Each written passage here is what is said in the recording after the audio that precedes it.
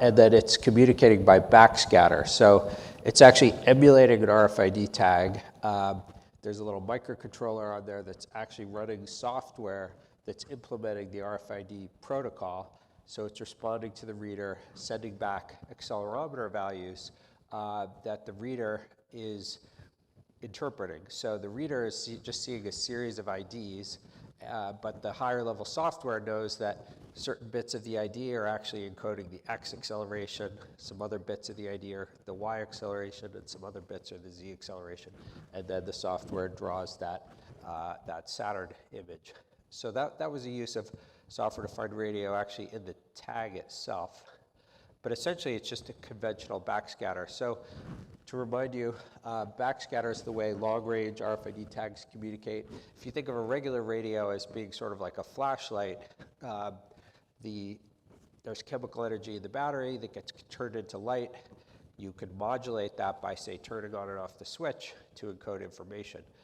Backscatter is more like having a signal mirror where the light source comes from somewhere else, and you impart the energy by changing the way that light is reflected.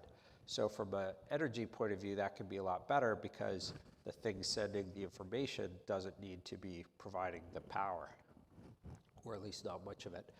And if you look at backscatter communication and compare it to conventional, it definitely can be better. So this plot shows power consumption on the y-axis, data rate on the horizontal axis. And so where you want to be is in the bottom right corner, where you have the highest data rate for the lowest power. And the backscatter schemes do get closer to that bottom right corner. Okay, so this next project is called Ambient backscatter. So this was in something like 2013. And so here the thing we realized is that a regular TV tower, broadcast TV, puts out a signal that, at a couple kilometers away, if it's a big tower, a 1 megawatt tower, is similar to what an RFID tag would see at, 10 feet away or 10 meters away. So we realized that we could actually harvest power from the TV antenna and communicate by reflecting those pre-existing signals. So in the same way that the RFID tag communicates by reflecting the carrier that the reader emits, you could actually reflect a signal that already carries information. So these devices are both powered by this tower, and then they can communicate a short distance by essentially the same way that an RFID tag does. So the backscatter scheme is very simple. You just short these two branches of the antenna together. That's one of your states, or leave it in an open sort of absorbing state, and you can distinguish those two things. Let's see. I think I'm going to keep going. So, when we did that work, it seemed really exciting, generated a lot of interest. It's been cited, many, many times, but you don't really see ambient backscatter being used in practice, as far as I know, even though it's been more than 10 years. And I think part of the reason is the carrier itself is a big problem. So, every locale has a different set of ambient RF signals. Regular radios, of course, you can tune, but if you need to do frequency tuning using almost no power, it's not obvious how to do that. And of course, then in some places like rural areas, you have almost no broadcast signals. So you can think of that as that's a major practical challenge for that method. So one question you could ask is there some kind of a carrier-like signal that is already present at the sensor device? So this work I'm going to be talking about is with my PhD student, Zarina Kapitanovic, who graduated a couple of years ago. She's now assistant professor at Stanford in EE. And this is the paper where we introduced this idea that I'm going to tell you about now. So there's all kinds of noise everywhere, different sorts of noise in electronics. And I'll show you a little demo of that in this video clip here. So I have a resistor here, and I'm just going to hook up a scope probe to it. And so you see when the probe is connected, I'm getting a different bigger noise signal than when it's disconnected. So I'm just connecting it, disconnecting it a couple of times. So this was all inspired by radio astronomy, and actually a class that I teach where we use software-defined radios. So all the students get their own little RTL SDR.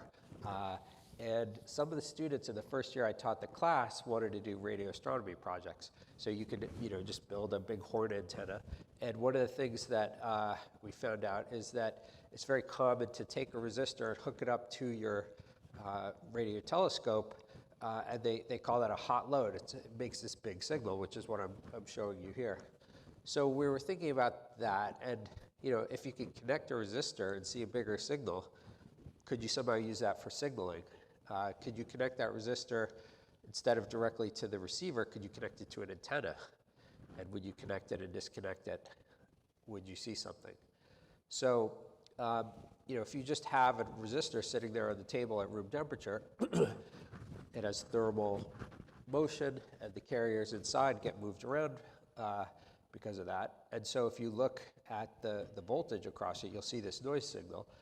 And the power of that signal is proportional to Boltzmann's constant, the temperature, and the bandwidth over which you're measuring. So this plot was made with an RTL SDR, and it just shows a 50 ohm connected to the input versus an open. And you can see there's different power levels here. And a short, similarly, gives you a lower power level. So there's the sort of basic physical principle, but here the idea is, can we just have a switch that we use, similar to the backscatter switch that we use to send information with an RFID tag, but can we just hook it up to this unpowered resistor and see a difference in signal at this antenna here?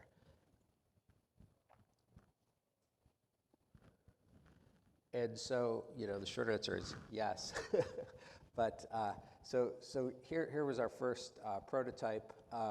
So we took an RF switch, just a little multiplexer, and we have an open terminator here and a 50 ohm terminator here, and we're going to just switch between those two things, and it'll go to an antenna, and then on the receive side, we'll have, of course, an antenna, low noise amplifier, bandpass filter, and then here's a little RTL SDR. So, we did this with very inexpensive hobbyist equipment.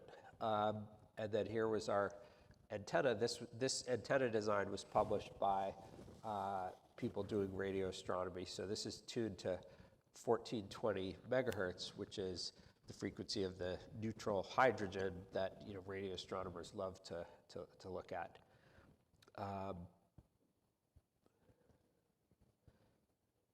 Okay, so basically, you could choose some kind of a modulation scheme and encode data in this switching pattern here. So what we ended up doing was picking a subcarrier of, say, 100 hertz that we're going to toggle that switch at, and then we're just going to do on-off keying. So we'll be modulating at 100 hertz when we want to send a 1, and we'll just stop modulating when we send a 0. So here's the encoded data. And then on the receive side, well, if you just look at the raw signal, it looks like nothing. But if you demodulate that 100 hertz subcarrier and then plot the output, you can see that we're able to actually recover bits. So here was a setup Zarina did actually somewhere around here, and 1.4 gigahertz used fairly big antennas. And just the RTL SDR, and you're able to send not a lot of data, but here it's on the order of 20 bits a second, and then as the range increases, the errors go up, of course. She built this into a little standalone battery-free transmitter, so there's a little solar cell to just power the small amount of electronics here. This is, RFID tag scale electronics, and transmitting temperature data using this method.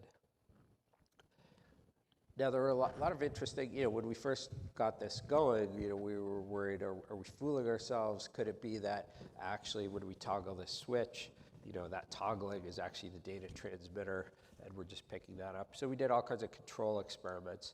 So here we're comparing an open to an open. So if you saw that switch, the multiplexer, if you just have an open on each side and you toggle, then you don't see any difference between the 1 and the 0. If you have a 50 ohm and a 50 ohm, similarly, you don't see any difference. And then the way we actually send data is with an open and a 50. When we switch between them, we actually do see a big difference here. Another kind of neat one was, okay, if this is really Johnson noise, then if we take two 50 ohm terminators but have them at different temperatures, we should also be able to send information. And indeed, that does work. So there's the distinction that you get after your demodulation. Another really interesting question that came up in the review process was, how exactly are these results consistent with thermodynamics? So this is one of my favorite old articles from Scientific American in 1987, Demons, Engines, and the Second Law. And this image, Bennett is illustrating a version of Kirchhoff's law, I guess. So the photo on the left is the inside of a kiln. Over here on the right is what's actually in there with external illumination. So it's the case that if you look inside a kiln, even though some things are darker and some things are lighter, you shouldn't be able to see anything, because the things that are darker absorb more energy and then therefore get hotter and then emit more. And this continues until there's equilibrium. So the question is, why isn't our communication set up where everything's at room temperature? Why isn't it just like that? Because the receiver's at room temperature, the transmitter's at room temperature, we're switching between a couple of different states. Like, why could you see anything? Why is there any contrast there to work with? So this is, what are we actually talking about when we're talking about temperature?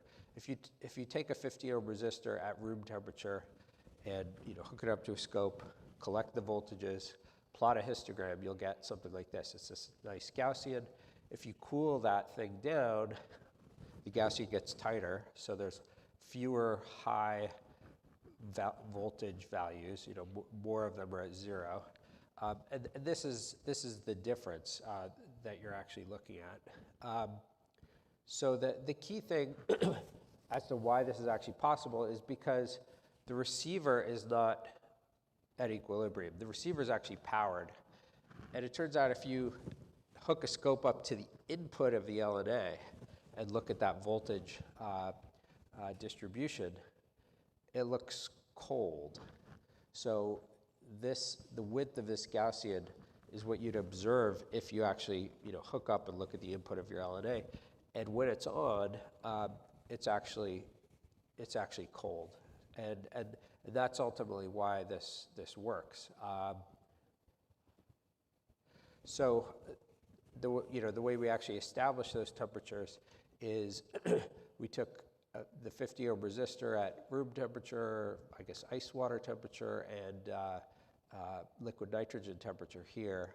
We measure the variance of the voltages that you see, and then you plot them there, and then that establishes this line. And then the LNA input, you can measure its voltage variance and then figure out the temperature, the effective temperature of it. And then these other things, the short and the open, also appear to be cold. But ultimately, the reason for that is because the receiver itself is cold. So I'll talk more about that in a second. So now I'm going to show you some follow-on stuff we did. Where we were thinking about the fact that actually there's all kinds of pre-existing noise sources. So, one thing people do with their radio telescopes is they point them at the sun and they'll see a lot of noise, or the moon itself. The moon is not obviously as hot as the sun, and it's not as hot as the Earth, but it's a lot hotter than space. And so these things are both sources of thermal noise that are pre-existing. And so in principle, all of these things could be used as a noise source. Let's see. Okay, so now I'm just going to dive a little deeper into why this actually works.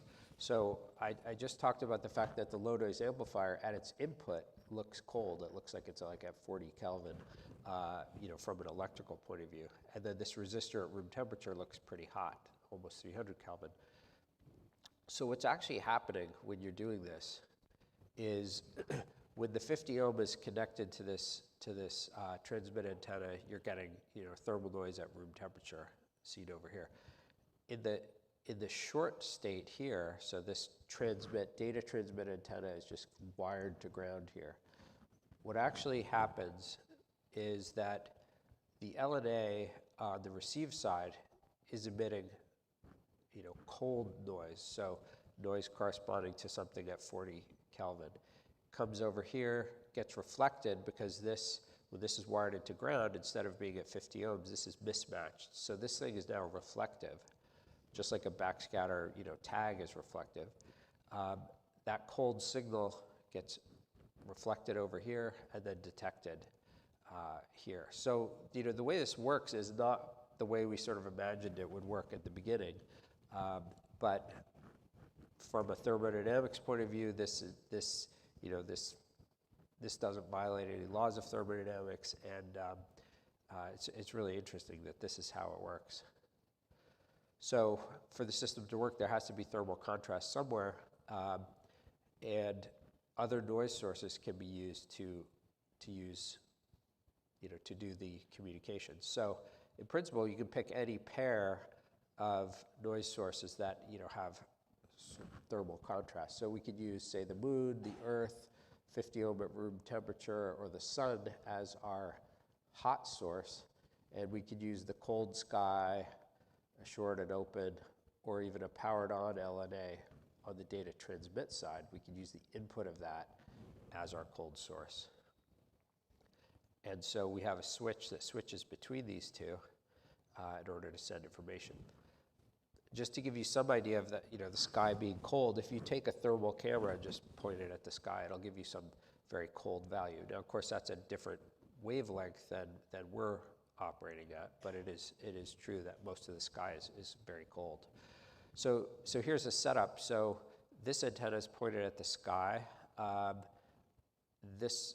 So this side is connected to this room temperature resistor. So when we switch between these, we'll connect the data transmit antenna to one or the other. And so then it'll be sending this cold signal or this hot signal. And this shows results of the different signals that you see, just as you'd expect. You can see here the 50 ohm is here. The Earth, if you point the antenna down at the Earth, that actually gives you a hotter, bigger signal than the 50 ohm. And then the horizon, where you're getting half of the Earth, half of the sky, and then here is just the sky. This shows you can actually send data that way. And then another version of this that I just mentioned, sometimes called noise suppression communication. So here you have the 50 ohm and the input of an LNA, and that's your cold source. The receiver is still over here. So what would you use this for, or why would you ever do this? Obviously, this is not low power. You have to power this LNA. But it's interesting that you're actually sending information by not emitting radio power. You're actually reducing the noise below the ambient. So you can imagine this might have some applications in secure or hard to detect communication.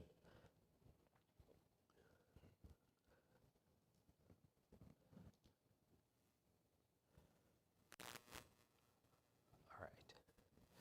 So we've been thinking about if you could extend this, could you use this to enable satellite connectivity? Obviously, the range is a big challenge there. There are also a lot of short-range applications where something like this might be useful. So, something like a smart bandage, you might not want to be blasting, an infant who has a little smart bandage with a strong RF signal that the RFID approach would need.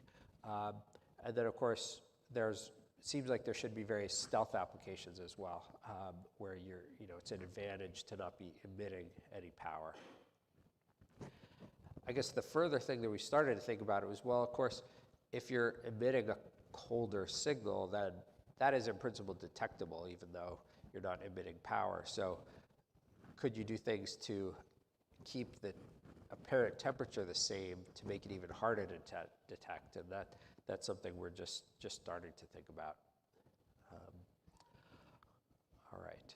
So this was a team that worked on this project. And now I'm going to tell you about one other more recent thing that's kind of another interesting wrinkle on this, sort of comes full circle, going back to the original RFID stuff.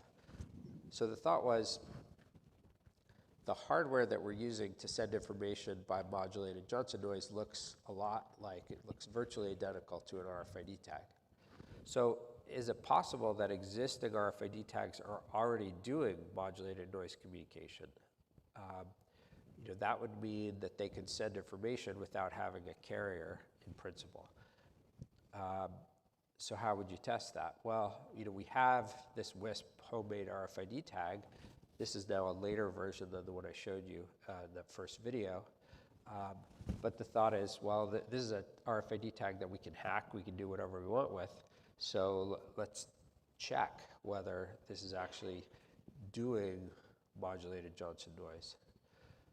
So this was the design for the general modulated Johnson noise transmitter. So in this case, the switch is selecting between the 50 ohm and the short. And then this is the RFID tag. This is the actual backscatter modulator inside the WISP. So in one state, you're connected to a matching network that then connects to diodes that are used for rectification. And then in the other state, we connect to a large capacitor, which is essentially a short at the RF frequencies, 900 megahertz that we're operating at. So these actually look pretty similar.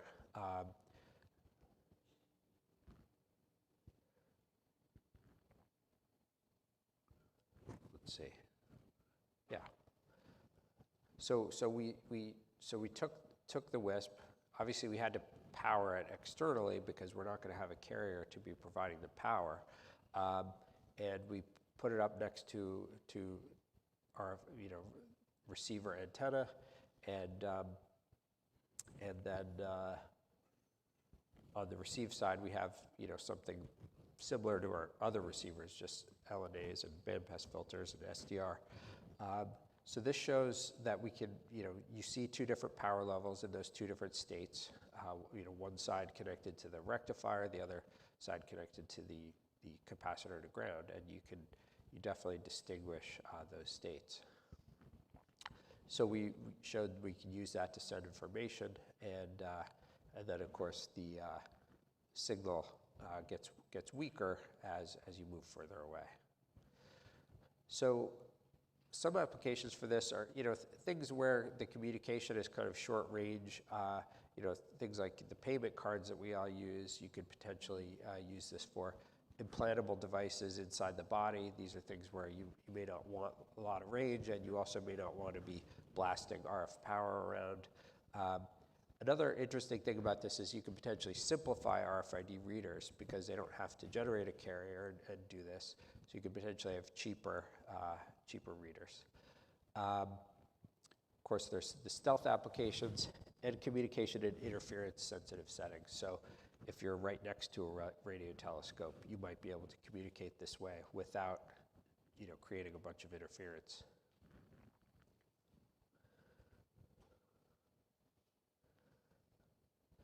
So, thinking about prospects for these sorts of methods, these thermal noise communication methods, so far it's been difficult in practice. But as we're getting more experience, we're we're getting better at making it work. In particular, figuring out what frequencies. 915 megahertz is actually very hard to use because there's so much interference. But recently, Zarita and her students have been working at 11 gigahertz, and that seems to be quite a bit better. There's a big power asymmetry between the receive and the transmit. Are there applications where that's okay?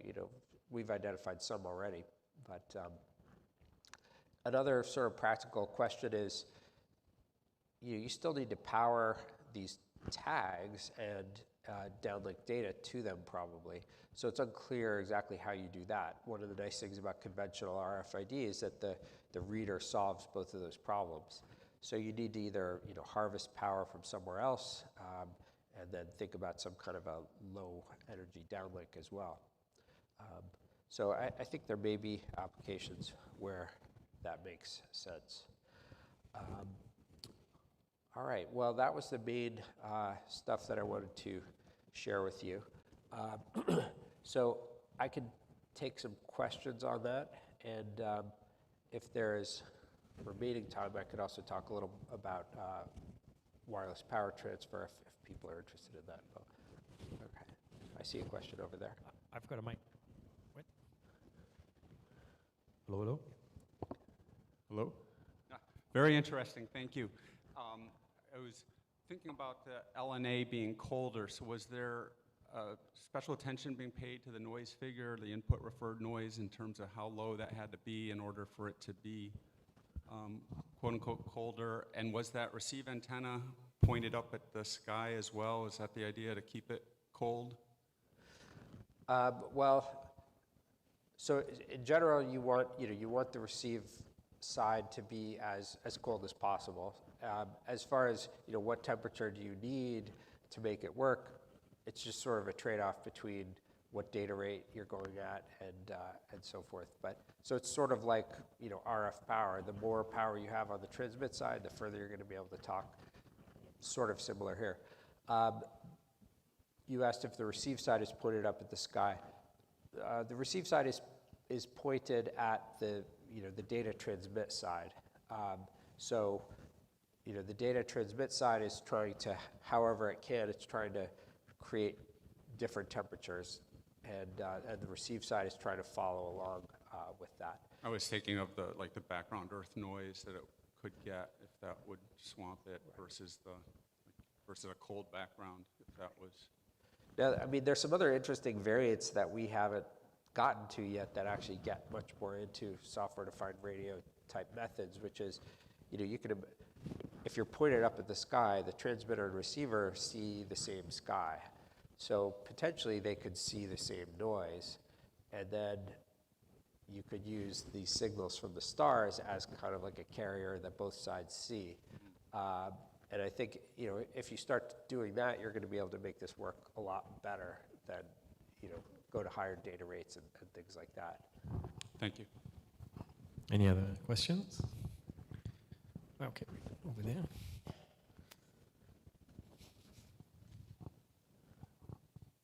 Yeah, a conventional RFID reader has to have a transmitter and needs to comply with the radio regulations.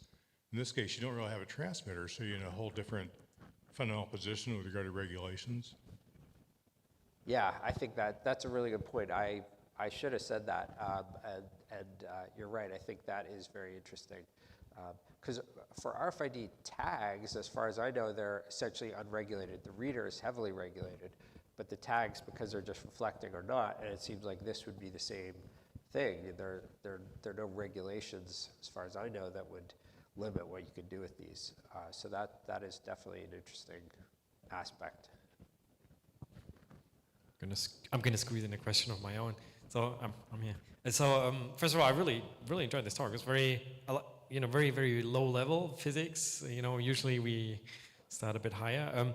It seems like most of your experiments, you combine like really smart people with really cheap equipment. Is that true, or did you did you need some more stuff that you just sort of omitted in this keynote? I mean, you're right. We did this with very cheap equipment, and I think actually I know there are SDRs now that, you can pay $1 million for that do a lot better than this. And yeah, we would love to have those sorts of things.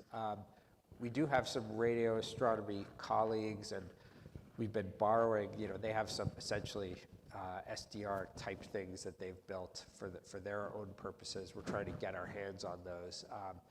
But, they're not very well supported, and, it's hard to find out how they actually work and so forth. But yeah, I think you could do a lot more with better equipment. I think one thing about something like this, it's a very new project, and funding agencies tend to be very conservative. They don't really like to fund actually new ideas. So you have to kind of, when you're starting something new like this, you have to kind of do it without any funding. And then hopefully that allows you to get more funding later. So. Sure.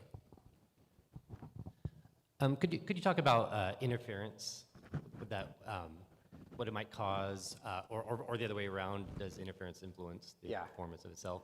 And this leads on to as well, kind of the networking idea. If you have more than one, yeah, how do you do networking? And yeah, no, those are very good questions. And so, interference of other active transmitters to us is, a very big problem.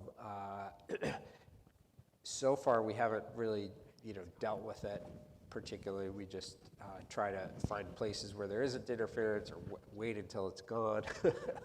But I think in principle, we might have a sort of advantage, which is the interference is typically an increase in power, and the signals that we're making are often kind of a decrease in power below the thermal noise. So you can imagine the receiver could just watch for any increase in power and sort of know that it should just stop paying attention at that point.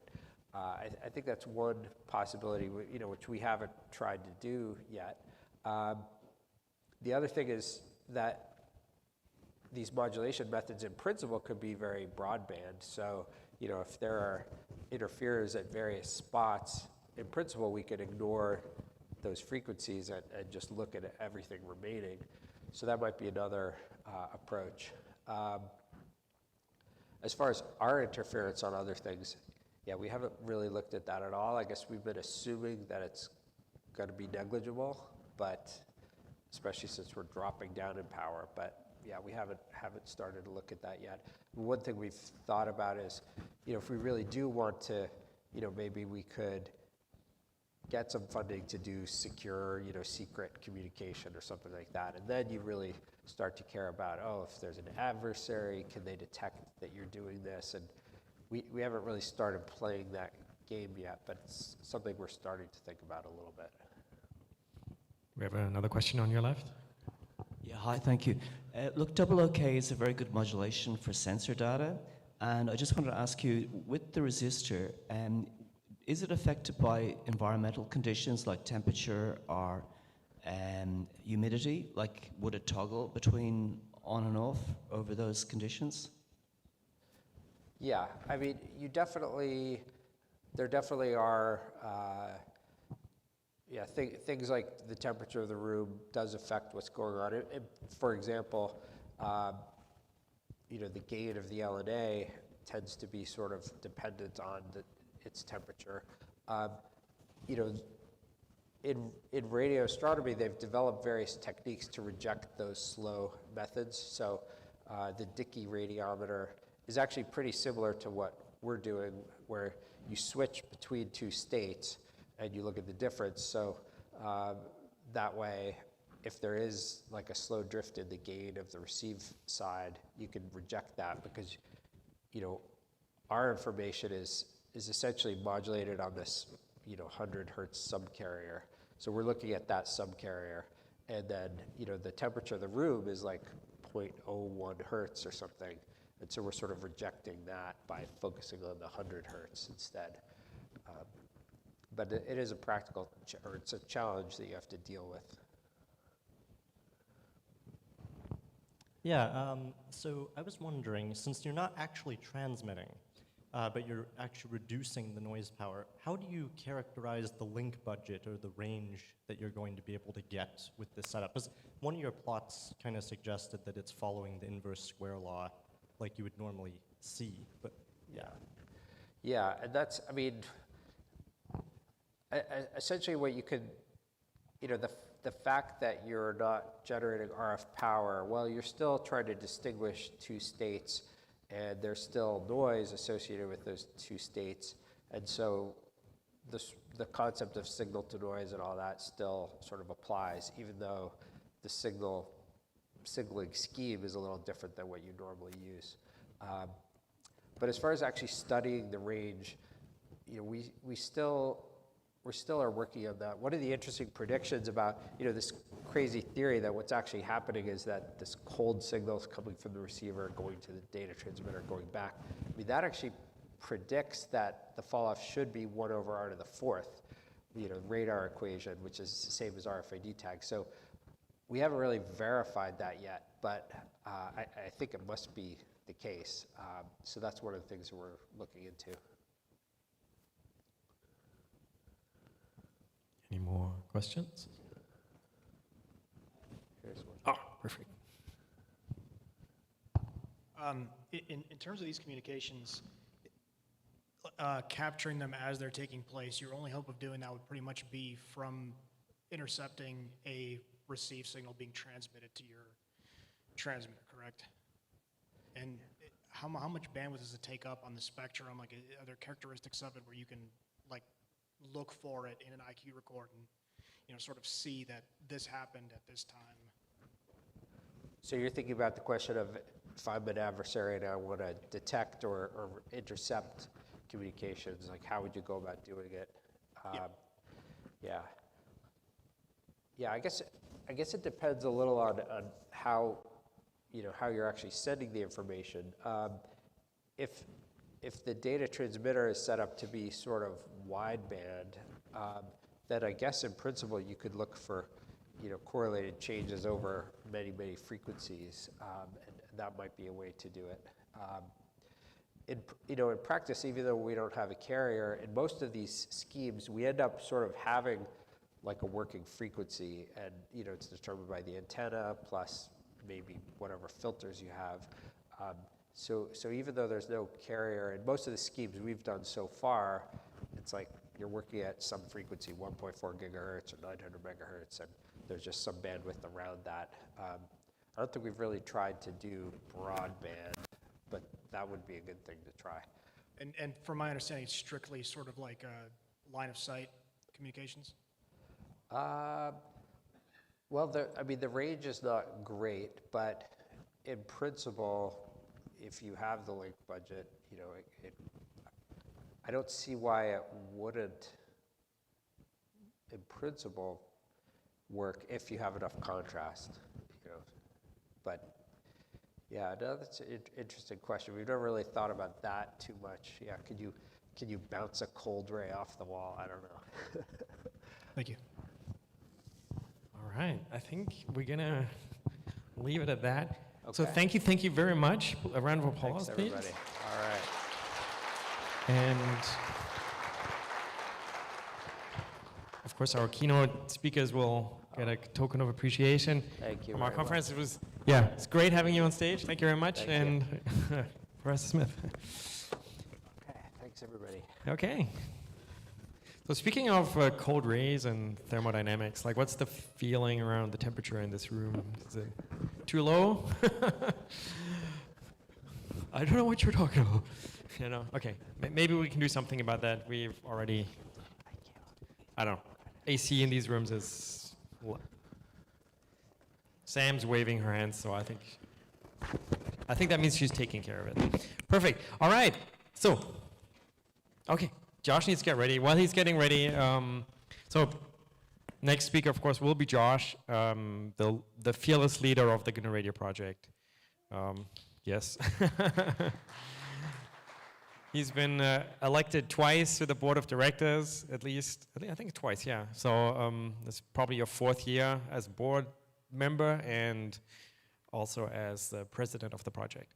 And yeah, so Josh will be giving an update over the GNU Radio project itself. After that, there will be a quick break, and then there will be another keynote before lunch. So, live stream? Yeah, we'll do that later. Are you? Yeah, you're good to go? Hold on. Let's,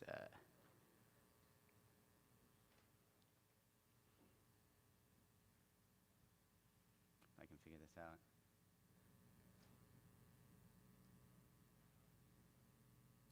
There we go. All right, Josh, moment, everyone. All right. Cool. Yeah, welcome everybody to the 15th GNU Radio conference. So amazing to see so many people here. And how many people showed up yesterday for the New User Day? Cool. Yeah, so that was, it was amazing to see packed workshop rooms and an amazing amount of content there. So my name's Josh. I'm the president of the GNU Radio organization. And my day job is at Peraton Labs, one of the sponsors of the conference. And there I work on signal processing application development for SDRs generally. So yeah, I've been involved in the project for, I don't know, quite a few years. But enough about me. I really want to talk a bit today about the conference. We'll go through some particulars about the conference, talk about the project, goings on in the community, and then look towards the future. So today, Tuesday, there's nothing in the evening tonight. Our big social is tomorrow evening, but one of the great things about this conference is the community, the ability for people to meet and network, and so, find groups of people to go have dinner with tonight. Some information, if you haven't yet gotten on the good Wi-Fi, that's the SSID and the password. I know that the public one is a little bit sketch, so we'll have food every day in the expo hall right over here, and that's for both the breaks and lunch. Now, the workshops through the week, there is around the corner, if you go just back out the hallway around the corner, that's one of the workshop rooms, and then there's also a second workshop room downstairs. So which workshop room things are in will be denoted on the schedule on the conference website. Now, if you have any questions, look for people with the white lanyards. So these are all the the organizers, the project leads, and we have been sworn to be nice to people and to answer questions. So you can ask away. Yeah, and so here's the map. This is what Sam put together. This is on the conference website. But we really want to continue the conversation throughout the year. So join the chat server. This is where all the most activity goes on throughout the year. But there's also dedicated space for this conference, both for for people that are virtual streaming the conference to ask questions that we can relay to the speakers, but also for the speakers to get backstage information about things they should know. So yesterday, I was really surprised. I shouldn't have been surprised, but it was an amazing lineup of workshops and packed rooms. So this is something we haven't done in a long time. So we had Wiley kick us off with a signal processing introduction. So Wiley and Derek did that and tied it into GNU Radio.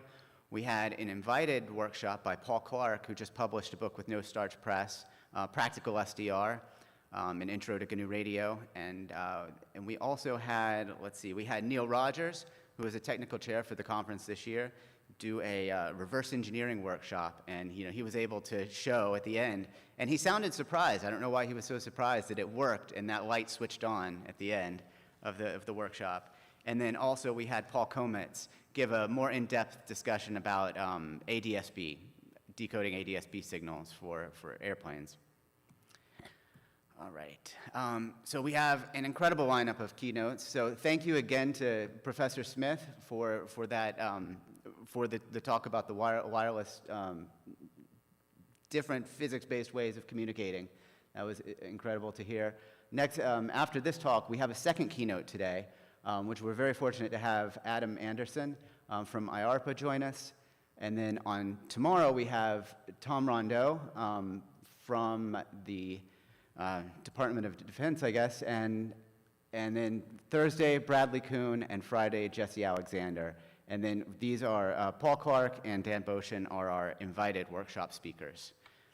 So they will, Paul, did his workshop yesterday, and Dan will be doing his today, I believe. Capture the Flag, a great tradition at GRCon. So the Capture the Flag room is this one right out in between here and the registration desk. And thankfully, Neil Rogers stepped up to run the Capture the Flag this year. So be grateful that, that Neil is running this. He put together a lot of good challenges. So Neil, you raise your hand. So Neil's back there, so any questions about CTF? Ham radio exams, another great tradition of this conference, and we are fortunate that the Western Washington ham training team is providing the VEs for Thursday starting at 1 p.m. Workshop. So if you have questions about that, ask at the registration desk. We are asking that everyone in advance provide their FRN that they've registered for. So if you've signed up to take and you plan on taking the ham radio exam, please go ahead, register for your FRN, and let us know what it is if you haven't already, and which tests that you plan on taking. So that will make the process go smoother. All right, we also throughout the week have lightning talks. So if you're interested in pitching some small idea that fits within a 5-minute talk, it could be a big idea, but a small amount of time, sign up. There's a QR code there that's probably, once we post these slides, you'll be able to get that link. In person only for lightning talks, Sam says. Okay, cool, yeah, so we're not taking videos for lightning talks.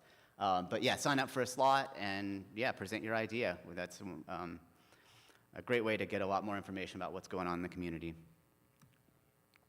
Workshop rooms. This is just a reminder that there is a conference room downstairs. So you have to look on the schedule as to which one it is, the one around the corner here or the one downstairs. And yeah, and Dan is doing his invited workshop today. All right, so it's been 20 years since the USERP was released, and we are celebrating that at our social event on Wednesday.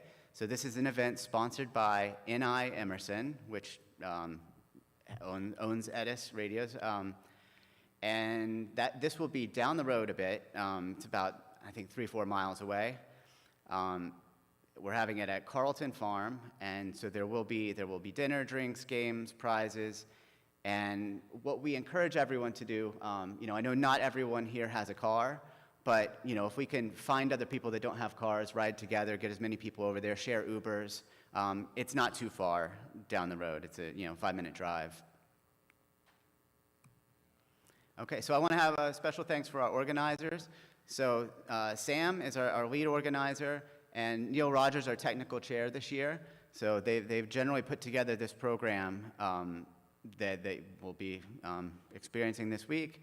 Toby Flynn, Seth Heightfield, Andre does our back-end infrastructure, all of our ability to register, the sites, everything. Seth and Chuck doing our AV, doing an extraordinary job there.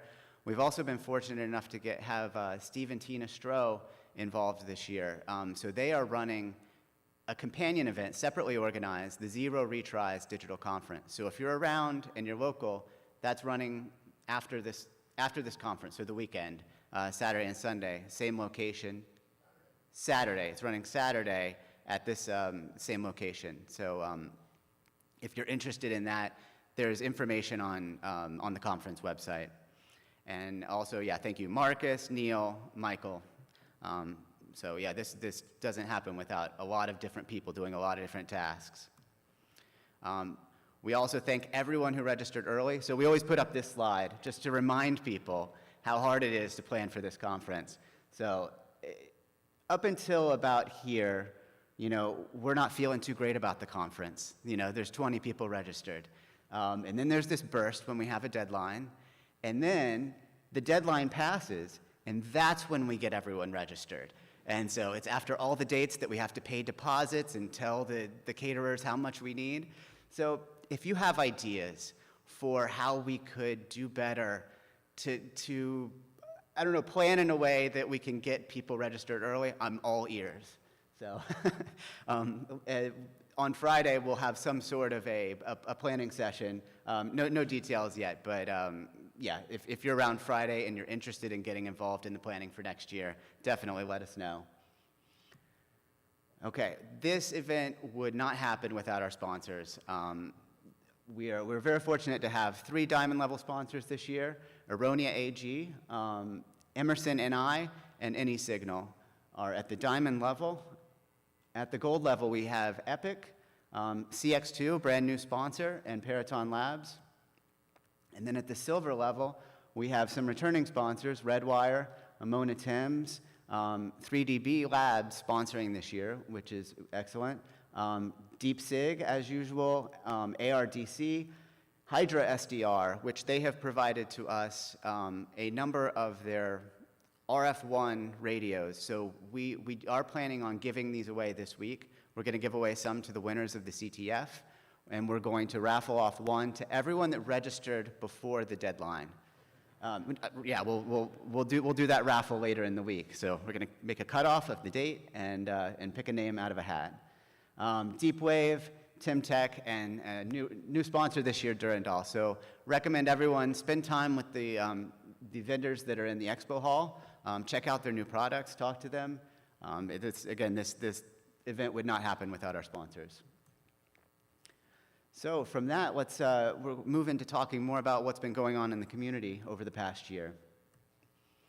And I guess to start off, if you're not familiar with what is the GNU Radio project, so you might be a user of GNU Radio, but the GNU Radio project is more encompassing of not just the code base, but it's the community, the ecosystem, your ability to tap into things that people have done across the entire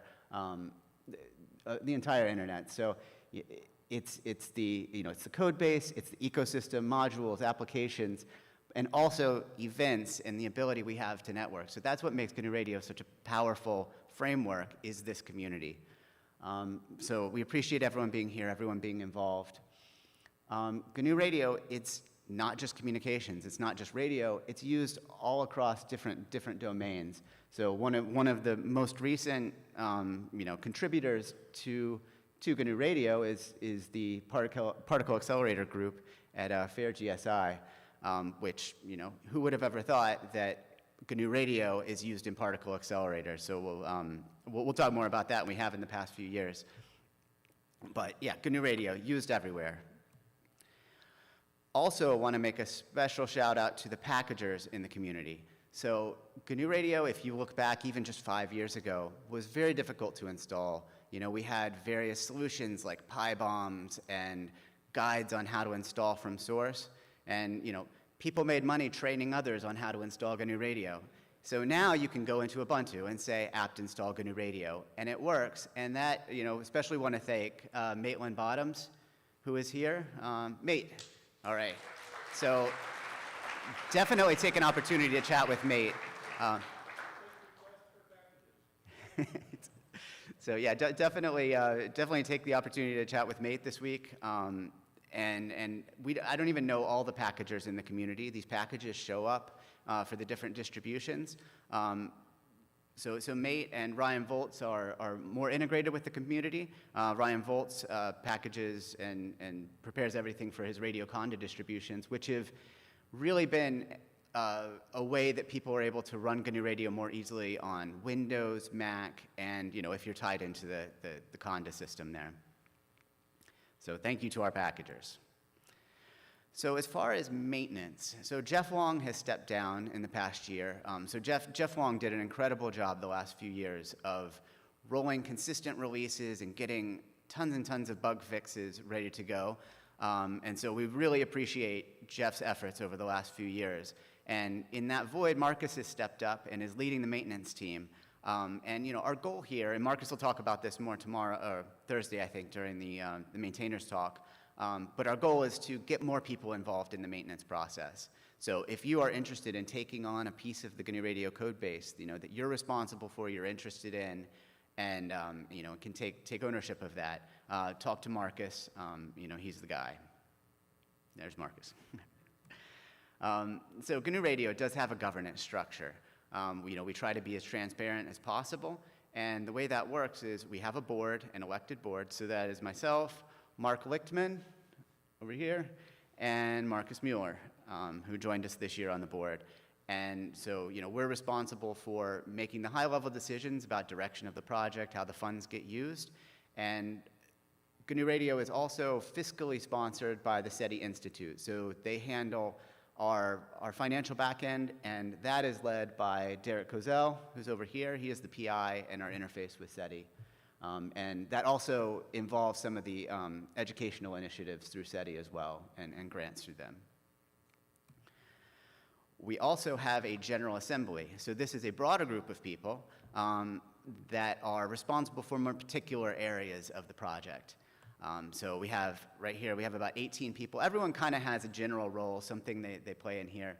And we're always looking to expand this and build up the future leaders of this project.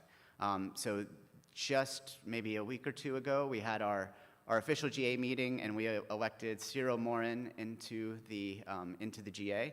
So he will be joining us this year. And yeah, we're always, if this is something that you think you fit in this group of people, please talk to us. We would love to keep this group with the right representation across the community. So we also organize ourselves around teams. So there's various, of course there's the GNU Radio conference team, architecture, where we talk mainly about GNU Radio 4.0, future GNU Radio stuff. So if you need to reach out to any of these, we have email associated, and it gets to the right people. But the thing I want to point out is GNU Radio is a completely volunteer organization. We don't right now have a paid maintainer. We don't have any full-time organization going. So it is a volunteer effort, and we try to distribute that as much as possible. So if you're interested in getting involved in any of these areas, please reach out. And this is one way to get involved. There's other ways to get involved. The best is just to join the chat, join the mailing list, let people know what you're working on that's related to GNU Radio, because someone might be working on something similar. It's just good to know what's going on in the community. If you're able to give a talk at other conferences that involve GNU Radio, it's not just this venue. There was, if you do a quick search on Google Scholar, 1,200 publications that mention GNU Radio in 2024. I'm sure there's overlap. That's not a perfect metric. But, GNU Radio is discussed, and a lot of those papers, people are not tied into the community. So if you're doing that type of thing and you're able to bring that into the community more cohesively, that would be fantastic. Another way to get involved is try some of these good first issue features on our GitHub. So if you go into GitHub repo, GitHub/GNU Radio, and you filter issues by good first issue, there's things that are very accessible, and we can, we're here this week to go through the process of submitting pull requests. So if anyone wants to go through that in person, just talk to one of us. All right, so GNU Radio right now, we're on the 3.10.12 release. So the main thing going on there, and Marcos will talk more detail on Thursday, is the GRC Qt work. So that has come up to parity and become the main interface to GNU Radio. Volk is another one of the GNU Radio code bases. So this is our SIMD kernels. And there has been improvements there. Volk 3.2, I think, was released earlier in the year. And SIGMF is the other code base that we as an organization are responsible for.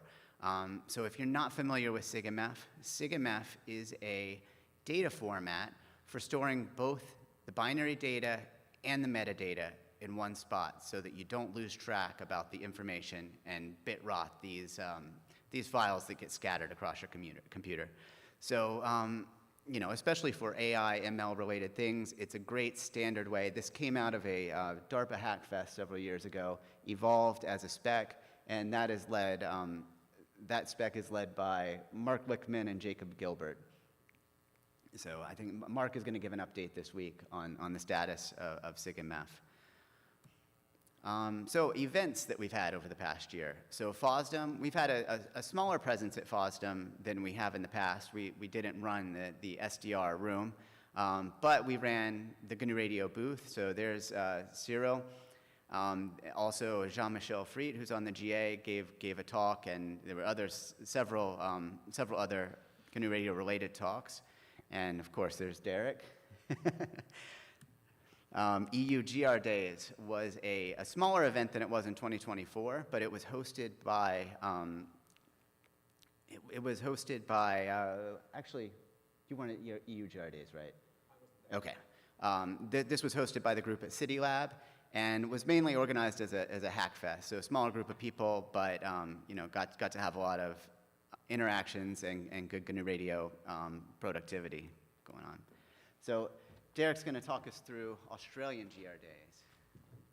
So there are GNU Radio users around the world, unsurprisingly, and the European GNU Radio Days has been running for the last over 5 years now, I'm sure. I think less than 10, but has been a great opportunity for the European community to gather together. I'm very excited that this year Flinders University in Adelaide, Australia, has stepped forward and volunteered to, and was proactively interested in running an Australian GNU Radio Days. So this will be happening in 2 weeks, happening in Adelaide. It's a 3-day main program, very similar to how GRCon is run, a little bit lighter weight. We're expecting about 80 attendees right now, but people are still registering. And if the GNU Radio conference registration rates are anything to go by, that could see a significant increase in the next week, so that'll be good fun. A series of workshops, and the technical content and workshops have looked really good to me. I'm quite excited. I'll be headed down there myself to give a couple of talks and get to know the community in the Southern Hemisphere. So if there's anybody particularly online or anybody who's traveled here internationally and would be interested in running an event in your own country, please do reach out. We're happy as a project to financially support those, get them going if we can, and certainly give a lot of logistical assistance. So you can find more information about this at events.gnuradio.org, the same place as this conference's information. And there's a whole series of sponsors that we can see there down at the bottom. 2 of them are also present here today, DeepSig and Imona Tims. And then continuing on, we have Solinov, SRC Australia, RF, I have it in front of me, don't I? RF Shop, South Tech Systems, OzHack, and Flinders University itself, who are the main organizing committee. So huge thanks to them, and we're looking forward to running this. We'll have a report after the event on all the proceedings there. The other role that I have within GNU Radio is as the SETI principal investigator. So I act as the interface between the main project leadership and the SETI Institute, who graciously hosts us as part of their research program. Earlier this year in May, we went out to the Allen Telescope Array in Northern California, and with the support of the ARDC group, we're able to bring together a group of first-time GNU Radio users who are experts in their own field to do various experiments with this array of 42 satellite dishes that are able to be freely tuned at whatever target we want. Some of the fun outcomes of that included integrating with the RFSOC 4x2 dev board. So we were able to establish, using GNU Radio Companion's new workflow concept, a chain which was able to compile an FPGA image targeting the RFSOC using the Casper library of HDL sources. So we were able to put that together and run it. Another student coming down from Canada was able to create GNU Radio Companion blocks, able to interface with that, so we were able to do live control of that radio within a 2-day time frame, a really quick bring up. I think the other project to highlight from that was a satellite interferometry test and demo. So they were able to track 2 satellites that were in very close proximity and see their relative motion even over a 2-minute window, really leaning on the extremely stable operation of this radio astronomy instrument and demonstrating its use for much more terrestrial in-orbit sources. So a huge thanks to the SETI Institute and the staff up at the Allen Telescope Array. They were very welcoming, and they're very interested in running more of these hackathons, both at the Allen Telescope Array and at some other facilities around the world. So we're looking forward to that. The SETI Institute, somewhat independently of any of the GNU Radio leadership, have gone forward and established a community college program. So they put forward a grant in 2023 and have created a 12-week-long community college course and have now been actually rolling this out to community colleges across the United States. They've continued to get funding and are actually bringing this up to a fully staffed, having a full-time engineer working on this program, or full-time staff member, I should say. And so you can go online at agiseti.com and actually see these examples. And for educators, this actually includes remote access to controlling the Allen telescope array.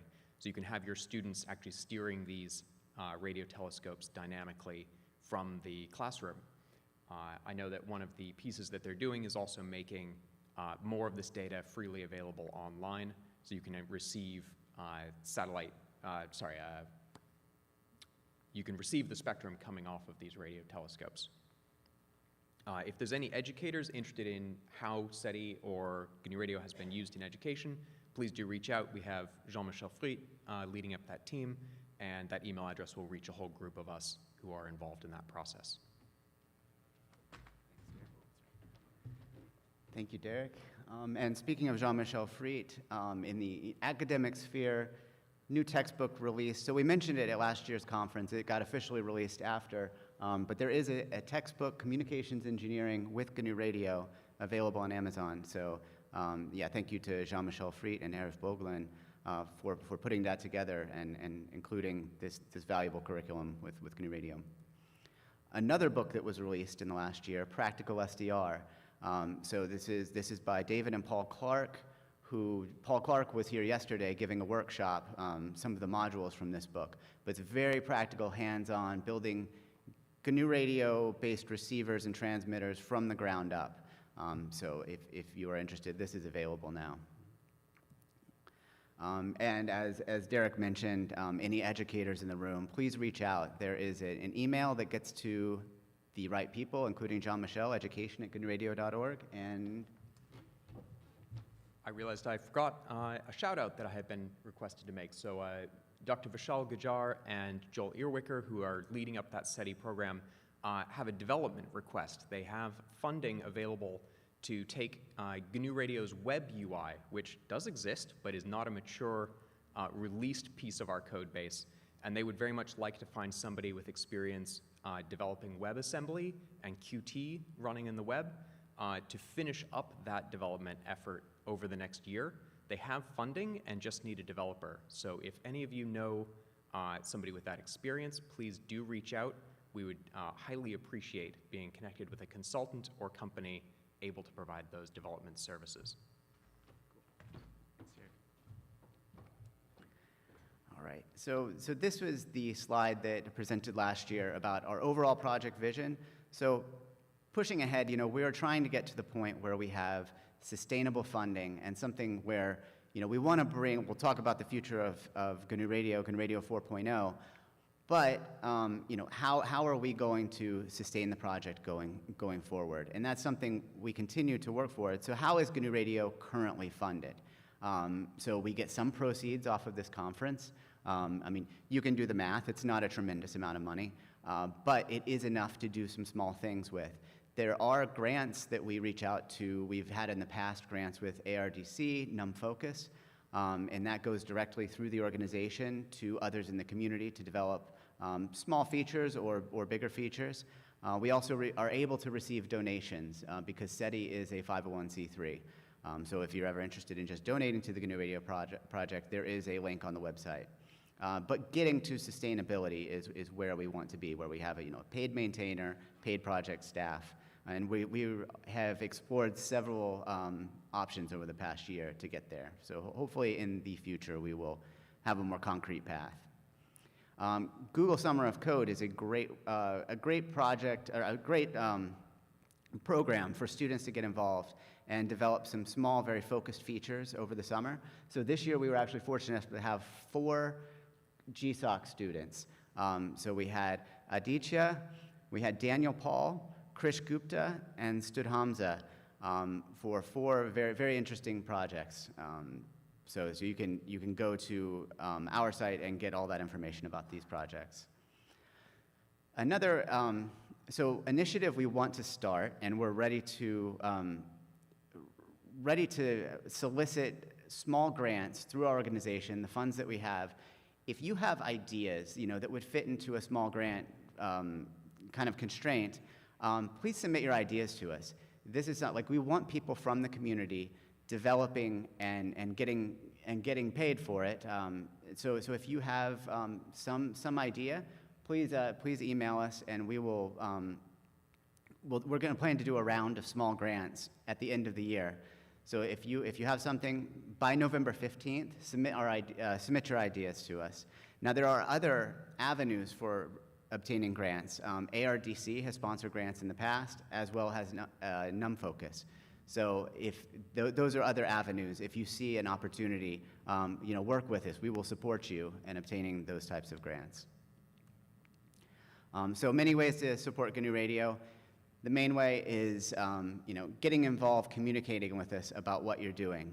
But you can advertise you use GNU Radio. You can publish a white paper, join a team, but been through all of that. So what I really want to talk about today, see how much time I have. What I really want to talk about today is our plans for the future of GNU Radio.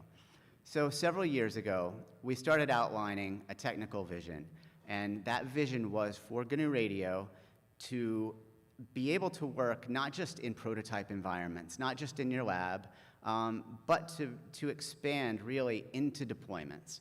And to do that, we really need GNU Radio to be both modular and work across heterogeneous architectures to make use of all the resources available.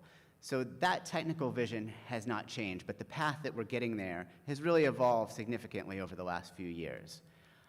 So if you look, go back 5-6 years, exploring why GNU Radio needed to become more modular, why we needed to separate out the scheduler, have different scheduler paradigms. So Bastian Bossel had done a lot of work about benchmarking GNU Radio, really identifying the weaknesses. And that work and the sponsored work from DARPA on the SDR 4.0 program, it led to some prototypes, some proof of concepts that then the team at FAIR GSI, so this is the particle accelerator out in Darmstadt, Germany. So the team at FAIR GSI, this is led by Ralph Steinhagen, and he has a team of people there that really took these concepts and said, hey, wait a second, we need these features. We need GNU Radio to run, be as performant as possible. And so they had GNU Radio running in their particle accelerator, but they decided, let's start from the ground up. Let's build what will become GNU Radio 4.0 as a fresh, as a completely fresh code base. And that's been about 3 years of development. And so the question now is, how do we get from what they have developed, which we'll go through some of the details of that, to what we are able to call and use as GNU Radio 4.0 to be a broadly accessible application with framework with all the features that you expect out of GNU Radio. So that's really what I want to talk to. How do we get from here, the incredible work that FAIR has done, and how do we get to there to where that becomes actual GNU Radio? One of the steps along the way, something has probably taken up more of our discussion time in the community than it needed to, but the licensing of GNU Radio has been it's been a topic of discussion because GNU Radio is not able to work in a lot of ecosystems. So our goal as a project is for free and open source software-defined radio to get in the hands of as many people as possible. So GNU Radio, it works great in the lab, right? You can develop applications. It is harder to get onto deployed products for various reasons, sometimes by design, but GPL constraints are often misunderstood, and that boxes us out of many ecosystems. So the solution we came to, and we're able to do this because the code base that's being donated by FAIR and GSI as the basis, the core of GR4, they are willing to license this as MIT. So the underlying scheduler, runtime, the pieces that are common that you need to build upon and have derived works, we have decided as an organization that we're okay that can become MIT, and that you can derive your blocks as whatever you're developing those blocks, the discretion of the author. But at the same time, we want a healthy ecosystem of GPL blocks. We want to maintain that legacy of copyleft that makes GNU Radio so special as a framework. And so I think that this approach enables that kind of a best of both worlds, hopefully not a worst of both worlds. But our goal here is especially gain access to new markets, new applications, where GNU Radio is not really possible as a solution. So the thing I have to really say loudly is there's no change to current GNU Radio. Current GNU Radio is a GPL v3 product as a framework, and all derived works are GPL v3. So in any code that's ported out of GR3 into GR4 will also be GPL licensed. But yeah, so that's why we really envision that there will be a MIT licensed core that you can build upon however you choose, but also a lot of signal processing applications, those types of modules will have a healthy ecosystem of GPL. So with that said, I want to introduce John Sally, there he is, who is our GR4 lead in the project. And we're going to talk through some of the technical details of GR4 and hopefully make a pitch how we can get this to become broadly adopted by the community. So.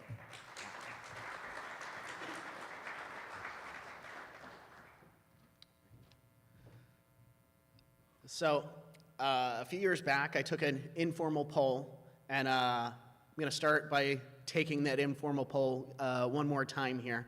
So raise your hand if you have used GNU Radio in a hobby or prototyping sense. Okay, that's pretty good.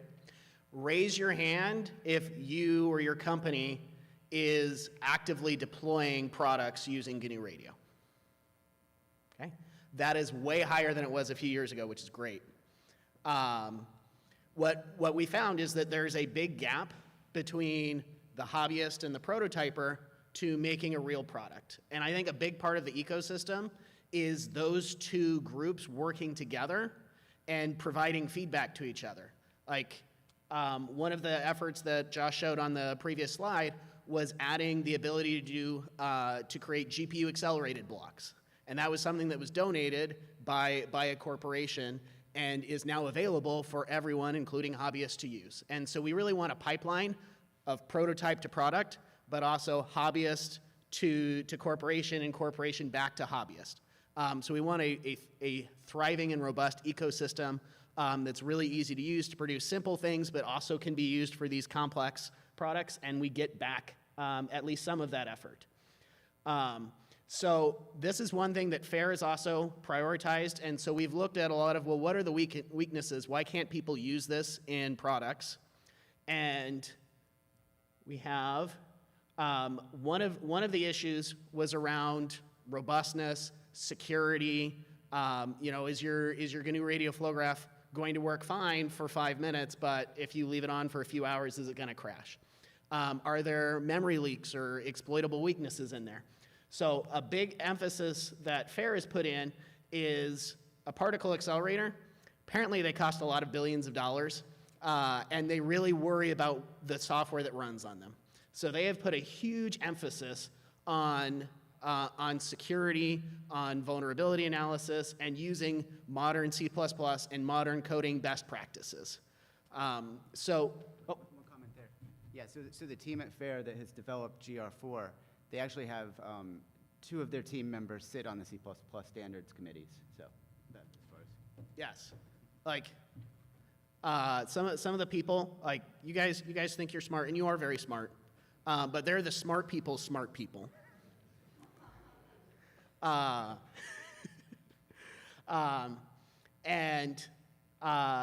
There's a lot of really great development that they have put forward. Some of the things that they have worked on have been adopted into the C++ standard.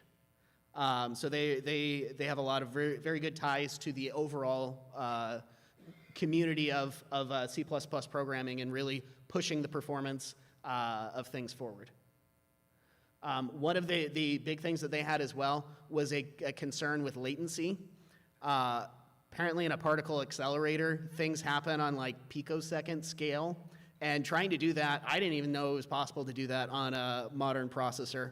And I don't know if they're getting down to the picosecond, but they really have honed in on making GNU Radio usable for very, very small timescales, far beyond what is currently possible. I think we've already touched on this point quite a bit here, but looking at what people need for to make a deployed product, a lot of times there are issues with performance, and it's really easy to hack together a flow graph that will work for a low data rate, but when you try and increase the data rate by a factor of 10 or 100, it's not able to keep up. And so some of the things that have been reworked are being able to have a better scheduler, and we'll go over a little bit of how we're able to schedule things in the best way for the specific signal processing that you're doing. Building off of what was done by Blacklinks a few years back, a focus on heterogeneous compute, and we'll have a workshop later this week on building GPU accelerated blocks. But there's a whole ecosystem for being able to build out and use hardware accelerators. And then just a lot of little improvements to maximize our CPU performance. These can make the blocks easier to write and allow us to get a lot of these performance boosts for free, so you don't need to be a C++ expert to be able to get a lot of these benefits. So kind of summing up the fancy features that we're really hoping to put forward with GR4. For security and for sensibility, we're getting rid of things like casting void pointers to whatever type that you want, which it feels good. I know it feels good, but we're just not allowed to do it anymore. So we're having type-constrained blocks. There's a lot of template programming in there, which means that we can have more types or blocks that work for more types of data. We're also eliminating a lot of the boilerplate when you run grmod tool, and it produces, I don't even know how many files it produces. Not thousands. Probably on the order of like 10-ish files, mostly all boilerplate. That's being significantly reduced, which yet again makes it easier for someone to dive in and create a new block and to read it and understand what's going on. There's a bigger emphasis on using SIMD instructions and making that easy to use. Being able to test a block without running in a flow graph simplifies things and allows you to test outside the context of how you're finally going to run it, able to test a lot more edge conditions. We use lock-free buffers, which can produce significantly better performance in certain cases. And at the end of the day, we want to make it easy for the hobbyist, for the professional, for everyone to be able to write flow graphs, to write blocks, and to be able to use them and have useful signal processing coming out. So yeah, just a little teaser here. So this is an example of a GR4 block. This is the simplest possible block. So of course, it expands from here. There's more complex ways that you can do the work function. But essentially what we have here is we're processing one sample at a time and doing something here, just squaring. But this is it. This is the entire footprint of a block. And then everything outside of this is handled by the tooling, right? And so the thing I want to point out here is this smaller footprint makes it much easier for, let's say, AI-enabled workflows. You're using ChatGPT to write your block for you. Well, this is a lot less output that's needed, a lot less things needed to integrate. And we're hoping that having a smaller footprint, having a single source of truth will enable GR4 to fit better into these AI type of workflows that are proliferating everywhere. So, I don't want to be a hype chaser here, but AI is proliferating everywhere right now. It's SDR. The next talk, I think we'll find out a lot more. But the idea here is that we want GR4 to be that solid base that AI-enabled applications can build upon. And so that's both in terms of the generated code that come from these large language models. You want that to be very isolated and very controlled where that's coming into, but also the ML blocks that are going to do inference and generation. So GR4 is designed to be production grade, and that production grade foundation can allow more to happen at the periphery of it. We don't want to be reinventing the wheel every time we're trying to solve a problem, but build upon that and have some shared foundation. So some of the particular things that really will enable GR4 to work better in these AI spaces, one, PMTs. So I'm going to start actually with the bottom bullet here.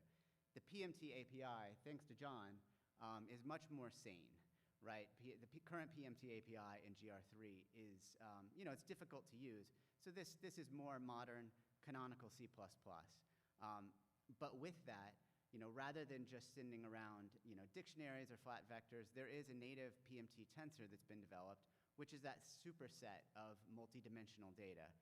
So that fits more naturally, carries, the PMTs are able to carry this rich metadata, which older PMTs are also able to. But the fact that ports, which we didn't really talk about, but the ports are strictly typed, and that allows structured data to go through the scheduled interfaces between blocks. So it doesn't have to just go as tags. It doesn't have to go as messages through message ports. The structured data can be the data type that passes between blocks. And as far as data movement, so GNU Radio 3 already has zero copy, already has the ability to go in and out of accelerators without extra copies. What GR4 adds on top of that is modular scheduling. So it's not just how you get data in and out of your accelerators, it's also how are you going to handle that, that scheduling at runtime.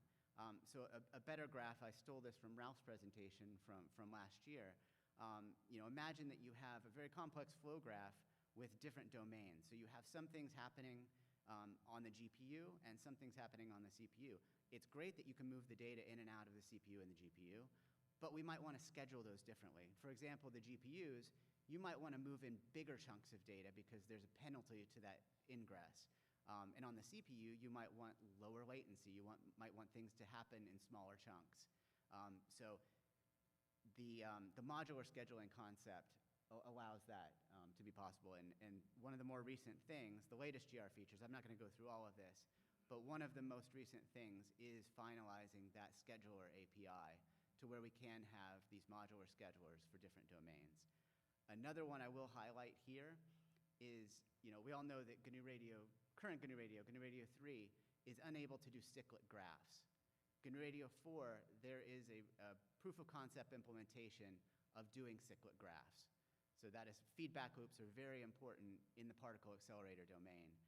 And so the team at FAIR has implemented these features. So time to make our call to action here. Okay, so hopefully you're at least slightly excited for GR4. Okay. Let's temper it down a notch. So the reality of it is there's still a lot of work to do. Who would have thought that building all of these amazing things that we're saying would take a little bit of effort?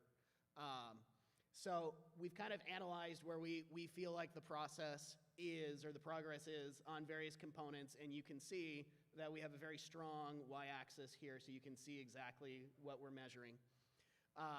But the qualitative scores are that the core of GNU Radio, which is the scheduler, the framework for writing blocks and compiling them, is in a pretty good state.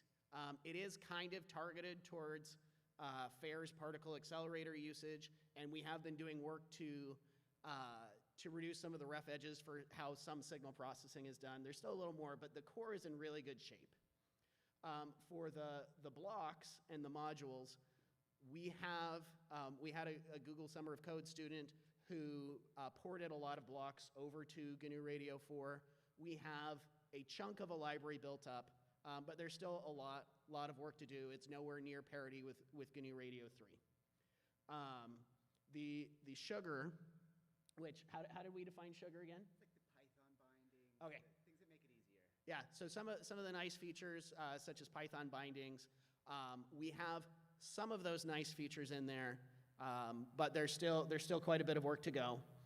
And then presently, essentially no work has been done on packaging or the UI. And we know that those are really important features. And as has been talked about, like those are the killer features, because if you have this great software and you can't install it, then it's not all that great. Or if there's the visual interface of GNU Radio Companion has been a huge boon for people being able to use GNU Radio. So there's still a lot of work to be done to fully roll this out. We do feel like this is in a place where a lot of people can start to play around with it and start contributing. But a lot of this is, we need your help.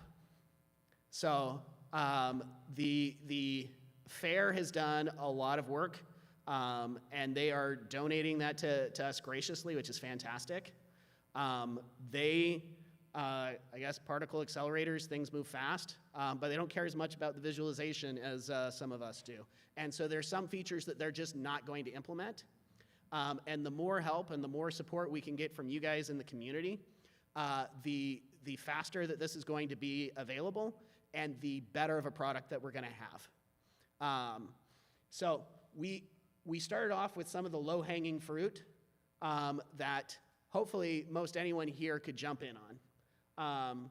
So if you want to just port some of the features or some of the blocks from GNU Radio 3, we can help you get started on that. And come find Josh or myself, and we'll get you set up so that you can do some of that work. And that's also a really great introduction to using the new framework so that you can start developing your own blocks. If you want to get involved in SIGMF support, so having sources and sinks that are SIGMF aware, so that we can directly bring SIGMF data in or write it out from GNU Radio, we'd love to have that support. And then anything AI related, everyone's going to get really excited about. And you'll definitely be able to give a talk next year on how you did something awesome with AI in GNU Radio 4. So we have a handful of ideas here. If you have ideas as well of something, hey, this sounds cool and I'd like to use GR4 for it, come talk to us and we'll figure out how we can support you and how you can help support the community here. For those who want to be a little more involved, we have an architecture working group. There's a chat on, is it Element or Matrix, or is it all of those things? Okay, whatever chat service we use that may actually be like 5 or 6 chat services, there is a room for the architecture working group. So we generally meet on the 4th Thursday of every month. Anyone is welcome. Even if you are not an expert at programming or signal processing, if you just like to hear people talk about signal processing, you are welcome to come. We put regular reminders of that meeting out in that group, so that is the easiest way. If you want to participate, just join that space. And I think that's all I have to say there. So it's a fun group, and if you like to pontificate and complain with really strong opinions, there's a place for you there.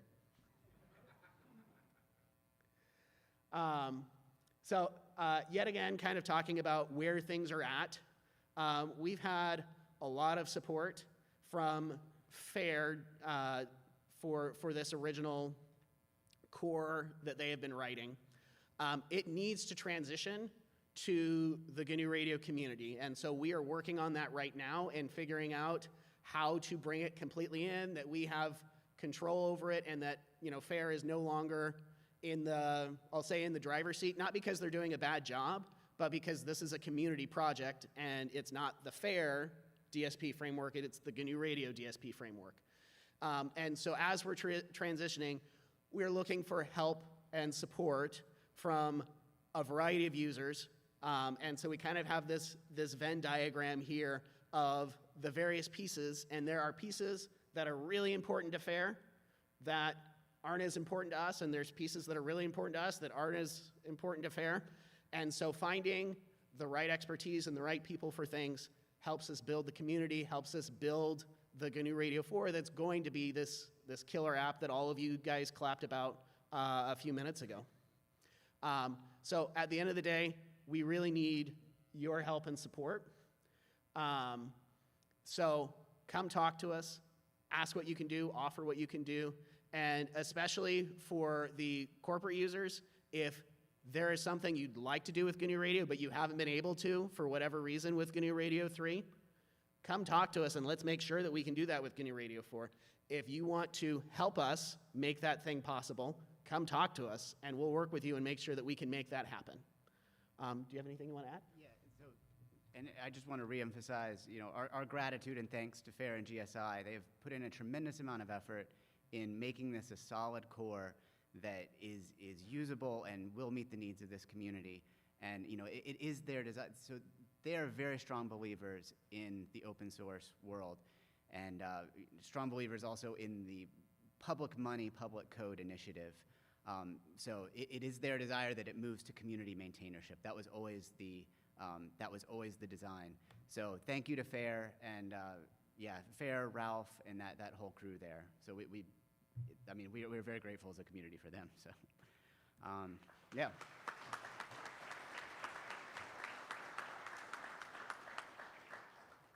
So yeah, that's all we had. We got a couple minutes for questions, I think. I will make one programmatic note. Tomorrow's fireside chat with Matt Edis has been moved to Thursday. But if you have questions that you would like to be included in that fireside chat, go to GNURadio.org/grcon25, the conference website, and there's a surveys link over on the left, and you can submit a question through there. Any questions? Okay. Did you? No. Be right back. Yeah, hi. I had some trouble recently creating a OOT block. I was just wondering if there's any support during the conference to learn a bit more about that. Yes, so there is a GR4 block tutorial tomorrow. So we'll go through the process and several examples of creating out-of-tree modules. Yep. Hey, hi. So I don't know anything about licensing or building, but I like the idea of GR4. I'm one of those people that used GNU Radio for prototyping, just for weekend experiments, but then move to something else, when you need to. So just not knowing anything, how do those things work together where you have these licensing issues, but then you're wanting to have this GR4 that is production ready for a product? Aren't those contradictory? Yeah, so I mean, the licensing part it's a barrier for a lot of people. If it's got the letters GPL in it, lots of companies just scratch it off. We can't use that because it requires you to put your code back into the open source community of your derived work. But as far as why is GR4 able to move from prototype into deployment? So the idea there is that the underlying core and the schedulers are able to process things more efficiently, more reliably, production grade. It's been built from the ground up for that purpose. So GNU Radio is not. How would you phrase this, John? Like GNU Radio 3. It's not necessarily meant to run in products for long periods of time. And so I think there's two separate issues that you're touching on. Yeah. So one is licensing, and for some people, having a GPL licensed product that they're using, not a problem at all. We've heard a lot of feedback from people and from companies saying, I want to use GNU Radio, but my boss won't let me because they won't let me touch anything that has GPL in it. So the more permissive license is going after that problem of just opening the world so that more people can use it. From a production quality standpoint, there's the security features that Josh talked about, and then a lot of emphasis on performance. That's something that we heard a lot, is people made the prototype, but then they couldn't get it to meet whatever constraint they had or what data rates they had for the actual product. And so we're trying to make it easier to make blocks that are going to be really performant and are going to meet what you need. GNU Radio 3 has a thread per block scheduler, and so it launches one thread per block. So if you have a very complex flow graph and you try to run that on a small, like ARM processor with 4 cores, it's very efficient, and there's a lot of overhead for having all those threads running And so that was a lot of the benchmarking work done by Bash and Bossel to show that if you can limit the amount of threads to the amount of cores, that's kind of the optimal way you can run a scheduled flow graph. I think we can fit in one more question if there's one. Otherwise, we'll head into the break, right? Okay, one more round of applause for, okay.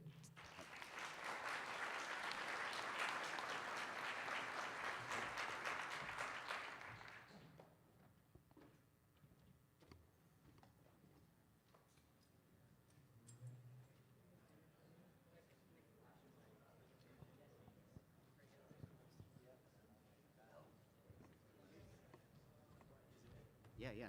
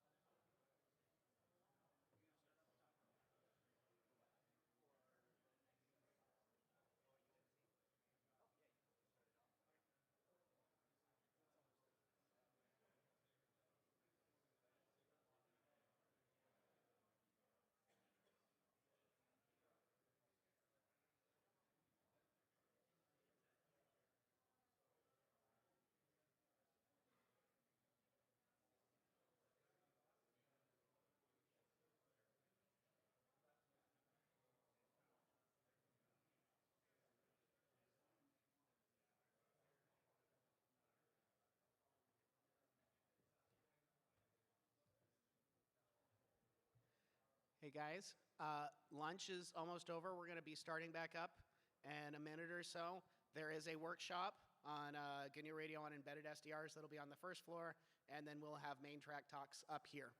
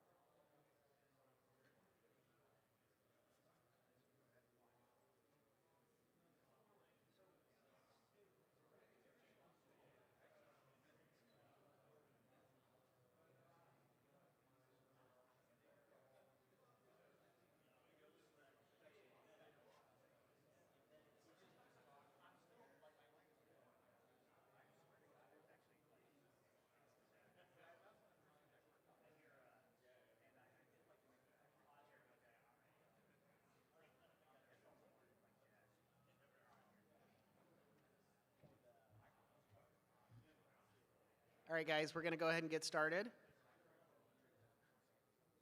So, welcome back from lunch. We're going to start off with a sponsor talk, and this is from, is it Edis, Emerson, NI, all of them. And they have been with GNU Radio from the beginning, and we have Martin Braun presenting for us. So.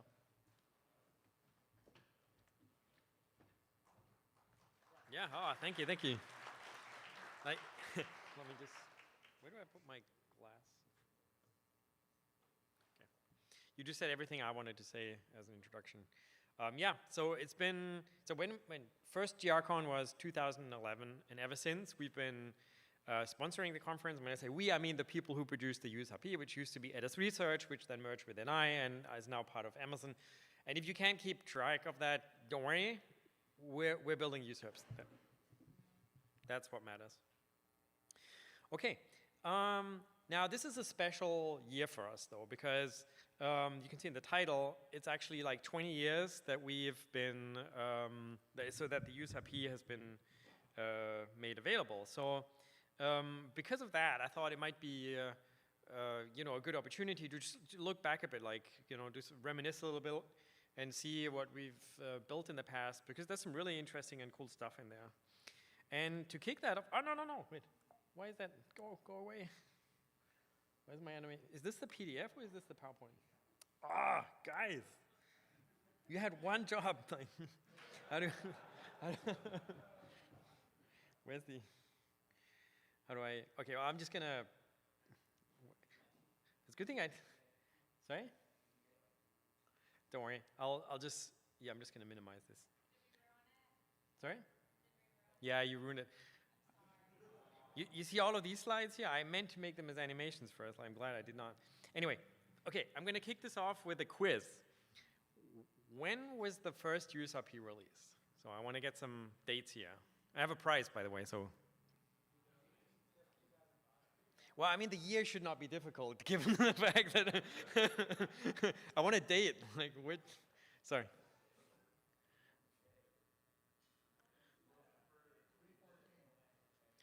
2014, thank you.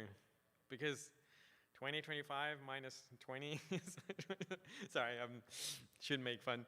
No, like give me a date, like because like the person who's closest to the actual release date of the USRP will get a prize. So, February 3rd, which year? Yeah, that's good. That's good.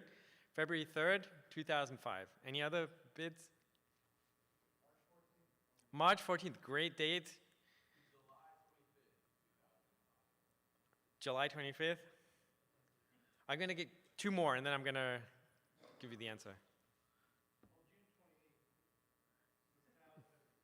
Okay, and what? Say what? Sorry, I didn't catch that. Okay, like it's getting later and later, which is, so how do I full screen this again? Sorry, I've never used the Mac before. I don't know. Which button do I push? Like Apple key, something, something. What? Is this here the right one? No? The big one? Which big button? Oh man.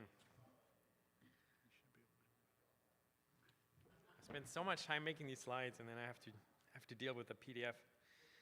Okay, the answer is December 24th, Christmas Eve, 2004. So whoever said February, that was you. You get this nice backpack.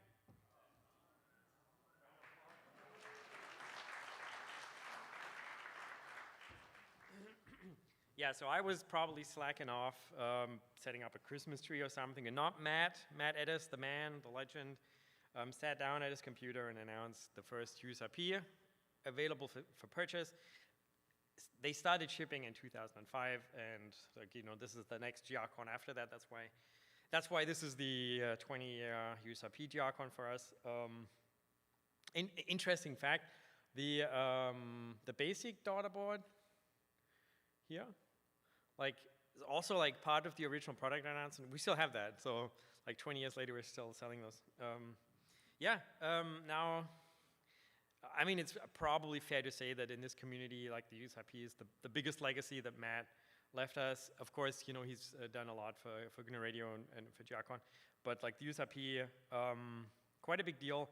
And I started using them in 2006-ish, and it was a fantastic time. Like, I really think that the USRP one launched like sort of a, yeah, it just spurred like the whole development of SDR stuff at the time. We had so many things came out, like OpenBTS, and there was like wireless security research happened at a much bigger scale.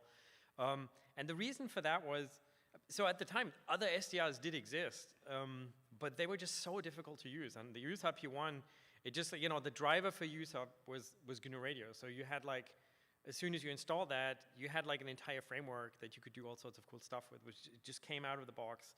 You know, USB connectivity, you plugged it, it just worked, and you could immediately start hacking the airways. It was amazing. And, you know, I fell in love with it, obviously.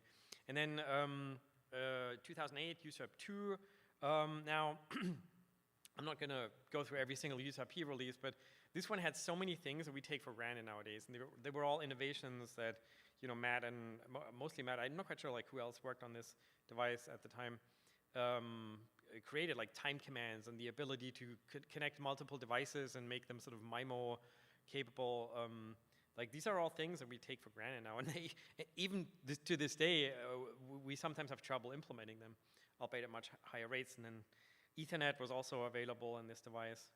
And eventually we started building some embedded devices, starting with the E100 in 2011.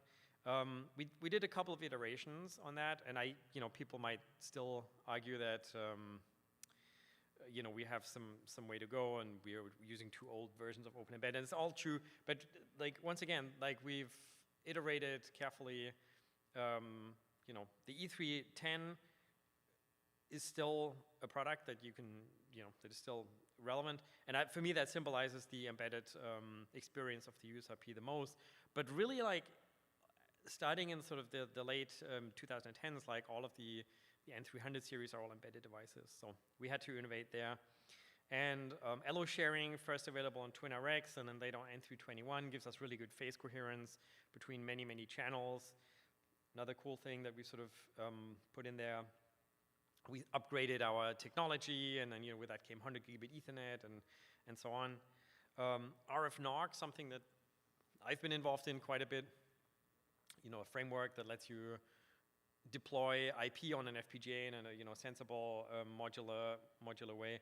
Actually, it's been like also coming up for quite a while. Like 2014 was the first time we showed something off. It was a very hacky early demo, but then we collected so much input and like tested it in various scenarios that, like, in 2020, like 6 years after this 2014 thing, or like 5.5, we released UHD4 which has like the current RF NOC that we kind of know now.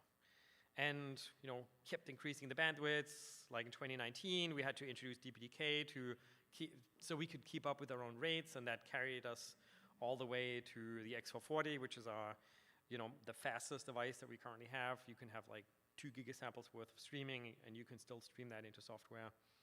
And of course, everything built upon open source, which ironically also enabled like non-open source software because of just the flexibility that we provide with that. So there's something like that's been with us since the first USRPs, been like sort of the open source connectivity, and yeah, something that we do to this day. And there's so much more that I didn't even touch on. I have some other things that I do want to talk about in this sponsor talk. You know, like the way that we've been engaging with partners and sort of enabling sort of an ecosystem around the USRP is a big deal.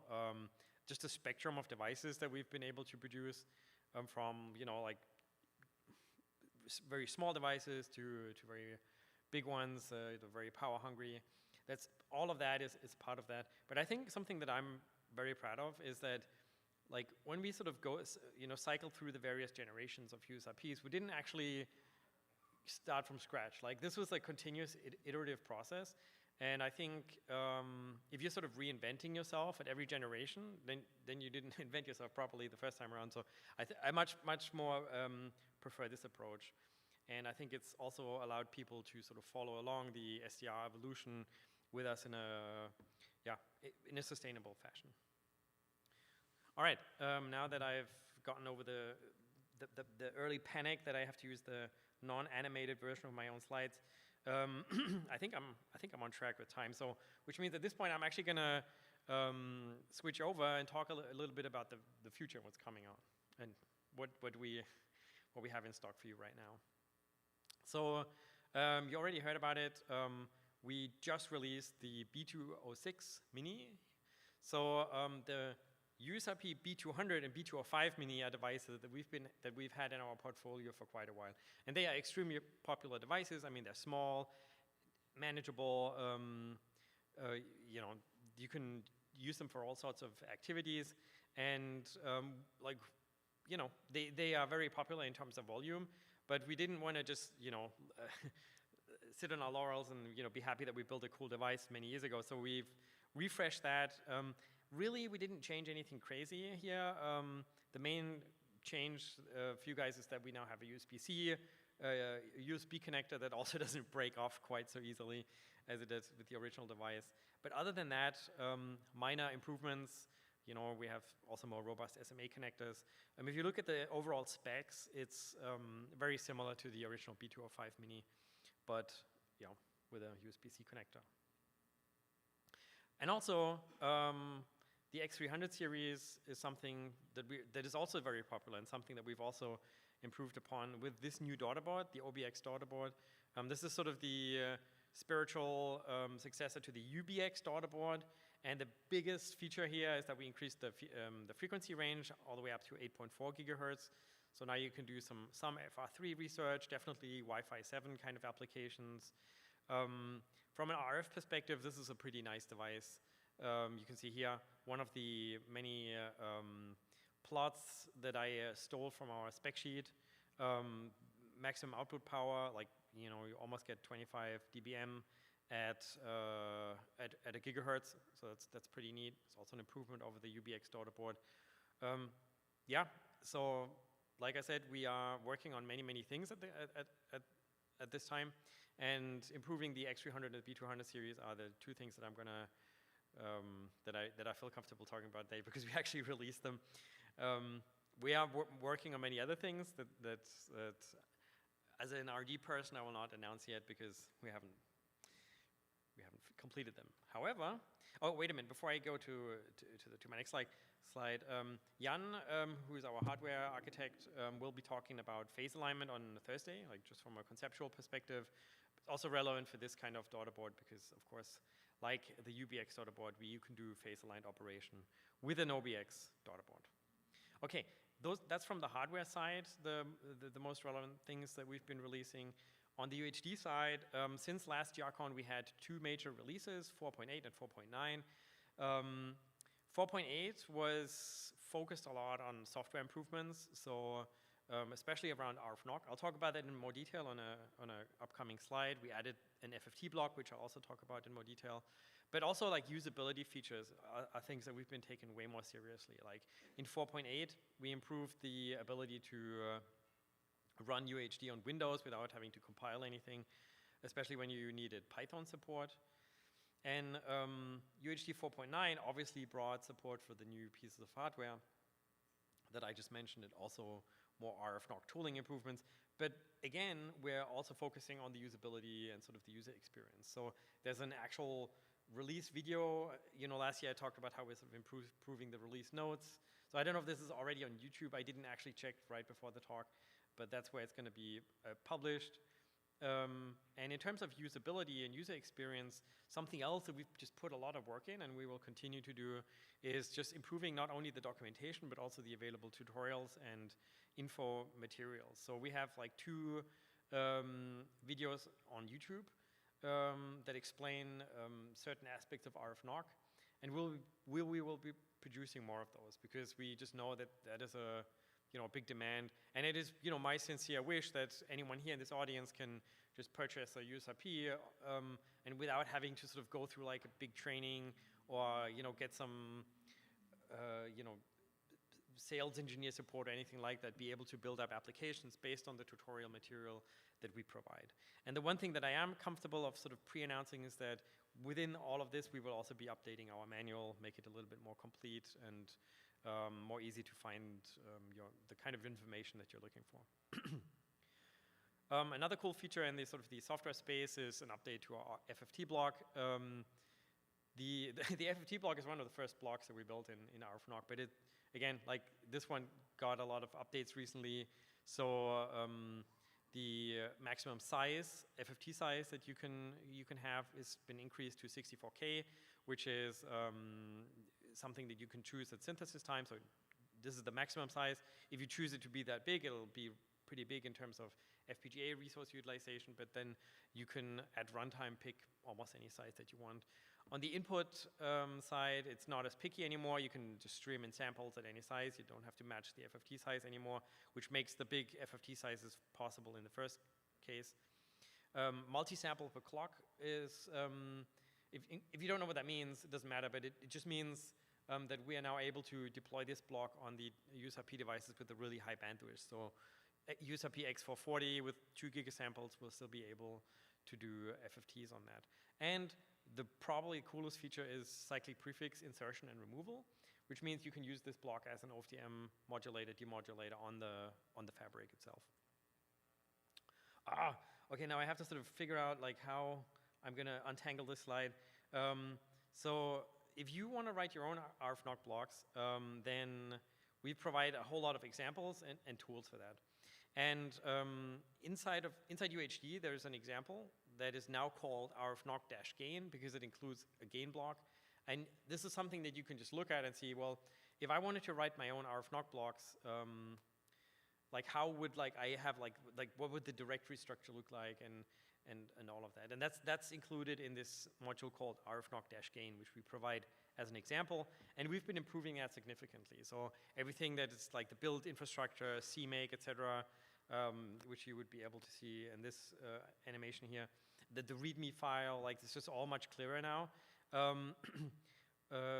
GNU Radio integration is now also a part of that example. So if you like to use GNU Radio, and I want to emphasize this, you don't have to use GNU Radio anymore at all if you want to use RFNOC, but it's just a really nice debugging and visualization tool.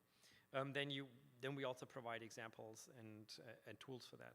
And we used to have a tool called RFNOC Module, which was gone for a bit, and it's now back as part of UHD. So if you just install UHD, you will also have RFNOC Module. And what that does is it helps you author RFNOC blocks by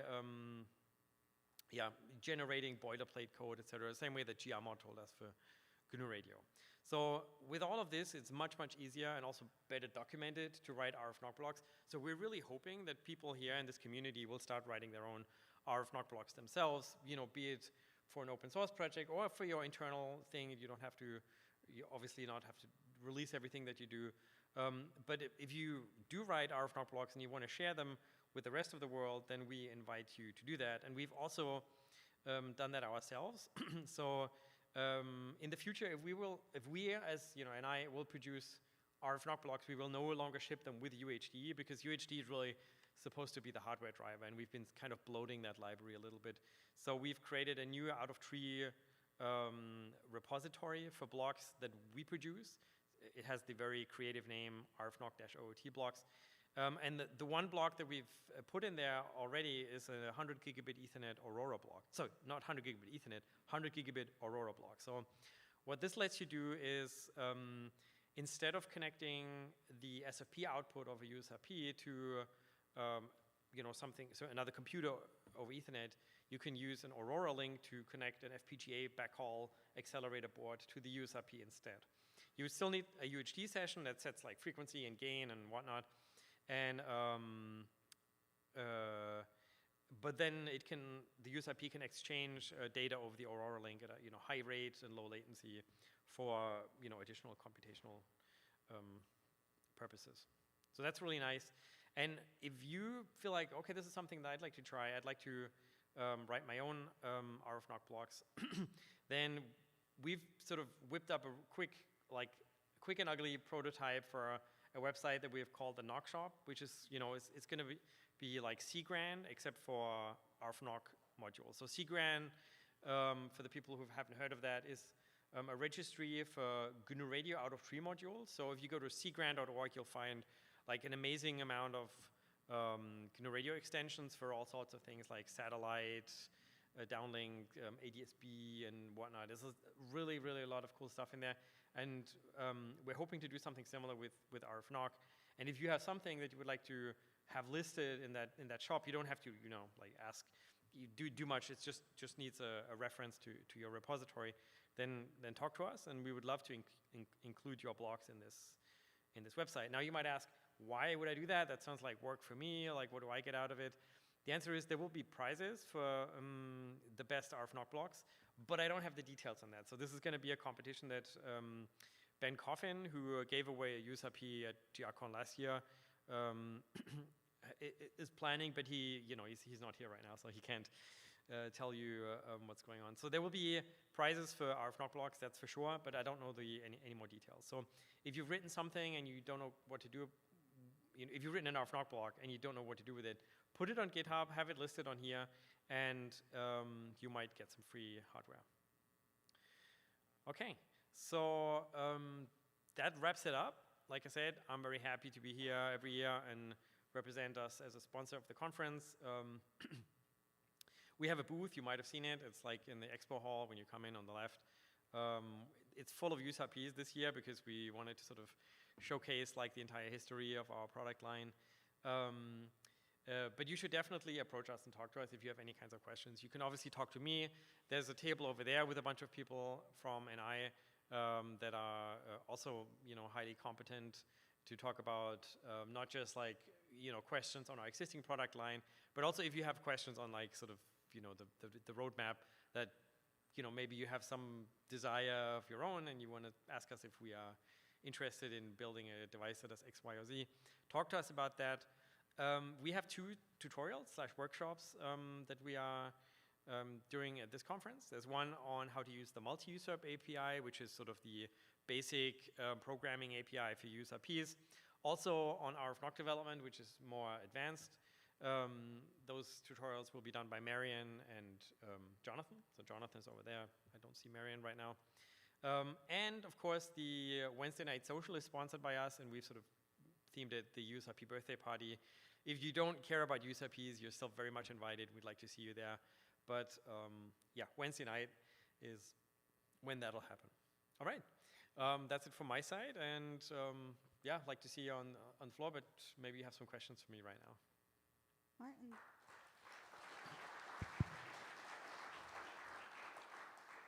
Are there any questions? I do want to say real quick that, yeah, so just the Wednesday Night Social, looking forward to it. I'm really excited because, as Martin said, 20th, we're calling it's the birthday party for the USRP, the 20th birthday.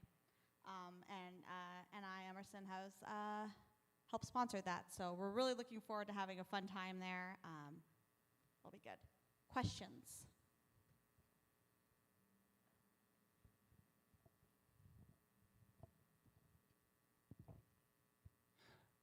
I heard through the grapevine that there might be an easier way to install UHD and GNU Radio on Ubuntu. Would you mind talking about that? Yeah, so I asked Jonathan to remind me of that in case I forget about it. So yes, I said there's things that we're doing to make people's lives easier. Installing GNU Radio and UHD in combination was always unnecessarily complicated. So we've stepped up a bit and are helping to produce installers for GNU Radio and UHD. So if you're an Ubuntu/Debian user, well, if you're, then Maitland actually beat us to getting UHD 4.9 into unstable. But on the GNU Radio Launchpad, for current Ubuntu releases, you can get combined installers for GNU Radio and UHD. And we will also produce them for Windows, but those are not quite available yet. Not as of, I wanted to have a URL on this slide, but they're not quite there yet. So, but yeah, if you want to get started with RFNOC development and you want to use GNU Radio because it has all of these visualizations, that's now a lot easier to install. Thanks for reminding me.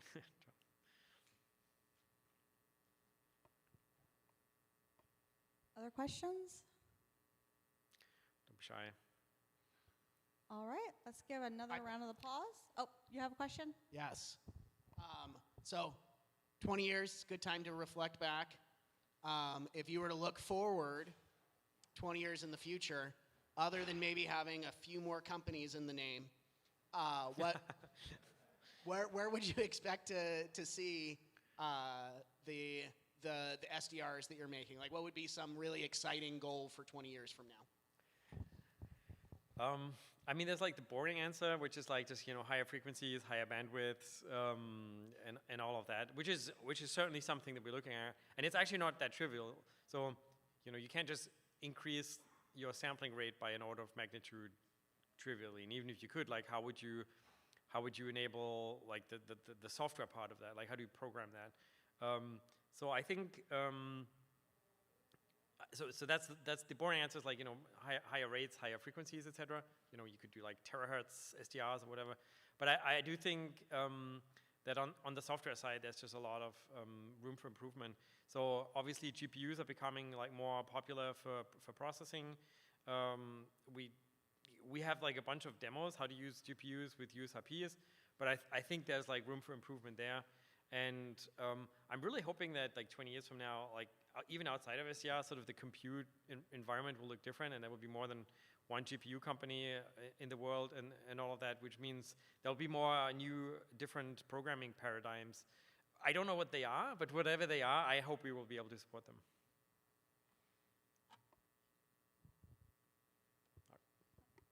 All right, well, let's give another round of applause to Martin. Thank you very much. Thank you. Is our next speaker ready? Awesome.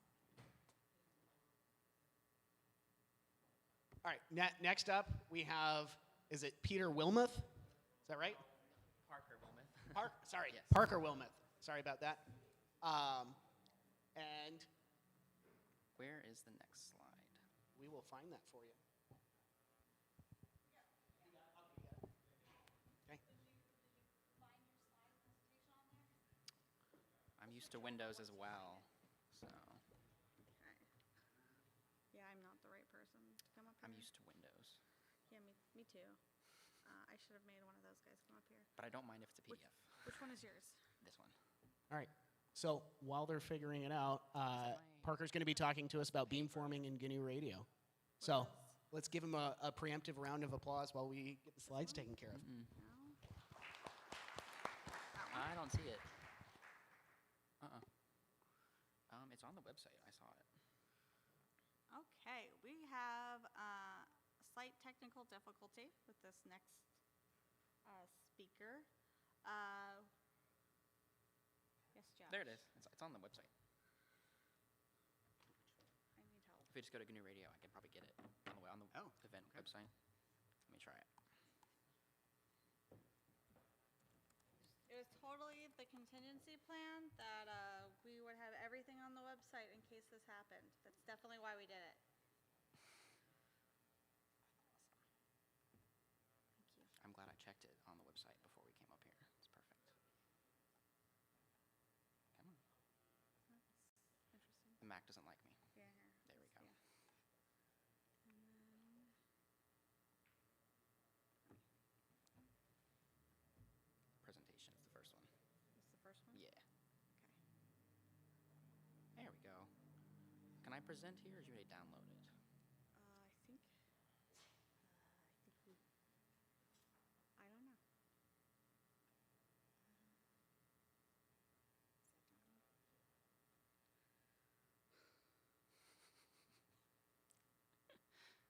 Hi, Avi.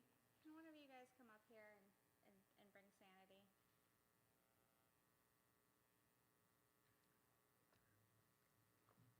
This is what happens when you put a Mac in front of a bunch of Windows and Linux users. We have no idea what we're doing here. Can we go into slideshow mode? We had to go to the website to get it. There's a button on Chrome. I know that does it on Windows. Did you download it? I don't think so. Okay. We just opened it. Let's just save it. Save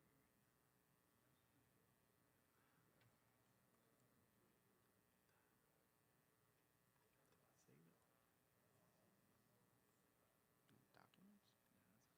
Oh, I see. Documents.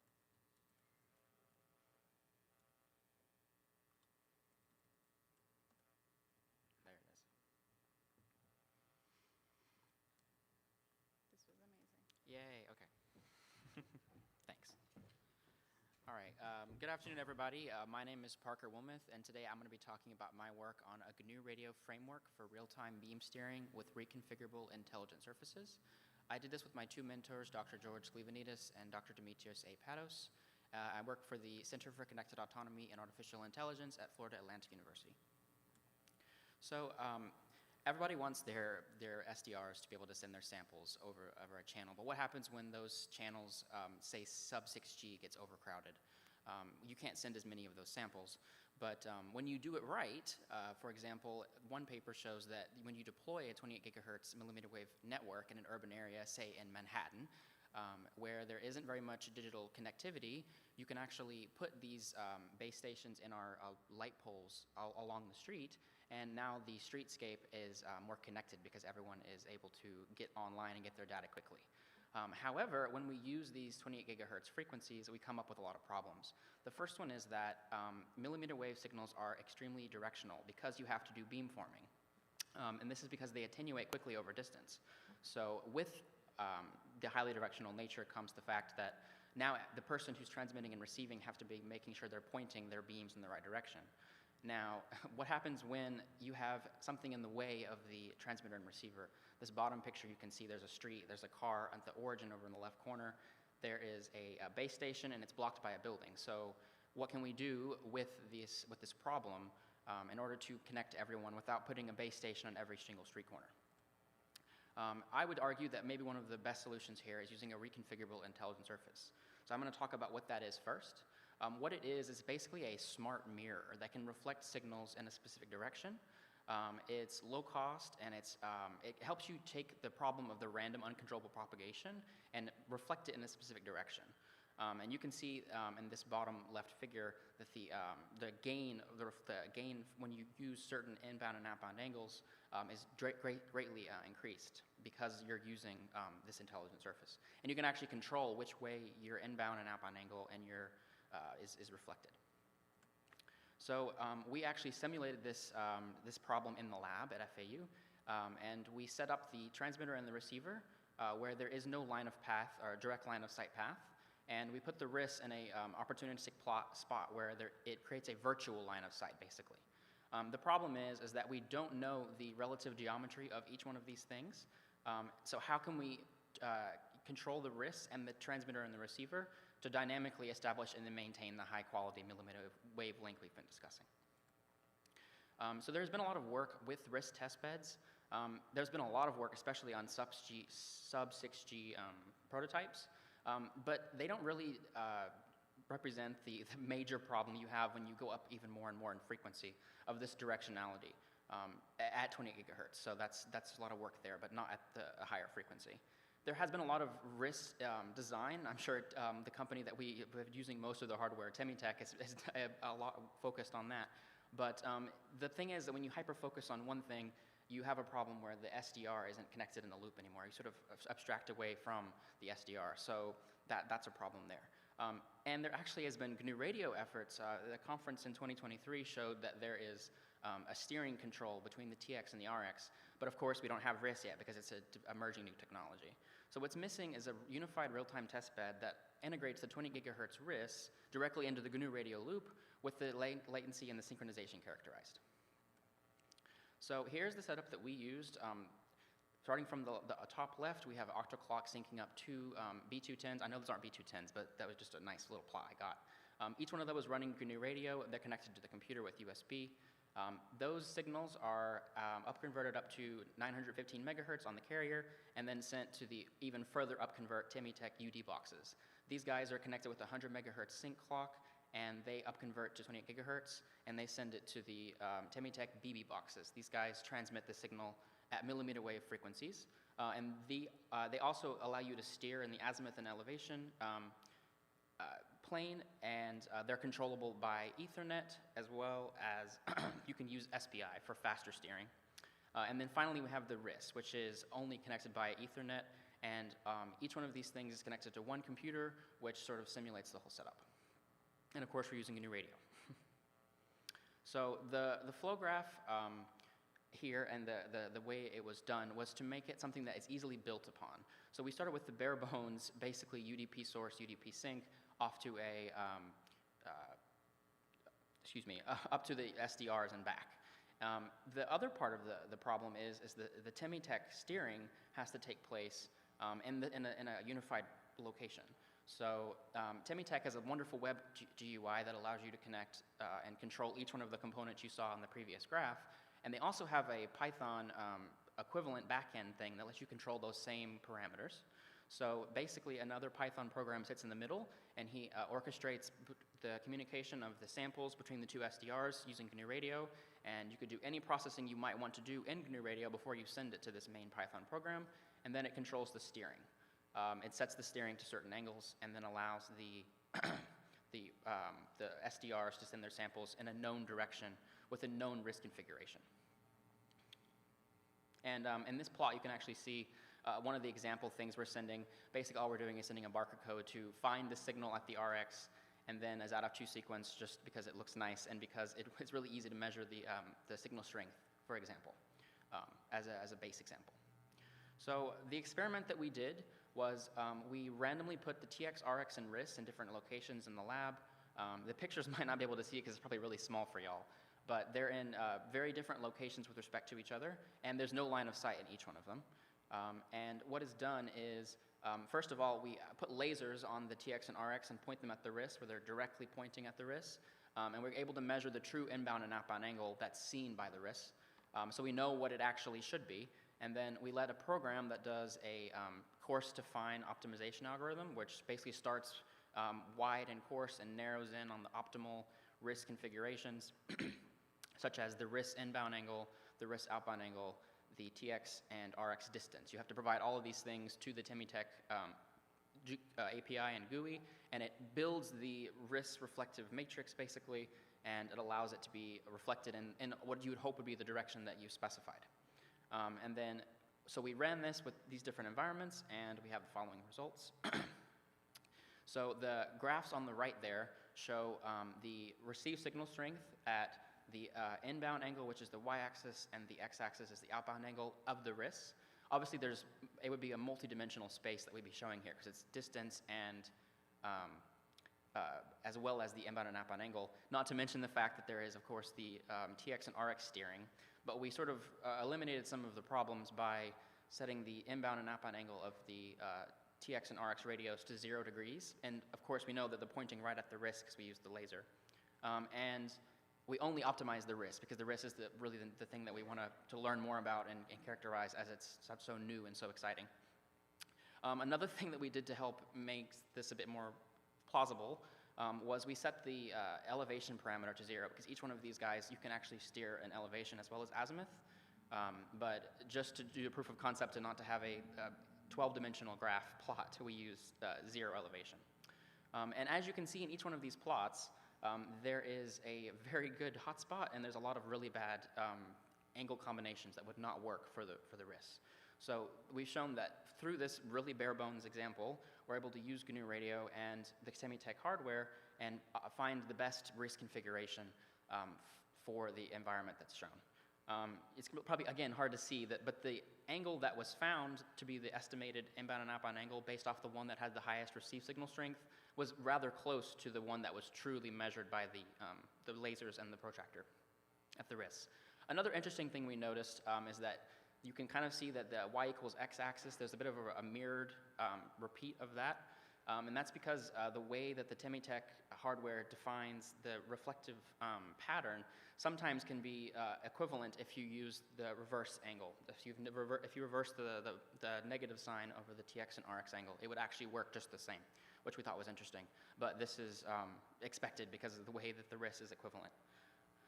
So the one thing also that was really nice was that GNU Radio was used, and it's super flexible and it's nice. You can use any USRP you want. You could use any number of blocks you want, which is what the goal of this testbed was to make something work well with the hardware, any hardware you would want. Hopefully it has steering, any RIS you want that has steering, and allows you to quickly, perform experiments on it. Some major challenges that we're currently facing is that because there is still a disconnect between the SDR and the hardware that's doing the steering and the reflections, you have to wait between each transmitted and received signal to make sure that the angle that you think you're at is actually truly what the hardware is at. So you have to wait until you're done and you've finished sending your samples, and then until you get to the next one after they've settled.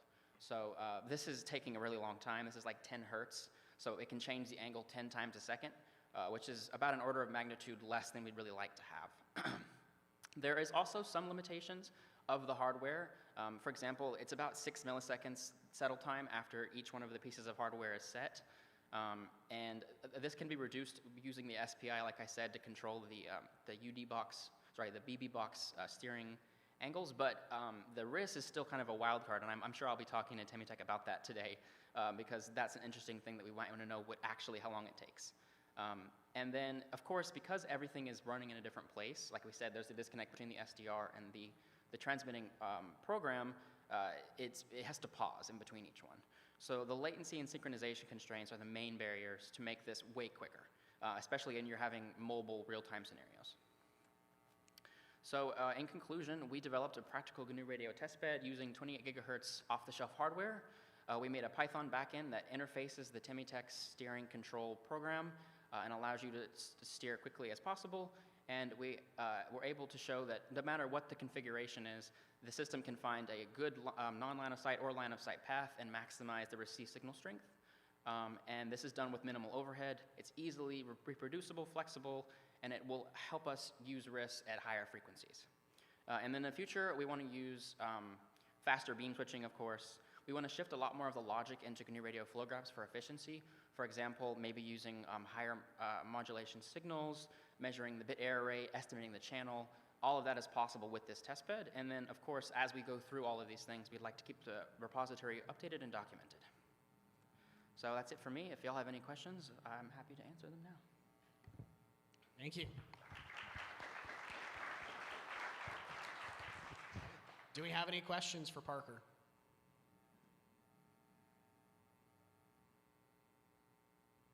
Okay. Well, thank you for the talk. Thank you. Up next, we have, I believe it is Carlos Garcia? No, Gabriel Garcia.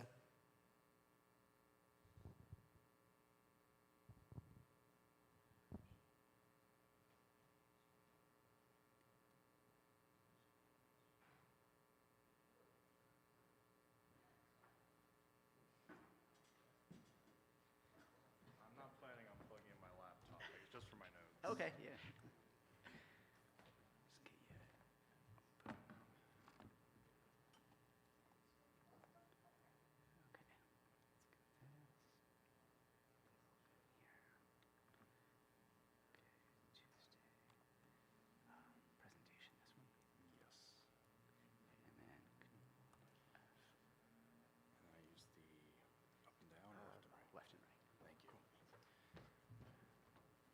All right. Hello, everybody. I am Gabriel Garcia. I am a graduate student from Florida Atlantic University, currently pursuing my master's in computer science and a second degree in electrical engineering.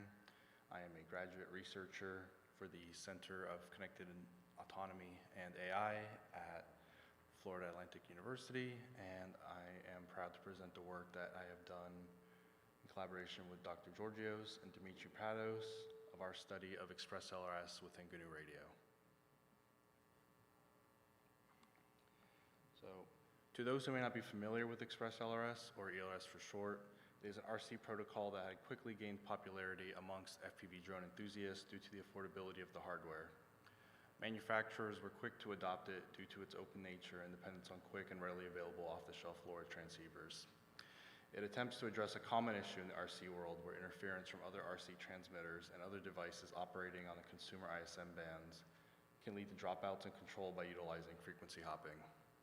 The figure below depicts the exchange loop between the ELS transmitter and its receiver, where the transmitter will be sending control data and synchronization packets, while the receiver will be returning telemetry data regarding the vehicle and the status of the link.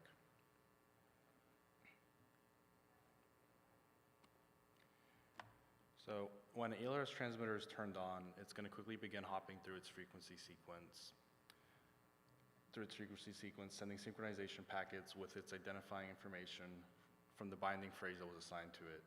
Meanwhile, the ELRS receiver is going to quickly begin cycling through all supported configurations while also frequency hopping. Once the ELRS receiver lands on the current configuration the transmitter is on, whilst also being on the same frequency in the sequence, it receives a synchronization packet, checks the identifying information, so both of their binding phrases match, and it will update its timing and return a confirmation packet to the transmitter. After the ELS transmitter has received the confirmation packet, it will begin sending the control data along with the periodic synchronization packets. However, should one of the telemetry packets from the earlier loop be missed, it will then repeat this process as it has assumed it has lost connection to the receiver. And this is a capture from a commercial off-the-shelf ELRS transmitter connected to a Pluto, where you can see the synchronization packets as the red peaks in the spectrogram. So I'm sure a lot of you are familiar with LoRa, especially with projects such as like Meshtastic becoming extremely popular over the years. But for those who are not familiar, LoRa is a wireless protocol that was developed by Semitech in the 2010s for sensor networks that needed to send small amounts of information over long distances. And the key to achieving this robust signal in a low power envelope is its use of chirp spread spectrum. Essentially what chirp spread spectrum does is that it takes symbols and spreads them out over the LoRa signal's bandwidth range while increasing in frequency. This increases the persistence of the symbol, allowing allowing for more opportunity for the receiver to perceive the symbol through the noise. Spreading factor is the parameter that determines the extent to which this is done, and its impact is shown on the figure on the right.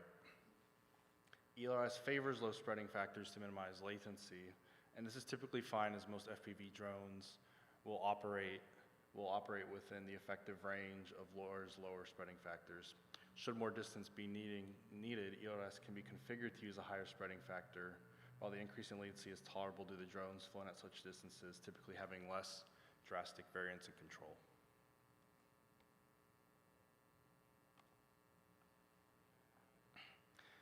As stated earlier, ELRS uses frequency hopping to mitigate interference. However, to elaborate, the frequency hopping sequence is derived from the binding phrase assigned to both the transmitter and receiver by the pilot. The binding phrase is just the UTF-8 string, but it gets hashed and turned into a seed that will be used to pseudo-randomly generate the sequence in which both transceivers will hop through the available frequency channels. Slots will be reserved for the transmitter to send sync packets and for the receiver to send back telemetry packets. Sync packets help correct for hardware drift by sending the receiver where the transmitter currently is in the hopping sequence. So this is the flow graph that was constructed for us to model Express LRS. The section. So we begin with flow graphs. The message strobe and counter formatter blocks can be interpreted as the front end of an AOS transmitter that is sampling the pilot's controller for inputs at a fixed interval and encoding them into packets.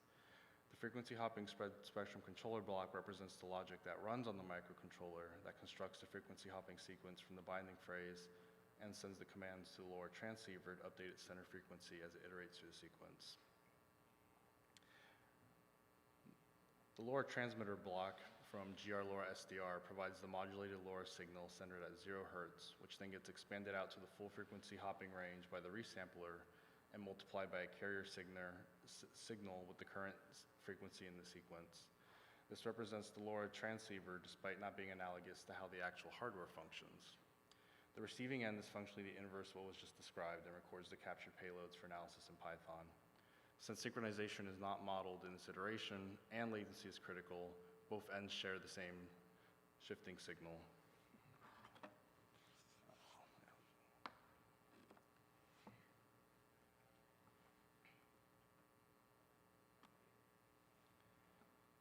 So to elaborate upon the functionalities from the custom blocks, the counter formatter block is meant to generate data payloads that mimic the size of ELRS's data payload in their 8-byte packets. The generated UTF-8 string is only 6 bytes long because we utilize the 2-byte CRC check that is generated by the LoRa transmitter block that is then appended. The frequency hopping spread spectrum block in our model closely mirrors how ELRS implements it. The frequency hopping behavior in Express LRS is dictated by domains. Domains are how ELRS handles compliance with regional requirements for transmission by determining a starting and ending frequency, the center frequency of that range, and how many channels the frequency range is divided into. The screenshot of the block has its settings set to those of FCC 915, the settings we use here in the US. And here's the logic responsible for generating the frequency hopping sequence. It uses a linear congressional generator that is the RNG function that informs the Fisher-Yale shuffle that is performed on the generated list of frequencies. It should, oh wait, I haven't been updating the slides. It should be noted that because we're not modeling synchronization or telemetry between the transceivers, this is a simplified implementation compared to the ELRS source.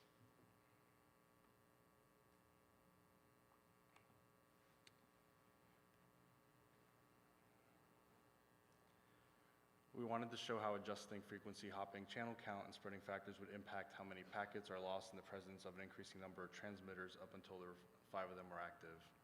This was accomplished in our model by duplicating the transmitting portion of the flow graph and combining their signals together before feeding it into the receiver.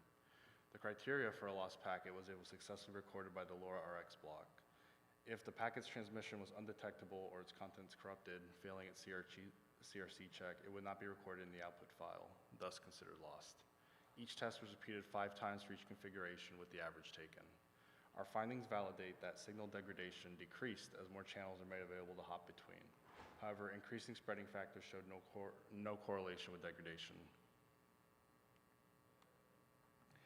These tests were only measured once, primarily just to see how well the approach to duplicating blocks could scale. Attempting to scale past 15 led to significant slowdown and instability. As stated,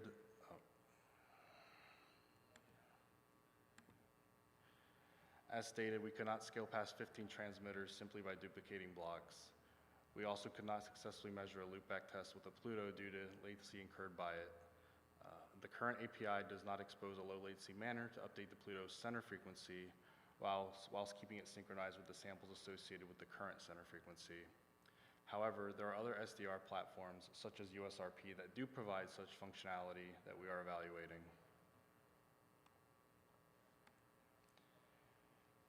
We'd like to implement a full, more robust implementation of ExpressRS with advanced features such as dual diversity transmission.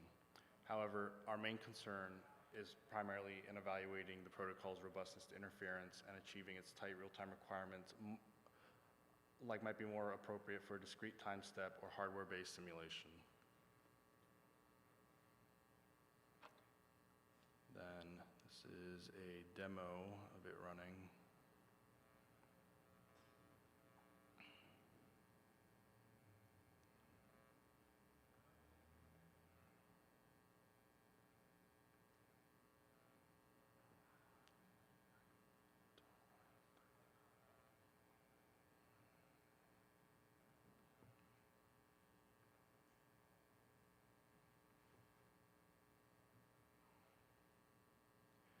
So this is a demo of 5 transmitters running concurrently with the packets being transmitted represented by the white peaks in the flow graph, or sorry, in the spectrogram. And then, let's see, should eventually minimize the window. But in the bottom left corner, you are able to see them tick by. These are the valid packets that are coming through and being recorded into the file for offline analysis.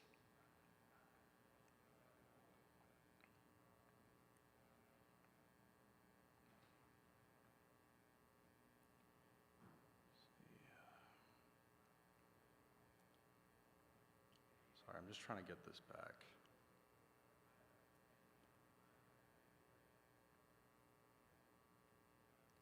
I appear to have lost the slide deck.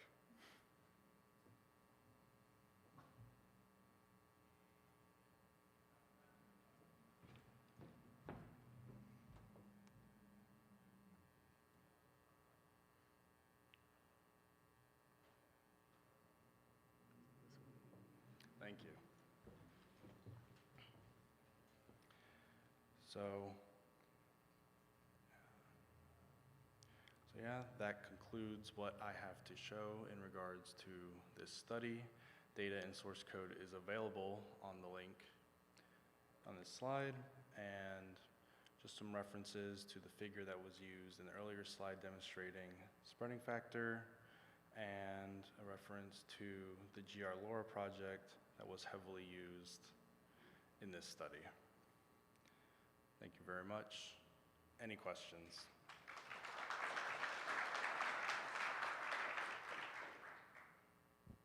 We got a question back here.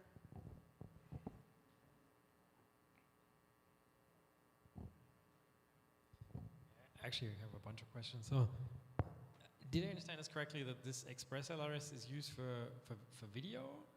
No, ExpressLRS is used for the control of drones. It is an RC protocol that is carried over LoRa. Oh, okay. Okay, fair enough. So, you know, you had like the debugging section. Basically, you were saying, you know, things that went wrong. You said you're limited to 15 transmitters. Like what number of transmitters are you expecting? Like, what's the, or is that just like the upper limit? Like, is that good? Is that bad? I didn't quite understand. Like, was that a success or was that? Well, I mean, I would call it a success because, you know, typically in, you know, like typically in the real world, you know, you're not going to encounter like more than 15 of them being used at once. Because, even though, like RC flight, is a pretty like communal thing where, people will like get together and they'll, fly their drones together, or RC cars, boats, et cetera. Like 15 concurrent is a pretty good number, and at least in our simulated test, we only had about like 10 packets being dropped total, like over the course of 5,000 packets being sent, with 15 active transmitters. Okay. And in the hardware test, so. No. So this was all software. No, I get that. Yeah. So the 15 transmitter software, and so the hardware, is that something that you actually got running or not? Like, yeah. I also didn't quite follow that part. No. We were not able to do even a loopback test on Atom Pluto, just due to how tight the latency has to be for this. Due to how closely, due to needing to shift, like the shifted samples back into that center frequency. We were not like. The latency that was introduced by the Pluto would just cause it to break down. Okay. Okay, thanks. Okay. Any other questions?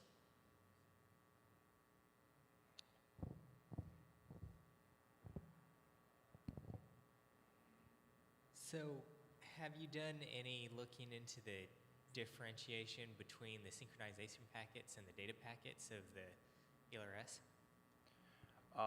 Like differentiation in what sense? Like how they look in the spectrum. Like, could you tell when a drone's flying if it's, or before it is, if it's sending out synchronization packets or if it's sending out data? No, we have not looked into that quite yet. Any other questions? And I will say, to expand a bit on the future work section, a lot of this project really was just getting my feet wet with GNU Radio, because I mainly do come from a computer science background, but as a lot of my work with CAI has gone on, I have found myself working with more and more stuff in the RF field. So a lot of this project really was just learning how to use GNU Radio, how to construct custom blocks. And there were more ambitious blocks that were being constructed, as in like, a full implementation of Express LRS that just didn't come to fruition due to either not being architected correctly for GNU Radio, just due to my limited understanding at the time, or not knowing how to properly like debug those blocks.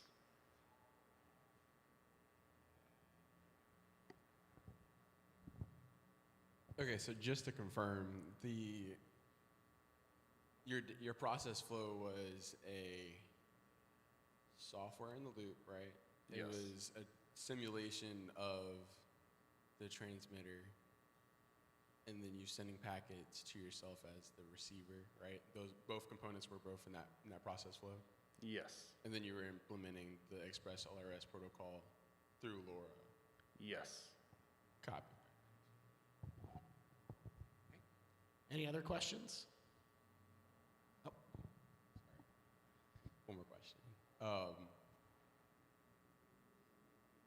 And so you did so in that process, right, you were talking about in some of your first slides, you were saying that, right, the handshake, right, of the exchanging of I think it's the unique phrase, right? You performed that as well, and you got a handshake back, right? So that actually does touch a little bit on where I said, I did have a more ambitious implementation. So I was able to get that handshake working where it wasn't frequency hopping, but I was not able to get it working, where it would be hopping through all the supported frequencies to send the synchronization packet. So that was left out of this model. all this model is mainly focused on is being able to measure, the resilience of, like against, just regular traffic being sent, like as if you're just sampling like control data, and we don't model the synchronization packets or the telemetry packets being sent back. Okay, so you also had a block for each channel, not necessarily a block for each transmitter, or am I understanding that incorrectly? No, no. So it's not a block for each channel. So pretty much the way that the scaling testing was implemented is that we had just duplicated the. So we had just duplicated pretty much the like the left side of the flow graph, and then we just added all the signals together, and then we just kept one of the receiving ends, which is the right end, which is the right side, and we were just measuring how that one particular receiver fares in the presence of additional transmitters. Yes. The only thing that changed between the blocks that were being duplicated was that we changed the binding phrase, so the frequency hopping sequence would differ as they executed. Okay.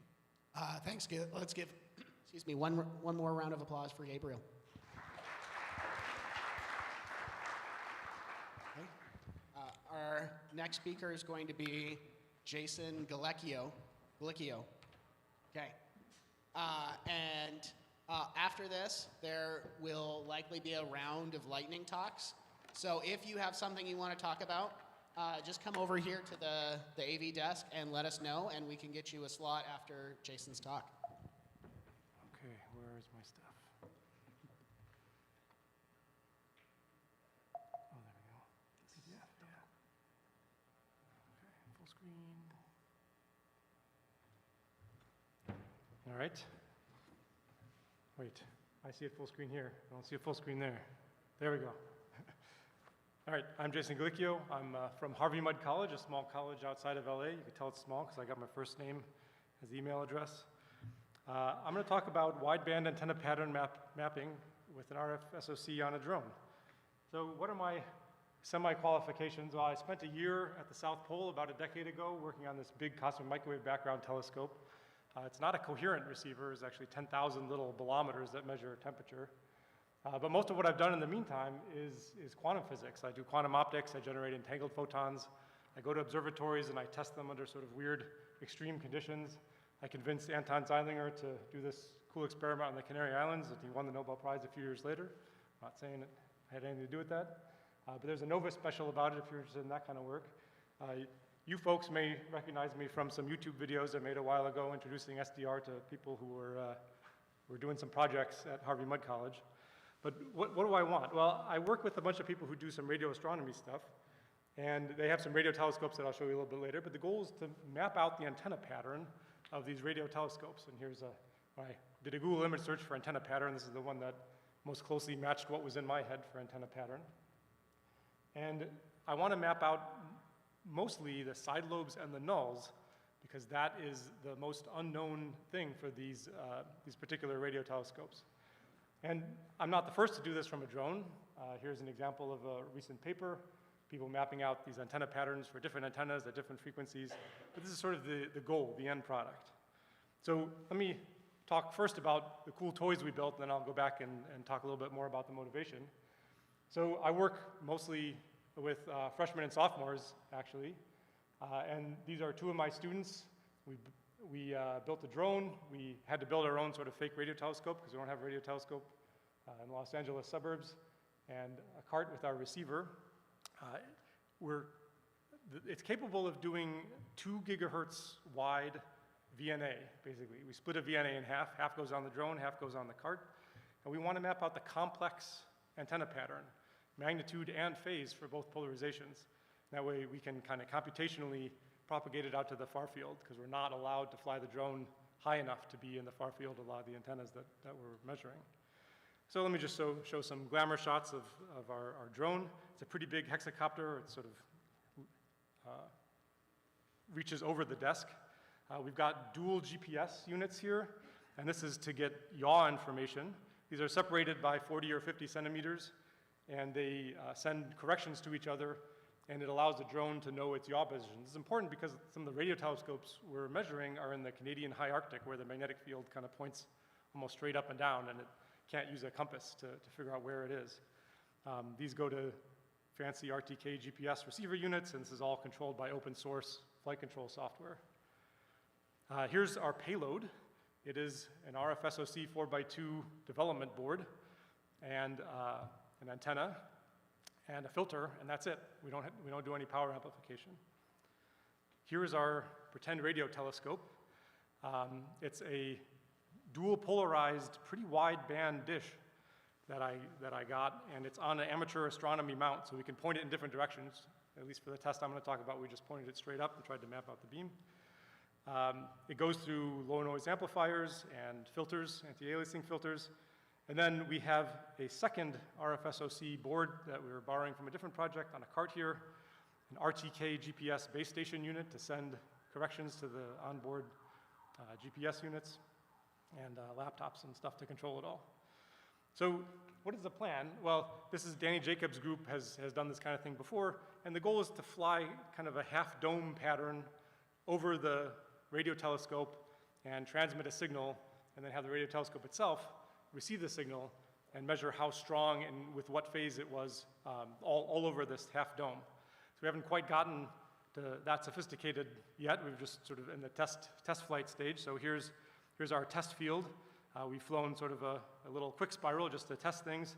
There's a physics building, and we build stuff underneath here, and we drag it out through the fancy new computer science building across the street, set stuff up, do some tests, and drag it back. So now that you've seen the toys we built, let me tell you why. So hydrogen is the most common element, and electrons and protons both act like little magnets, and when the magnets are aligned, that's a higher energy configuration than when the North Pole and the South Pole can attract each other. And the difference between those energies corresponds to 21 centimeter emission, or 1420 megahertz. This is the license plate of a former GNU Radio GRCon speaker here. And the cosmological redshift stretches that frequency, though. So if you look at the hydrogen in our galaxy, it's at 1420, and the nearby galaxies is 1420. But galaxies that are super far away, that light has been stretched over the course of the history of the universe. And so as you look further out, you're looking back in time, and that line has been stretched. And so you can tune to a particular shell at a particular time in the past by just tuning your radio. And because hydrogen is the most abundant element, a lot, although not all of what you pick up is hydrogen from that era. So what kind of stretching factors are we talking about? Well, if you want to measure the kind of recent expansion history where dark energy is dominated, it's a factor of a few. Interesting things have happened if you go further back. After the Big Bang, the universe was pretty neutral, and only later did things clump and combine together and make stars, and fusion started. And then ultraviolet and X-ray radiation started to ionize things. And so if you want to push back to this era for star formation or this era of reionization, we're talking redshift factors of 10. And that sets the frequency range of the telescopes that I'm interested in. So here's one. Here's kind of one of the more worked on telescopes that observes this kind of stuff. CHIME, the Canadian Hydrogen Intensity Mapping Experiment, has a frequency range from 400 to 800 megahertz. These are troughs. There are 1,024 dual polarized feeds all along the focus of these troughs. And these are some humans for scale in this drawing. In this artist rendition, I don't know how the fast radio burst knew to target all 4 of these troughs, but that's not for me to decide. This is me in front of an outrigger version of one of these troughs at the Allen Telescope Array, and the backsides of some other former GRCon speakers. Kind of the next version of this telescope, Chord, they decided to go away from the troughs and do fixed dishes on the ground pointing up. It's even wider bandwidth, from 300 to 1,500 megahertz, and there's 512 dishes, and it has a nice wide band Vivaldi feed here. Even lower frequency to get at some of the older structures in the universe. There's this Murchison Wide Field Array, Western Australia, It's a bunch of cross dipoles over a metal mesh on the ground, and there's a bunch of these groups all over the place. These dipole antennas have a pretty wide field of view, but it really matters if something really bright is in one of the side lobes. You're going to see that just as strong as something sort of medium right above you. Albatross, I'm not even going to say what this one stands for, is an experiment that's really pushing the low end of this envelope. And they've got some stations on Marion Island, which is halfway from South Africa to Antarctica, and a station up in the Canadian High Arctic. And these are just, again, kind of cross dipole antennas to get both polarizations.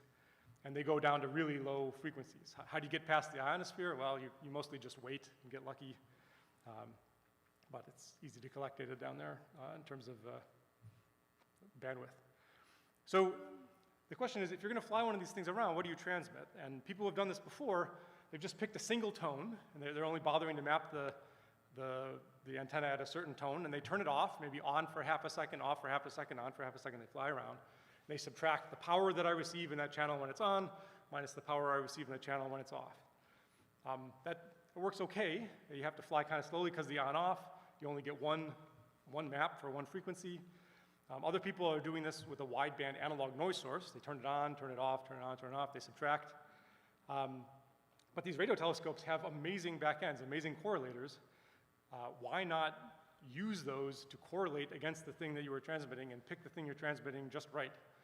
So there's an idea of using random digital noise, just a long stream of kind of Gaussian noise, act like an analog noise source, but when you know exactly, so you can correlate against it. And maybe 10 years ago or so, I started saying, well, why don't you just fly something like a linear feedback shift register, and you know exactly what that's generating, and you know exactly its spectrum.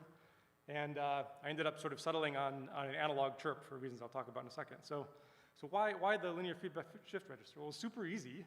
You could put it in a small FPGA, you could run it. Has a nice known spectrum, nice known pattern. Maybe you can upconvert it by XORing it with a fast clock. So for example, if you have a linear feedback shift register that looks like this, it'll generate some bit stream. Its spectrum is extremely flat, except for this one weird bit in the middle. That's as a sampled signal, though. If you actually put this out of the digital I/O pin of a FPGA, you sort of get this stair-steppy pattern whose spectrum looks like this sync squared. And you can set the sample rate to exactly span the bandwidth of your telescope. And if you XOR that with a fast clock, say at 100 or 600 megahertz, its spectrum looks like this with its harmonics. You XOR those two things together and you convolve their spectra, and you can get a spectrum that sort of spans, say for chime, between 400 and 800 megahertz. And this is fine. You probably have to filter this spectra and maybe do some stuff with it, and you have to deal with analog filters changing. But the big problem is that FPGAs don't, like the small cheap ones, don't have IOs that can go this fast reliably. By the time you get an FPGA that has fast enough IOs, it ends up needing a development board with so many power supplies and this and that and the other. You might as well just bite the bullet and go with a nicer RF SoC and generate exactly the signal you want rather than the signal that's easy to generate. So we settled on this board. Has ridiculously fast analog digital converters, digital analog converters, has a nice 10 megahertz in that can lock the sampling PLLs, has a pulse per second that we can put in for starting and stopping the timing and synchronizing it with the drone, which we also can put in a pulse per second to synchronize everything to. The ARM boots Linux. We can SSH into it while it's flying. And it has this nice pink Python framework that Xilinx and AMD provide, which is pretty easy to work with. So what signal do we send? This is already mentioned before, is out of true sequence. It's sort of, I think of it as an ideally sampled chirp, or ideally sampled family of chirps. So there's a bunch of parameters here, most of which we can just set to 0 and ignore. And it's just e to the minus j pi times some ratio of integers. And for u equals 1, it's just a single chirp. And at least for the test flight that I'm going to do, that's what we used. For u equals 2, it's a double chirp. For u equals 3, et cetera, et cetera, et cetera. This Wikipedia example is for u equals 7. You could sort of see there's 7-ish chirps, but they're all a little bit different. It doesn't repeat the same thing 7 times, and that's so that you can, if you take one of these things and correlate it against itself, it only correlates at exactly 1 point. So it has a delta function autocorrelation. It always has magnitude 1, amplitude 1, which is great for DACs and amplifiers, and again, it has an exactly flat spectrum. And this is used in a lot of places. So how would we do this? Well, we would transmit one copy of this from the drone. We would have a synchronized generator of this thing, which we could plug right into the correlator of chime, unplug one of these cables if they let us and plug it in. And the whole point of this correlator is that it takes every pair of antennas and calculates their correlation with each other. And that's exactly what we want. We'll miss out on the one antenna we've unplugged, but you can calculate the correlation between the source that we just plugged in and every other antenna. Or you could rewrite their firmware and do this all digitally with a pristine digital copy of the signal. That's fine too. So what are the parameters? Let's imagine we're designing this thing for chime. So it's 400 to 800 megahertz. That's what we want our chirp to be. They do 1024 frequency bins. They have this repeating data taking window, and I think if I'm interpreting their conflicting web pages, I think this is correct. 2.56 microseconds. So they'll take data for that long. They'll do some correlations and processing on it, and they'll take the next 2.56 microsecond chunk and do some processing and correlations on it. And they do that 2 to the 14 times, and they average all the correlations together, and they spit out data at some rate. That's sort of the design goal. So first you have to choose how many samples do I want in my ZF2 chirp. And for this example, you choose 1024. Here's what the real and the imaginary pieces look like, and the FFT is perfectly flat. How would you turn that into a real signal that you would squirt out one of these 4 gigasample per second DACs? Well, I start off with an array of all zeros as my spectrum. And I take the FFT from the previous slide and copy it and paste it in exactly between 400 and 800 megahertz, magnitude and phase information, which is not shown. And then I paste in a reversed complex conjugated version here, inverse Fourier transform, and I get my time sequence of samples that I can, my 10,240 samples that I can squirt out of my fast digital analog converter. How do I do that? Well, there's this example that is provided for this board called the multi-tile sync example. Yes, it synchronizes the analog to digital analog converter tiles, but more importantly, it's a great example of block diagrams in Verilog for loading up block RAM from Python and saying go, and it'll just squirt that out over and over and over and over again. And the analog to digital converters will fill block RAM, and then you can read that out in Python. That's almost exactly what we want. The transmitter, I barely had to modify it. Instead of squirting out the whole contents of the RAM, I'll just squirt it out up to a certain point and then repeat. And for the receiver, what I do, there's no way I could deal with those samples. I don't want to miss any. So I'll show you what I do in a second. I implemented a accumulate and dump in Verilog. So again, for the chime parameters, for this 2.56 microseconds, the chirp goes, and it's not always perfectly aligned to start and stop at the beginning. But as samples come in, I record them. When I get to the end, I go back. When the next set of samples comes in, I add them to the previous set of samples. And I do that again, and I do that again. I do that 2 to the 14 times. At the end, I have a int32 array that on the final addition, I write to somewhere else in memory, and I can set a little flag that says, okay, Python, read this out, and then I start again without missing a beat. And Python has a few tens of milliseconds to read out the previous accumulation. It just does it over and over and over again. So why is this interesting? Well, the little peaks and the troughs of this chirp should add up coherently as I add these columns. But any noise or any interference will kind of average away as I add up 2 to the 14 of these samples. So those weren't actually the parameters we used for our one drone flight that I'm going to show you. Because of the sort of pretend radio telescope that we were using was mostly sensitive in this region, we had our chirp set from 600 to 1200 megahertz. We actually used the full RAM just to test it. We got very high spectral resolution. We accumulated 10,000 instead of 2 to the 14 because, I don't know, my students thought that was the right round number. That meant we dumped a little bit slower, only at 12 hertz. But that's okay. We're dumping to an SD card, so there's sort of a limited write speed there. So here was our first test flight. Let me show you, back to the field here. We took off, and I'll show you in 3D. We took off. We sort of flew around a little bit. We went near the antenna and did some yaw spins, so just sort of turning around like that. We flew over here. We did some more yaw spins, and then we went up, not right over the antenna, but not so far away. Went up pretty high, 30, 40 meters, and then I think we went up, and then we sort of did a slow spin on our last flight down. So what does that look like as a function of time? This green line is the up and down, and the yaw spins. So I'm going to focus on the radio data for two different periods. The yaw spin data, and that's really to test the polarization. Remember, we have a dual polarized receiver, so we have two channels coming in. And I'm going to focus on the up-down to talk about the phase and clock drift issues. So here's the power spectral density plot, the waterfall plot of that whole flight. And there are some pretty cool features here. There's this kind of tree ring wood grain pattern. That's actually the thing that we want. That is the drone flying through nulls and side lobes of the antenna as we sort of fly up and over to get near it. I'm not actually going to analyze that data in great detail because we didn't really do a proper pattern. But for any given frequency, as the drone flies, you can sort of see it fly through nulls and side lobes, null, side lobe, null, side lobe. And they each come with their different amplitudes. There's these sort of fast stripes here. That's the yaw spin. I'll talk about that in a second.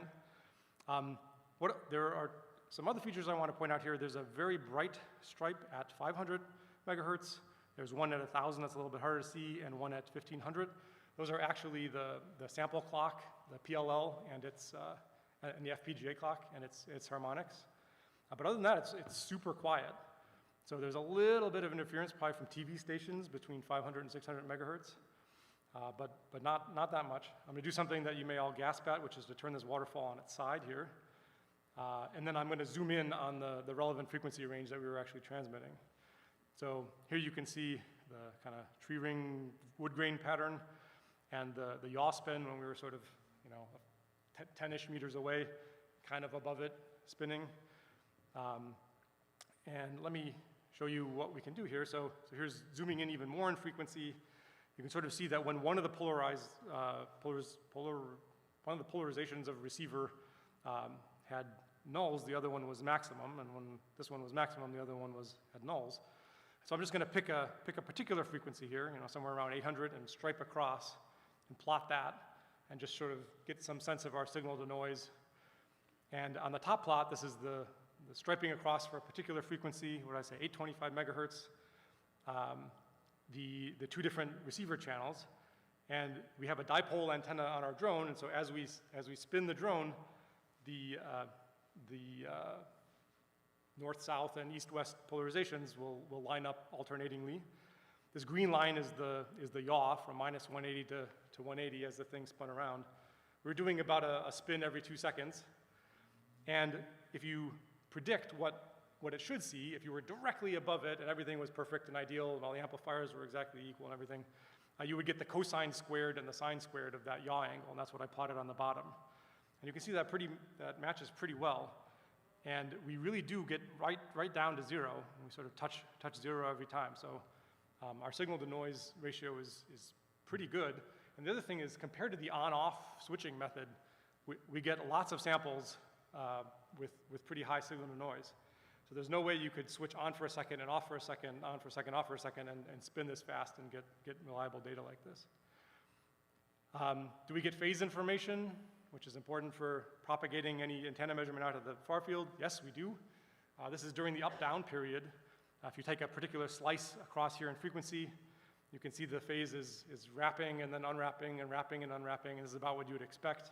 This is not a super great way of looking at it.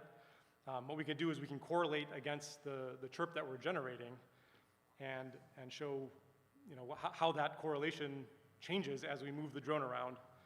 So here's an example of a correlation. We get this kind of like sync pattern because our spectrum is this flat top.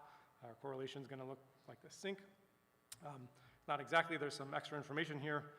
If I take these syncs, so for, I'm doing this at about 12 hertz. If I take that at 12 hertz and I'm going to plot it vertically here, I get these stripes here, and the correlation peak shows up, and as you move the drone farther and closer, or as the clocks drift relative to each other, this thing moves around.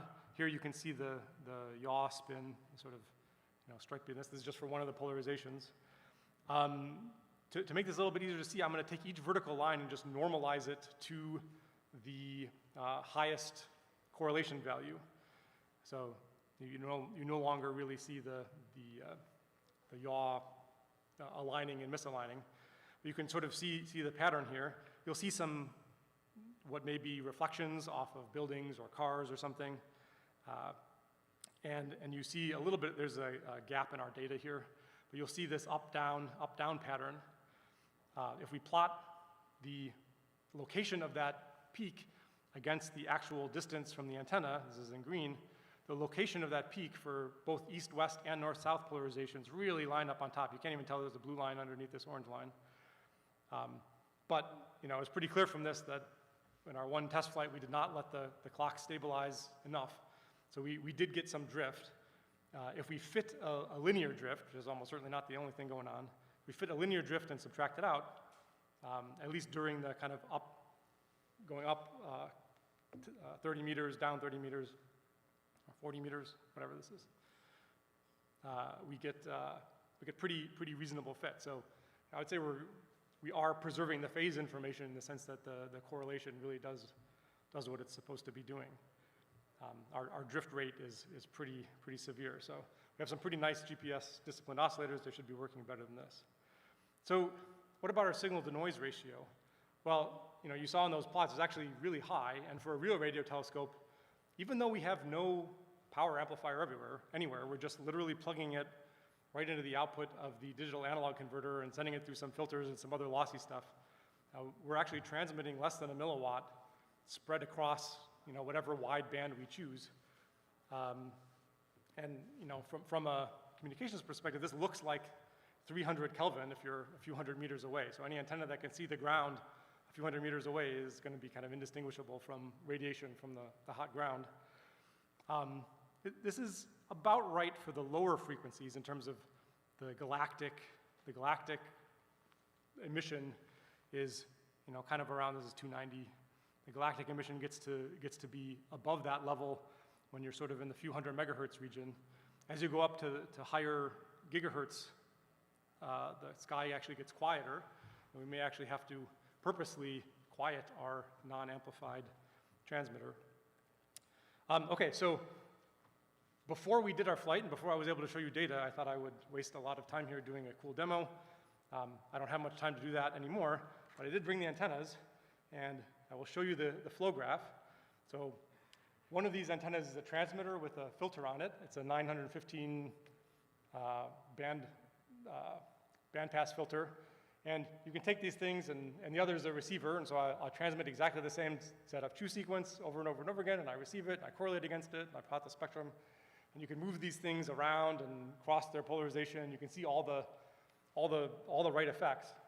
And so the flow graph is generating one of these ZF2 sequences just computationally, squirting it right out of a B210, and plotting it. And when I receive it, I also just convert it to a vector. Here, I'm doing a single pole IR filter. This is kind of like a more continuous version of my accumulate and dump step.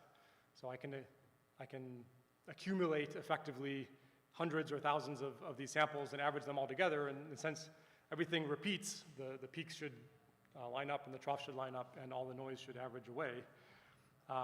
Then I perform a correlation by FFTing both of these, multiplying by their conjugates, scaling, and then inverse Fourier transforming.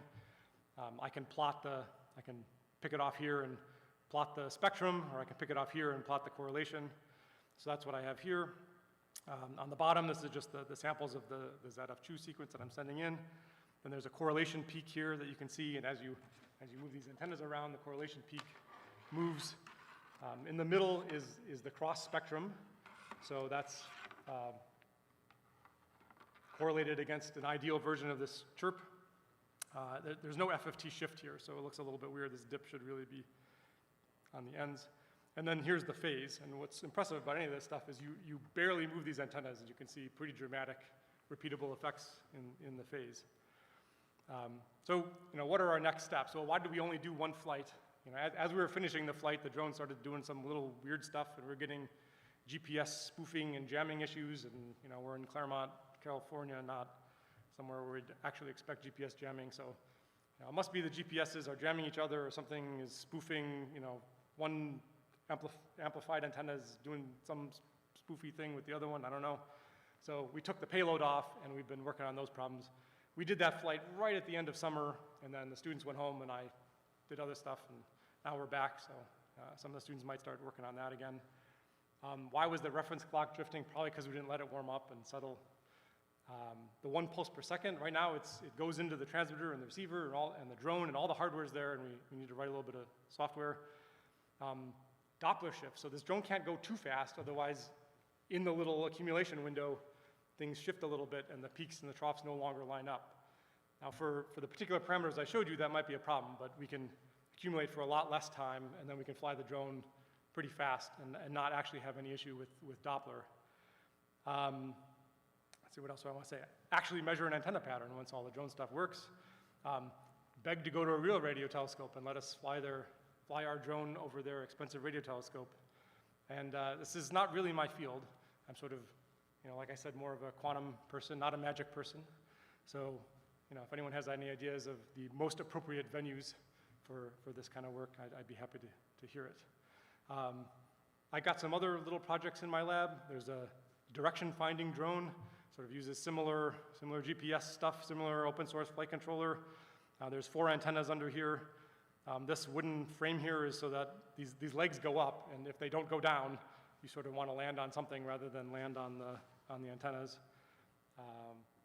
But we've done some direction finding stuff, and I have a student who's working on humanitarian demining with magnetometers on the ends of these sticks, and they fly this drone around fields about 2 meters above the ground, and you can look for magnetic anomalies, and they do a pretty good job of finding little kind of finger-sized pieces of rebar in the ground.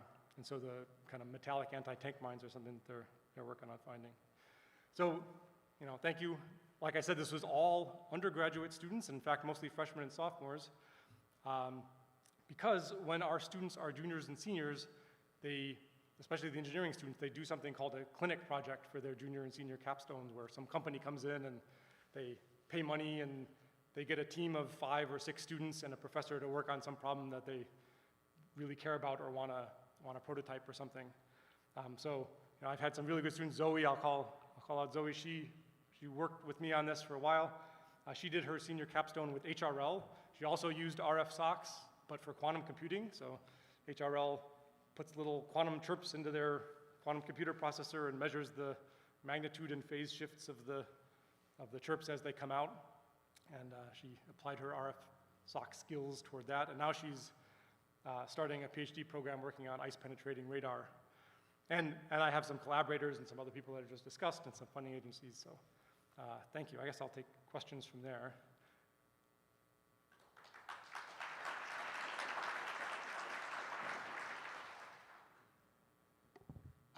What questions do we have?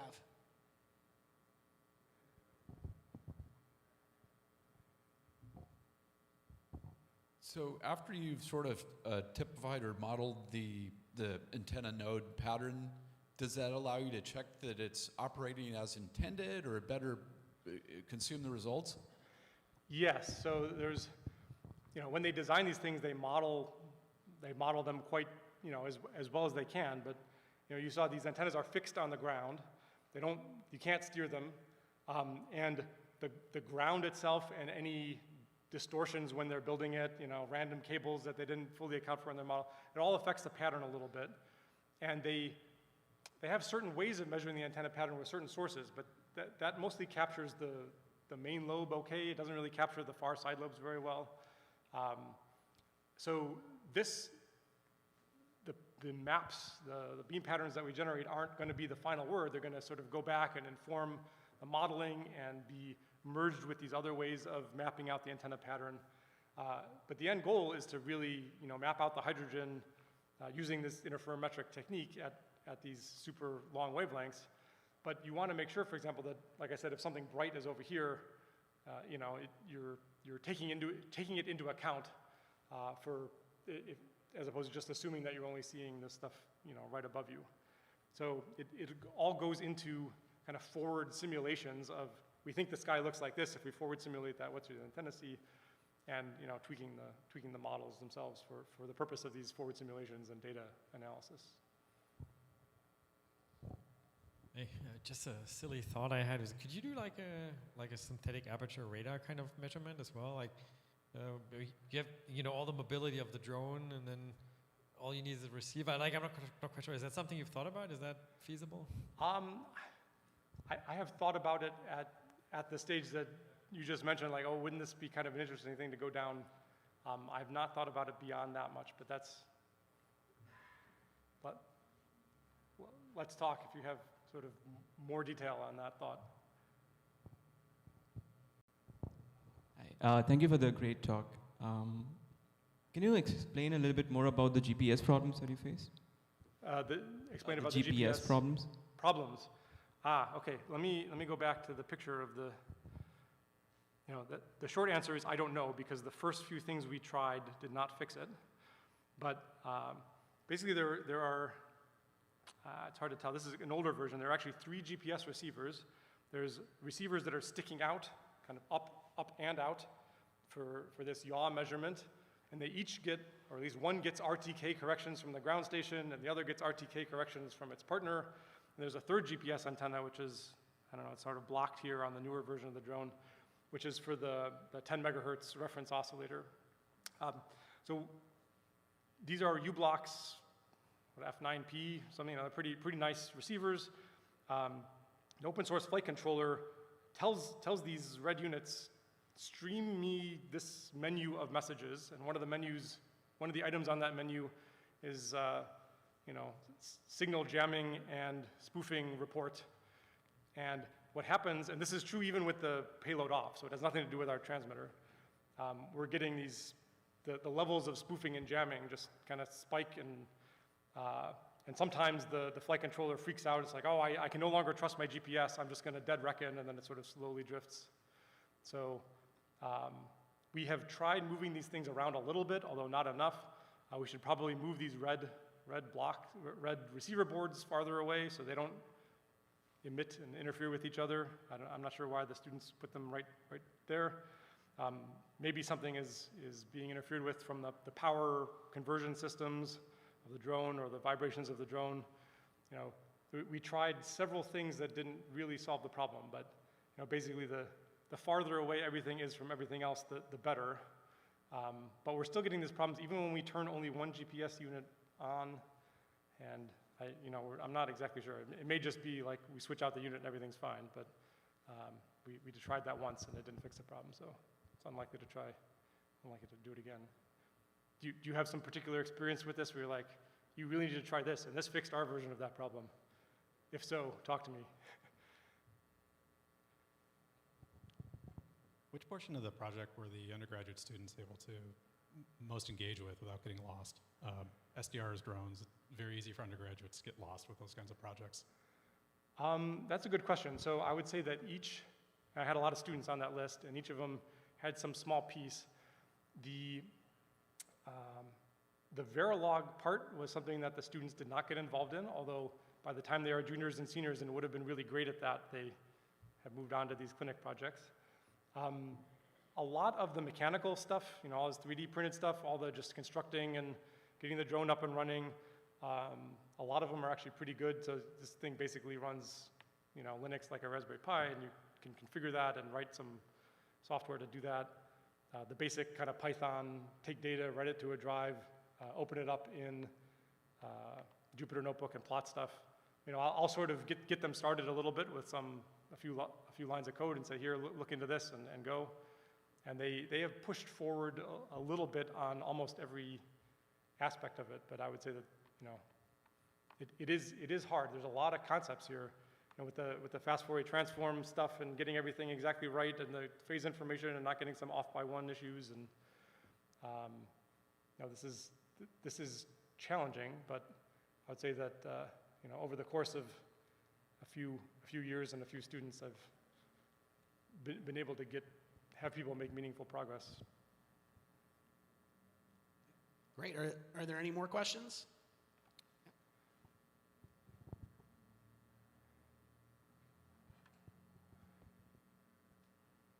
So, curiosity question, how would the drone controller, if that's in the same frequency that you're also trying to measure sensitivity-wise, affect your beam pattern measurement? So that's a good question. It is not. This is 2.4 gigahertz. Everything's at 2.4 gigahertz, the drone control. We may be getting, it may be affecting the amplifiers, it may be getting through the low-pass filters, but we are sampling at 4 gigasamples per second, so Nyquist is 2 gigahertz. Our filter is, 1.8, 1.9 gigahertz or something. So it should filter out all of the 2.4 gigahertz back and forth drone communication. We are not using 915, which is what a lot of the sort of long-range drone controls use. That would be pretty devastating. But I don't know. We haven't run it with the controller turned off, but we have run the system in the lab with the controller turned off and the controller turned on. We haven't seen much, but also I think it adjusts its power level dynamically, so it's hard to tell. If the drone is super far away and it's trying to blast return messages super loud, is it gonna go through our filters? I mean, it should, whatever happens, it shouldn't be correlated with the signal we're sending out 10,000 times. So, just like all the cell phone stuff that it's not seeing, it should be able to ignore it. Great. Let's give one more round of applause for Jason. Thanks. All right. We're going to close off the early afternoon, with a few lightning talks. So the first one is from Jackson McCormick. Okay.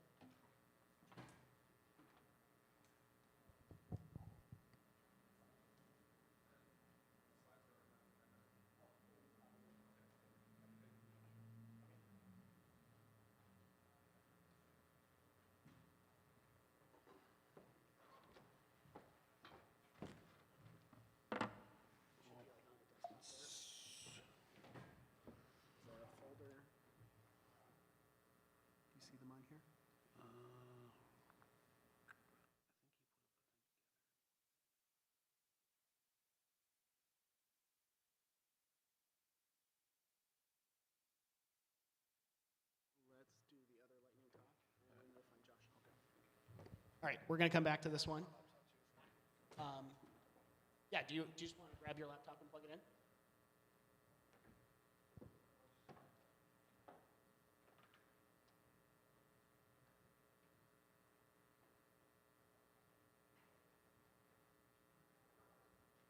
Oh, yeah. So while he's getting that ready, Eric, are you ready to go? Okay, so we've got Eric Luther showing us some open source tools.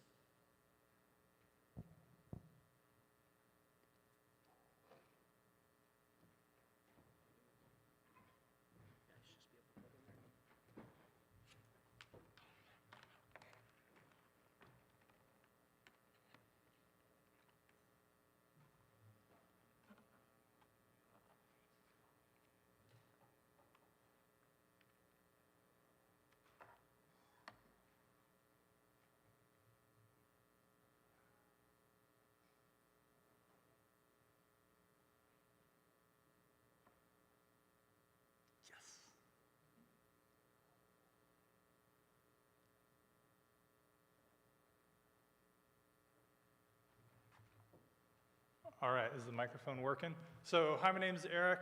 I've been around the community for quite a while. I was one of the people at National Instruments who was the first product manager when Edis Research joined NI. And one of my most fondest memories was giving a presentation in France about the USRP, and I was asking this audience who didn't speak English, not their first language, what the feature they wanted most on the next generation USRP, because all they'd used up to that point was the N210. And universally, the most requested new feature was a power button. So I'm glad that we added that to future versions of the USRPs. So real quickly, I've been working closely with a small team called Coherent. I'm not an employee of the company. But what they've been working on is a tool flow for enabling AI. So that includes the creation and management of models. It's built on a Git type environment so that you can check in models. It holds, you can build the equivalent of like a GitHub action to actually go build and train models, and then you can implement those in actual code. And what they've put together is a cohesive tool flow of open source tools so that you have essentially a tour guide through that process of going from, hey, I want to do some kind of training. In this case, the problem statement was, hey, you want to optimize the way you're communicating, and in order to do that, you need to understand, you can look at the traditional eye diagrams and air vector magnitude and things like that to see whether you've got a good communication or not, but can you use AI to detect out-of-band interference or in-band interference and things like that. And so the concept was, let's create around 4,000 training cases. Each one is a second long. Let's take raw IQ data, use that for training. Let's build a reward structure and train CNN in order to be able to predict this. Don't do any feature extraction, so we're not doing FFTs or anything else on that incoming time domain data. We're just dropping raw IQ. And the end goal was we want to be able to run that on the Zinc platform, so a very small ARM target. And so this is deployed to a Pluto right now. It's doing real-time processing, so we took that model. It's 512,000 points in the memory. And then what we're doing is then doing classification of those signals. And so this is running real time right now. I figured out that I did mess up all my gains when I loosened up my cables and then tightened them again. So it always makes fun for a live demo. But when you look at what it's classifying, you can do things like, let's predict wideband jamming. Let's also predict things like bleed over or other types of noise. And can you detect and properly classify these types of interference using this convolutional neural network? And the answer is yes. And if you train well, you can actually get those down to a target that can, a small target, and they can run locally on a small processor. This is currently running about 10 times a second, so obviously you'd want to improve the execution speed. But the point is not necessarily the demo. The point is there is now a set of open source tools, and that announcement was actually made today. I'm actually just going to go to the LinkedIn post where Ash, oh, you can't read this at all. The CEO has posted, let's do this trick. And now I can't even scroll down to it. All right, well that failed.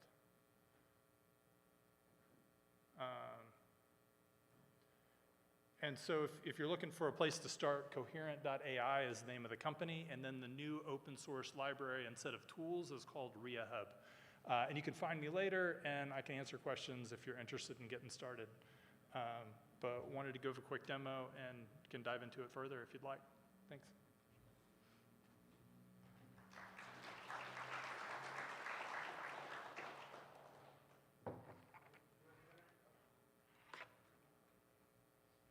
So while he's getting set up, I'll just go over a few announcements. So after this lightning talk, we're going to have there is a workshop. Is the workshop up here? Do we know? I can look real quick. The workshop is in the room on this floor over to the left. That starts at 3 for the main track. There's a 30-minute break. And I believe there will be snacks. Yeah, there's snacks in the expo hall with all of the sponsors. So, go ahead.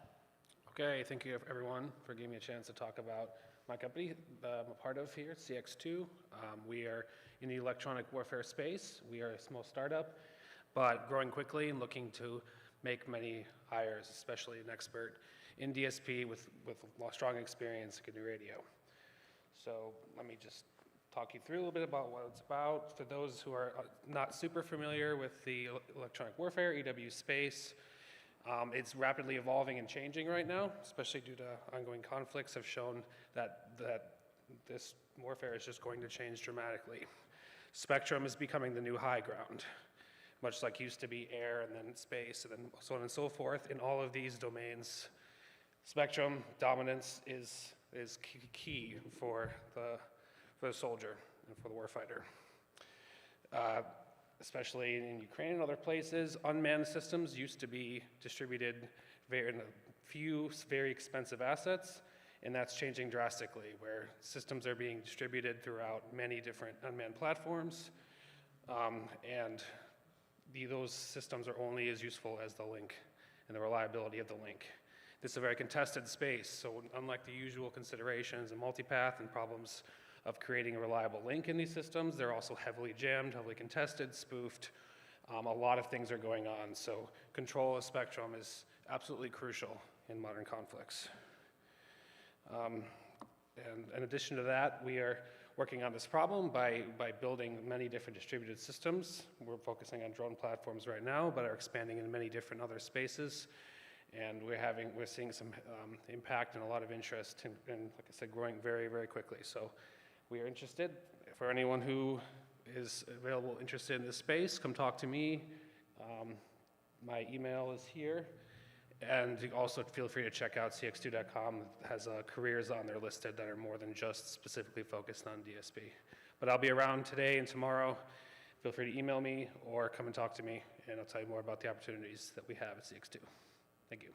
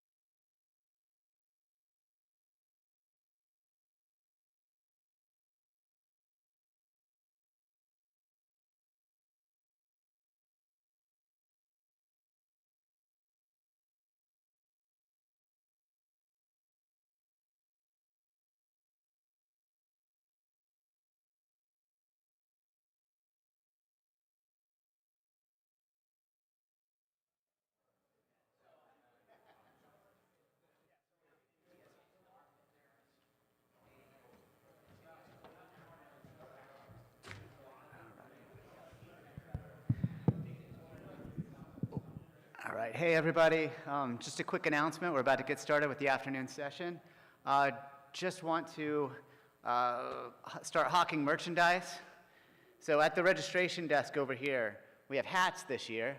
It's a little GNU Radio logo, snapback mesh hat. We have little lanyard keychains, so that's our low dollar item. We have, what is this? This is the GRCon 25 t-shirt, so it's got the GRCon 25 logo, Everett, Washington. And we also have your generic GNU Radio t-shirts with just the little circles logo on the front, GNU Radio on the back. So yeah, everyone wanted me to do a fashion show, so I'll spare you. But we also have last year's GNU Radio shirts too. So please go and purchase and support the project. Thanks. And just a heads up, those hats, we only bought a few of them. We don't know if we'll ever make them again, so they are limited edition, just letting you know. So don't be sad if next year you're like, where are the hats? We may not have them, so heads up. Okay. And just a note on how it works. You don't go there and give them cash or your credit card. There's an online store, there's a QR code that you can scan over at the table. You purchase it there, and then you show them your receipt at the table, and they'll get you the items that you ordered. There's also other items that aren't here that can be, I think it's print on demand. Is that right? Oh, the sweatshirts? Well, if you're, what was that?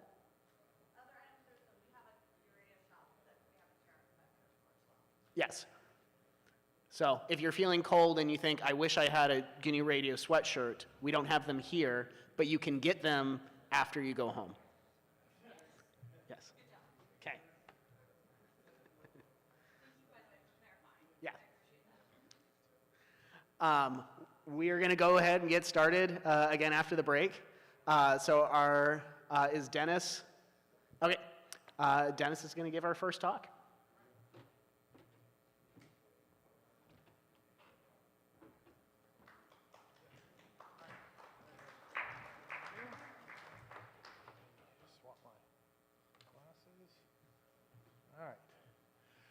Hi, I'm Dennis Rosenauer. I'm going to give a little talk. Can you hear me okay? All right, that's better. I'm going to give a little talk about a 23 centimeter, 1296 megahertz software-defined radio-based EME system. I'm sure people are going to ask what EME is. That's Earth, Moon, Earth. We're going to use the moon as a passive reflector, and we're going to communicate to it. So we're going to have a transmitter, going to bounce a signal off the moon, come back down, listen to it, and demodulate the message. It's got a lot of moving parts. It reminds me of a Rube Goldberg invention.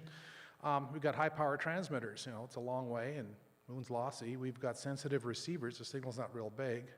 We've got to apply some signal processing so we can actually extract some message out of all that noise. We've got to track the moon. If we don't point the antenna at the moon, we won't hit it.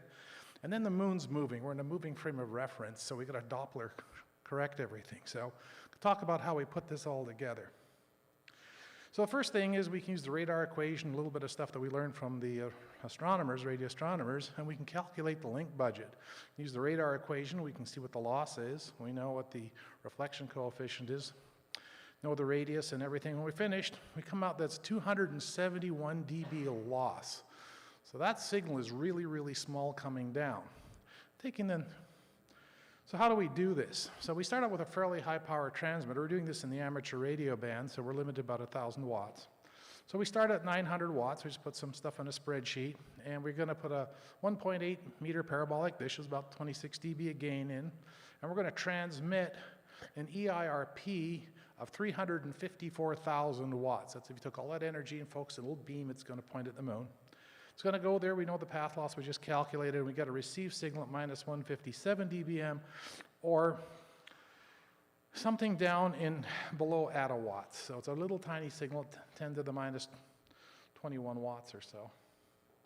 So what happens on the receiver? So the receiver's got to listen to this really tiny, weak signal, and we've got to figure out what the signal-noise ratio is. Can we actually get something out of it? So we look at that, and we can sum up a receiver noise characteristics by moving all the noise into the input of the receiver. So we've got the signal coming in, which we want. We've got some external noise coming in, which is the noise of the antenna, because it can sometimes see part of the ground, or it's a warm sky. We've got the equivalent noise figure of the receiver, so we know what that is, and we got to then compute the noise power that's coming in and try and get the signal and noise ratio of the system. So when we do that, it turns out that we've got an equivalent noise power of minus 180 dBm coming in. So we've got a noise figure of the LNA. There's this 35 dB gain LNA with a 0.4 dB noise figure. The receiver behind it, which is an analog device, is 9361, is 7 dB, and I'll argue with Analog about their data sheet when they say it's 2.5. We cascade it's 405 because of the cascaded noise. The LNA overrides the poorer noise figure of the receiver downstream. So we've got a signal at minus 181, so that looks promising. So what's our signal to noise ratio? So we do all this stuff, put the sky temperature, and we realize we have a negative signal to noise ratio. So everybody in this room is going to say, what the heck are you going to do with the negative signal noise ratio? The noise figure, the signal level is 20 dB below the noise. But there's a little subtlety because the demodulator that we're going to use is characterized in terms of 2500 hertz bandwidth, not per hertz bandwidth. So the EB on N naught curves don't quite apply, or they apply with an offset. So we'll get into that in a moment. So what we do is look at the modem. It's part of the WSJTX software. In the amateur radio community, it's a software suite that's used for doing digital communications under weak signal conditions. And there's a decoder called a JT65 decoder, which is basically uses 72 bits with 65 tones. It's kind of a multi-carrier shift frequency system, frequency shift system, and it's got a very robust error correction system behind it. And what it turns out is in the 2500 hertz bandwidth, the detection level is minus 25 dB for signal noise ratio, and we're at minus 20. So we are actually 5 dB positive. We've got 5 dB of margin compared to what we could detect. If you look at the curves, there's several different curves in there. We're taking the one in the middle. Those are different types of detection algorithms. So there's different decodes. DS is for deep seek. It takes a priori knowledge about the signal and uses that to actually correlate with what it's seeing. So it actually has the best performance. And then there's a blind one, which is the BM, and that's kind of the worst one. And there's one in the middle, which is most commonly used. I forgot what FT means, but we can look that up. There's another note there. You can see how this 2500 hertz bandwidth can be related back to a standard EB on N naught that you would normally ascribe to modem performance and things like. So we'd all like to see our EB on N naught curves. So it's possible to do this. So I just wanted to show that we had the capability of actually making this happen. So what happens when we try to make this work? So as I said, WSJTX software is a de facto modem. It comes with a GUI. It makes it look pretty. It's got nice colors to it. It's designed to work with a sound card and some simple serial controls. It makes it really clumsy to connect to an SDR. And there's various modes. And for EME, when we're talking to the moon, what are the crazy people doing? It uses a thing called Q65 submode C, which is the 65 tone. Submode C is how long it integrates. And we have to build some wrappers to it. But if you look at it very quickly, you can see that in the green, I'm decoding signals. So we're actually able to copy people doing things. And if you look at it, where the yellow is, it's where I'm transmitting, and the red is where I'm receiving the other station back. We'll get into it a little bit in detail, but here's actually the results of a successful communications back and forth. So we want to do a receive with GNU Radio. How do you get GNU Radio hooked up to all this hardware? I've got a Blade RF SDR. It's going to set 960K samples per second, so I'm getting IQ at 960K samples per second. And I'm going to put a couple of decimating filters in it and an SSB filter. So I'm going to build as an SSB radio, single sideband radio. I'm going to decimate, frequency adjust a little bit, and down convert. And then when I have that, I'm going to get a 48K sample per second audio stream. I'm going to feed it over Ethernet on a UDP port and feed it into another piece to connect to this WSJTX software and see if we can decode it.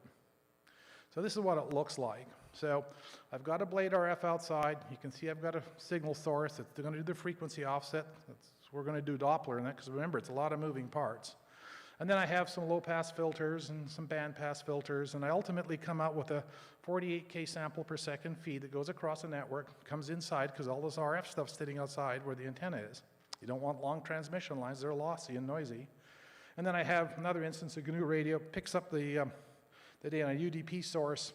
And then we have a little bit of a cross connect to get to WSJTX. It's a little bit clumsy, but we made it work. And when everything was said and done, here's the first decode with GNU Radio, a station KB2SA, which is in San Diego, and I'm in Portland, Oregon, and I'm hearing him at minus 22 dB, and we'd calculated we should see him at about minus 20.5. So we're in agreement within about 1.5 dB of actually measured versus what we're actually receiving at. So that's not too bad. The other thing that's interesting is a couple other pieces of information there. There's a 2.4 number. That's the round trip delay. It's a time difference between my transmission and him receiving me, or the other way around. In this case, he's transmitting and I'm receiving. So there's this transit delay. The moon is 2.4 seconds round trip delay away. Okay, so lessons. We need to do Doppler correction because if the moon is moving, it could be at a different frequency than where I am. So I have to listen at the right frequency as it gets to my station. GNU Radio makes a really good initial test bed, but it doesn't handle switching real time and corrections real time very well. I hope you guys fix it in 4. We got to keep the antenna pointed at the moon, and it'd be really nice to have telemetry from the RF hardware. When I transmit, I need a big power amplifier and all kinds of things are happening. And I only want to have a digital connection to the outside world. It's nice to have the RF equipment outside and just a simple Ethernet coming inside. You can put other controls on it and make it all work. So let's see how we do that. So on the outside system, I have a computer. Everybody has a computer and something. I'm using a Blade RF as the SDR. I've got some drivers and a power amplifier, and I've got to make 500 watts in my case to transmit back. I've got a transmit-receive switch, and I've got an LNA, low-noise amplifier, and I've got to come back in the receiver. And I have a GPS receiver to get frequency synchronization on my receiver, make sure I'm exactly on frequencies. I've got a pulse per second from my GPS, and I lock a 10 megahertz reference to it. And the Blade RF can handle that. So I've got this locked receiver sitting outside with the ability to control things, turn things back, forth, on and off. I've got a power amplifier and an LNA. So let's see what's got to go on the inside. Well, I've got this WSJTX software blob. It's got some really clumsy interfaces. It thinks that all the world's a sound card, so I have to figure out how to interface to that. And I use pulse audio to do it so I can get it into a socket. I've got this ham-lib interpreter I need because it's going to try and tell me what frequency I need to go to and when I want to go and receive and transmit and all that stuff. I'll have to build an interpreter and a state machine behind it. I got to set when I control things, and I'd like to have a user interface of some description to see what's going on. So all this stuff ends up being a bunch of software to put it all together.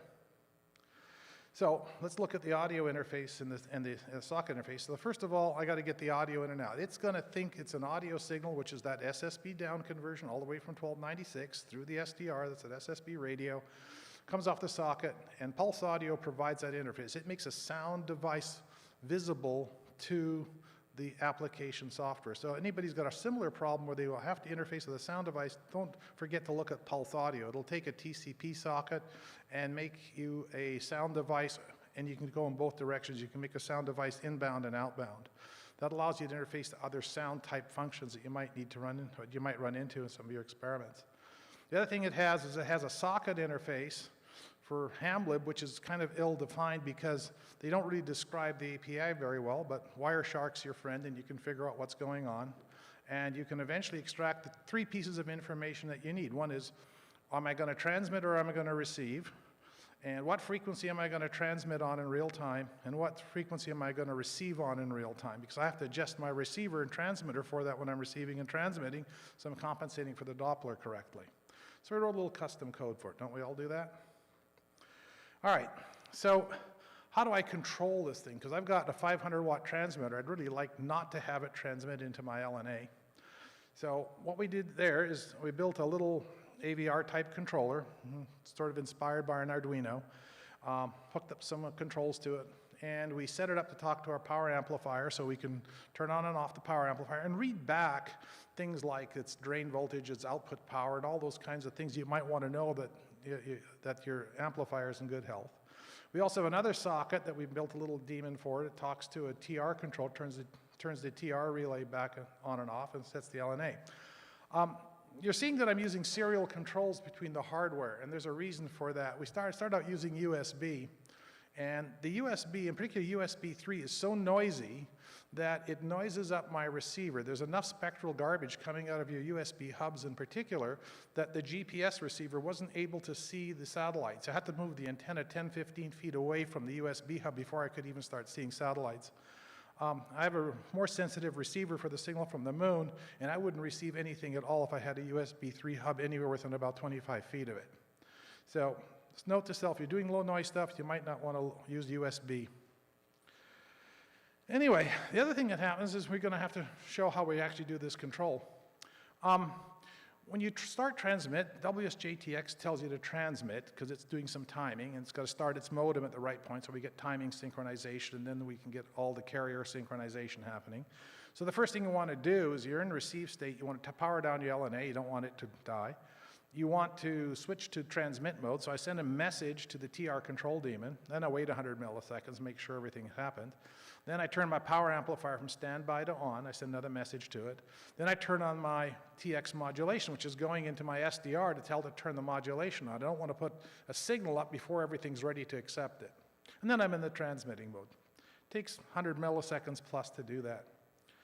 Receive, I want to do this in reverse. I'm going to get a message, I'm going to start receive, so I turn off my modulation, I turn my PA down to standby, I wait 100 milliseconds, switch my TR relay into receive, power up my LNA, and I'm now listening to it.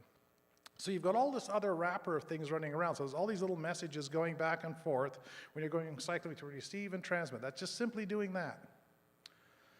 Next thing, so this is what the hardware looks like. This is a little controller we built out of some custom hardware. So on the left, you've got the TR control and the LNA power control, and it also drives the relay. And on the right, you've got the LNA, its the little box in front.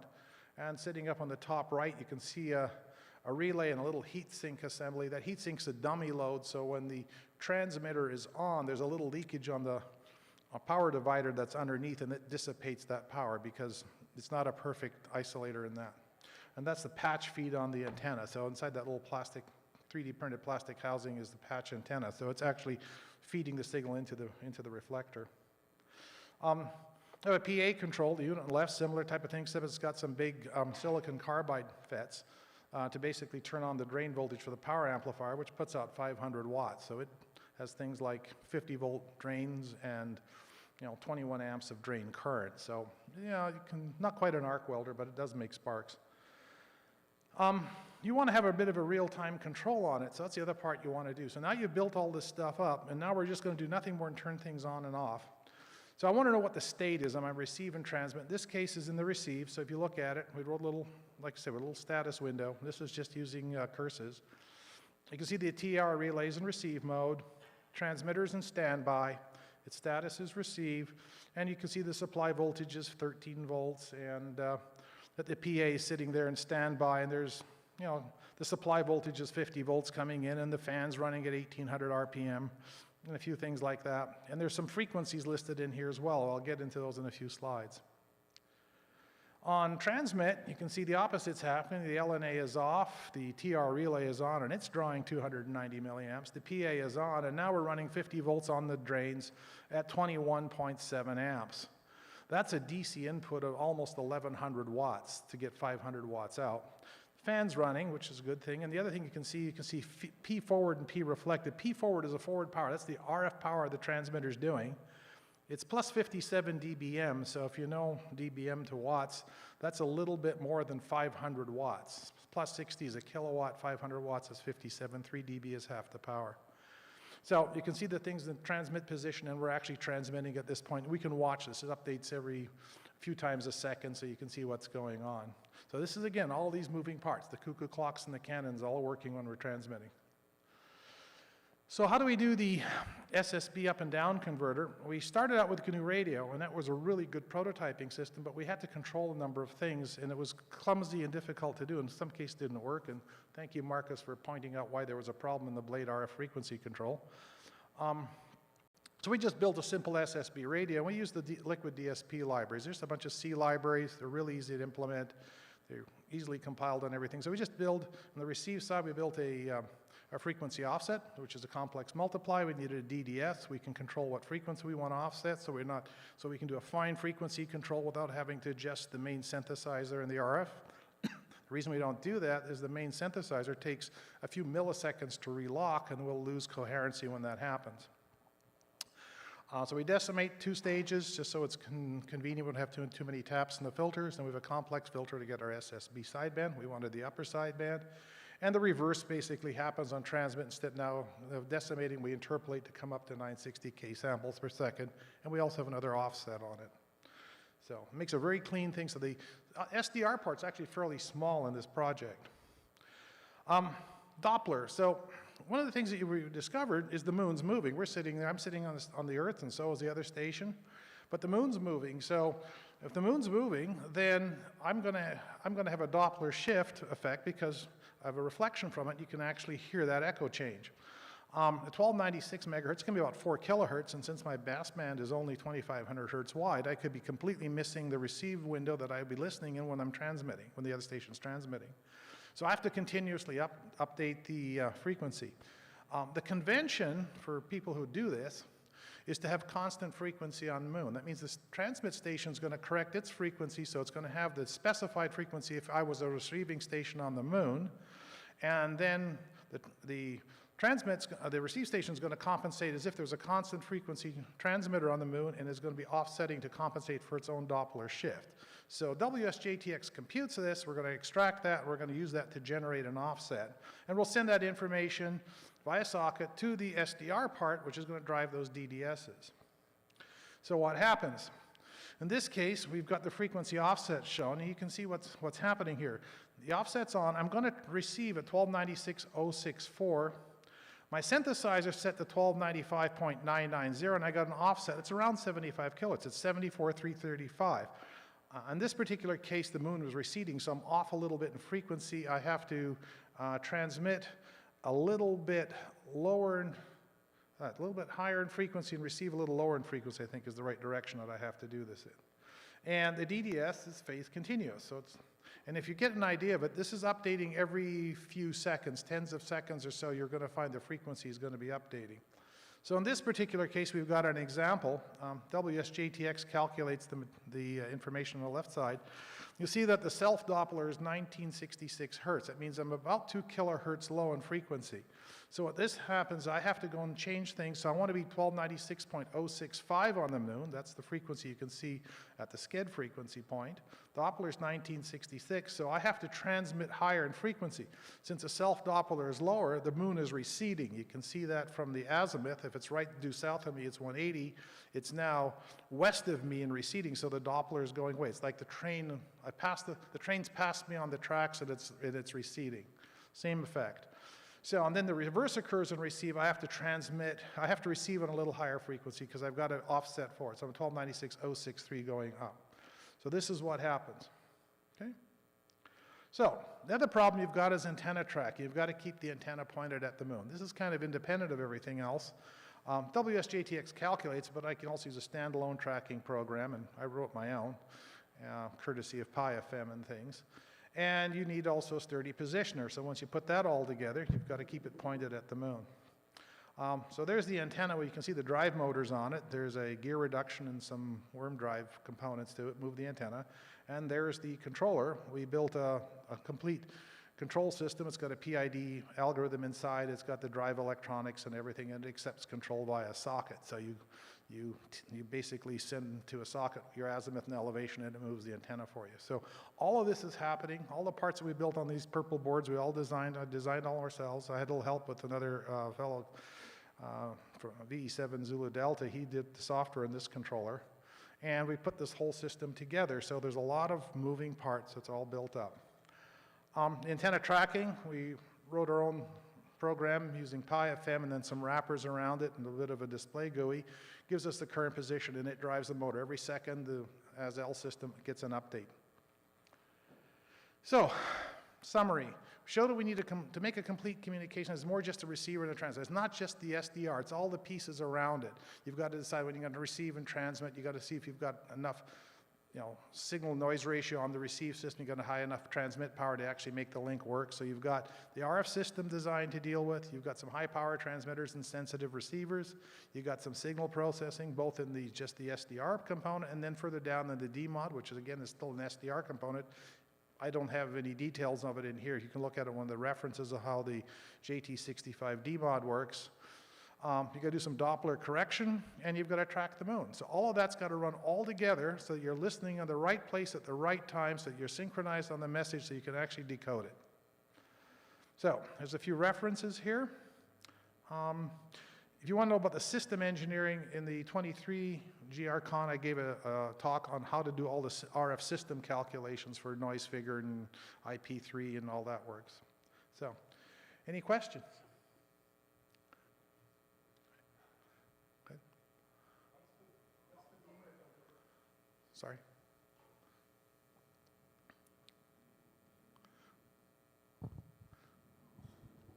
What is the total beam width of your antenna? About 2.5 degrees. Wow. So the moon's about 0.5 degree wide. So I over-illuminate the moon a little bit, but I have to be accurate to about 1 degree. The system turns out to can hold position to about 0.1 to 0.2 degrees. How long do you actually transmit? I transfer it for a minute. So the cycle goes every minute. So it's 1 minute receive, 1 minute transmit. The actual transmission is about 45 seconds, and it's the same message transmitted twice. So you have about 20 seconds of transmission, then you repeat it again, and then they sum up the energy from both of those and start doing the demodulation.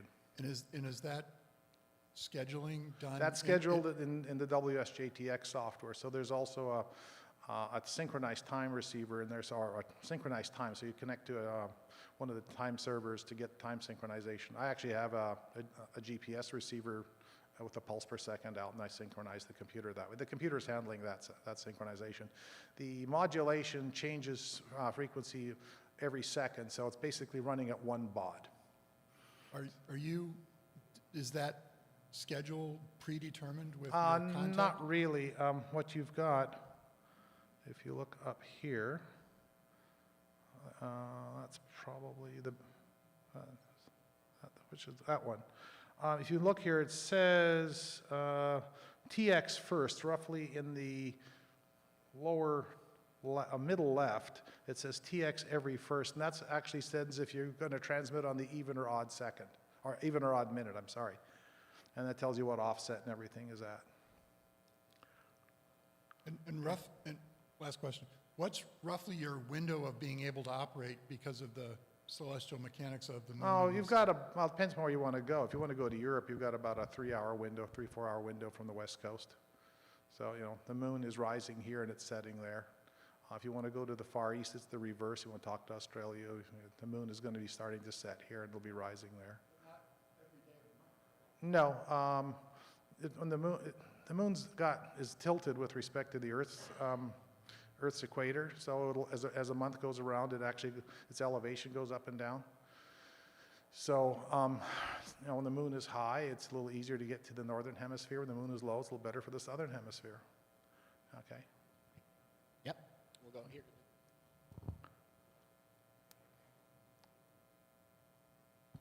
Yeah, hi, thanks for that. You mentioned that your delay was 2.5 seconds. Yes. Why is it, shouldn't it be more like half a second? Well, there's also some processing time in that as well. So what you have is about, 300,000 kilometers? We've got the time here, distance here. There it is. It's about 400,000 kilometers times 2, because you got to go there and back. So we're going, you know, 800,000 kilometers or something like that. So, and there, like I say, there's some processing time. I didn't do the calculation internal. That's what WSJTX does. So I'm just reporting what it tells me, and everybody kind of accepts it as being nominal. But there's still a sync up time. Okay. And over here. Yeah, how much time would you guess that you saved yourself in design by using the new radio for an immense amount of time in learning how to do this, because I set out to do this as a learning experience to do it in an SDR. I didn't buy a box from some manufacturer. So the idea was to see if I could do something interesting. So the first experiment was with GNU Radio, building the FM receivers and SSB receivers like everybody else did. And then I wanted an application to do this. I said, okay, let's see if I can listen to a signal from the moon. So the whole thing started, can I hear somebody? And that's what started the ball rolling. So I built an LNA, which was a very little investment in my part. And I acquired an antenna and started pointing it at the moon, and before you know it, I'm starting to hear people.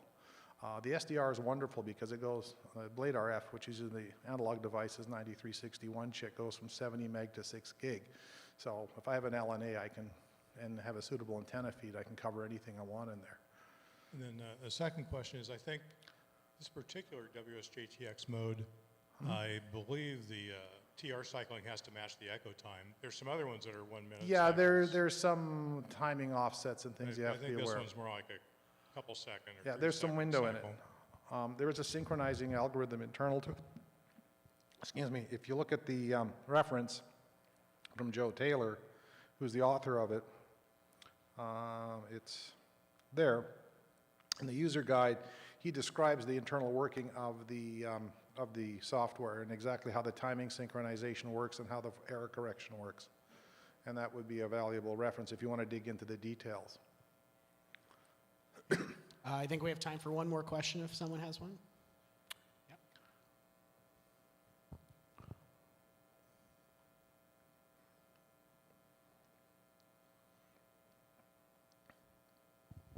Thank you for your talk. Thanks. How much power is the blade putting out to drive your amp?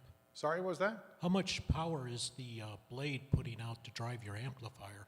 Well, the blade is putting out about plus 3 dBm. Then I have a driver amplifier, brings up to about 5 watts. And the amplifier goes to full power at about 5 watts. 5 watts in. Okay. Are you going to try for Mars next?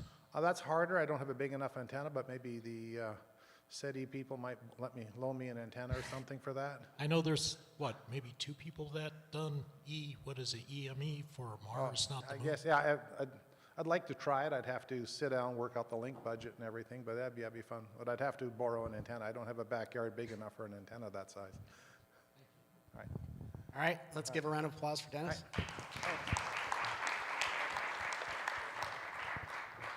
Okay, and then I apologize, I left my phone somewhere, so I don't know who the next speaker is, but, oh. What's your name? George? Okay, we have George up next.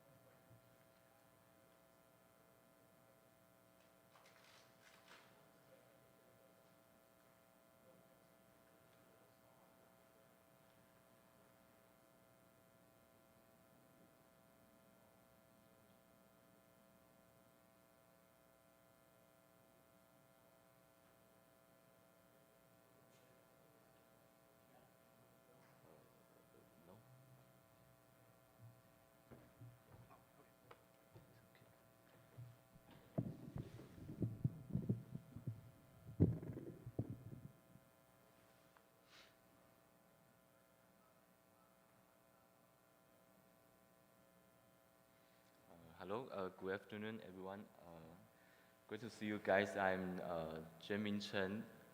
You can call me George. I'm from Communication Research Center at Yangtze University in Taiwan.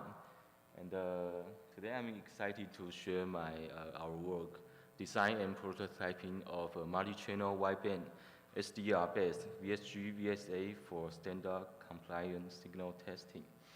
And this project was conducted in collaboration with the director of CRC, Professor Huang Zhenguang, and my colleague Li Chenfeng. Okay, so let's dive into the motivation behind our research. So VSG and VSA vector signal generators and vector signal analyzers are indispensable tools in RF engineering. And VSG generates complex modulated signals to test wireless communication systems, while VSA captures analyzes these signals to evaluate system performance and validate designs. And these instruments are critical for applications such as algorithm development in wireless communication. In wireless communication labs, production line conformance testing by equipment manufacturers. And however, as wireless communication standards evolve, the demands for higher data rates has driven significant increases in signal bandwidth and modulation complexities. For instance, in 5G GNURadio, the release 15 specification supports bandwidth up to 400 megahertz, while release 17 extends this to an optional 2000 megahertz. And in Wi-Fi, the maximum bandwidth has doubled from 160 megahertz to in L2.11x to 320 megahertz in L2.11be. And with the modulation schemes advancing from 1024 QAM to 4K QAM. So these improvements require more advanced VSG VSA instruments capable of handling wider bandwidth and higher modulation orders. Unfortunately, such high-end equipment comes with substantial cost, often ranging from tens to hundreds of thousands of dollars. This poses a significant barrier to innovation, particularly for academic institutions, laboratories, and startups with limited budgets. Upgrading production test line to accommodate these new standards also represents a major capital expenditure. So to address these challenges, we propose a detachable three-layer architecture of an SDR-based signal tester, comprising the core VSG VSA software and SDR platform and the communication control interface. So let's start with the core 5G NR VSG VSA software design. So for the 5G NR VSG, we designed the software in accordance with 3GPP specifications like 38, 211, 212, and 213. And we also developed algorithms like synchronizations, estimation, and equalization algorithms in the VSA software. And additionally, we incorporated test items based on conformance test specifications. And the below block diagrams are 5G downlink VSG and VSA for examples. So among the various test items, error vector magnitude, EVM, is a critical indicator of signal modulation quality, quantifying the error between the ideal and equalized constellations.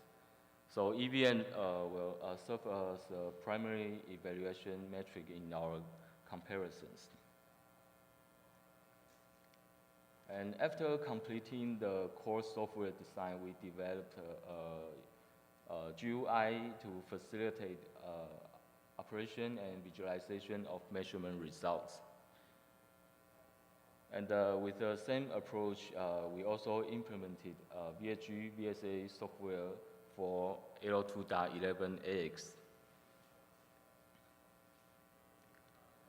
And next, let's talk about the SDR and communication control interface.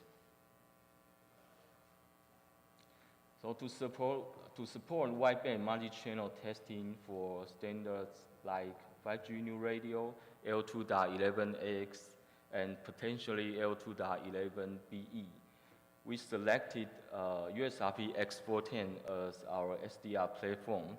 Key features like the frequency range from 1 megahertz to 7.2 gigahertz, and instantaneous bandwidth supports up to 400 megahertz. And the 4 transmit and 4 receive channels enabling simultaneous testing of up to 4 devices under test. However, achieving wideband multi-channel transmission poses significant challenges for the host PC and SDR communication interface. For instance, operating the X410 at a sampling rate of 491.52 megasamples per second for simultaneous 4 transmit and 4 receive requires a data transfer rate of approximately 126 gigabit per second. So we explored 2 solutions to meet these requirements. The first one is DPDK data plan development kit. And the official test demonstrate that dual port 100 gigabit connections can support real-time 4 transmit and 4 receive at this rate. However, considerations like such as the system stability and setup cost and development complexity led us to pursue an alternative. So we choose the replay block in the USRP's IF network of network on chip framework.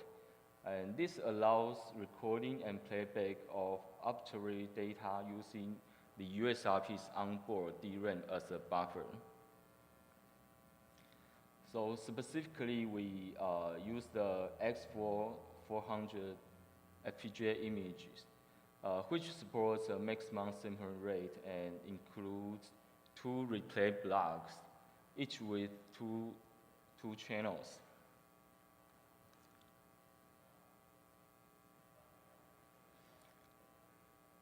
So to meet our 4 transmit and 4 receive testing requirements, we modify the IFNOC image core YAML file by first we adding 4 additional endpoints, which are endpoint 8 to endpoint 11, and we add additional 2 ports on each of the replay block to make the each replay block has 4 ports, and then we reconfigure the static connection in the YAML file, and then we regenerate the bitstream and download this bitstream to X410.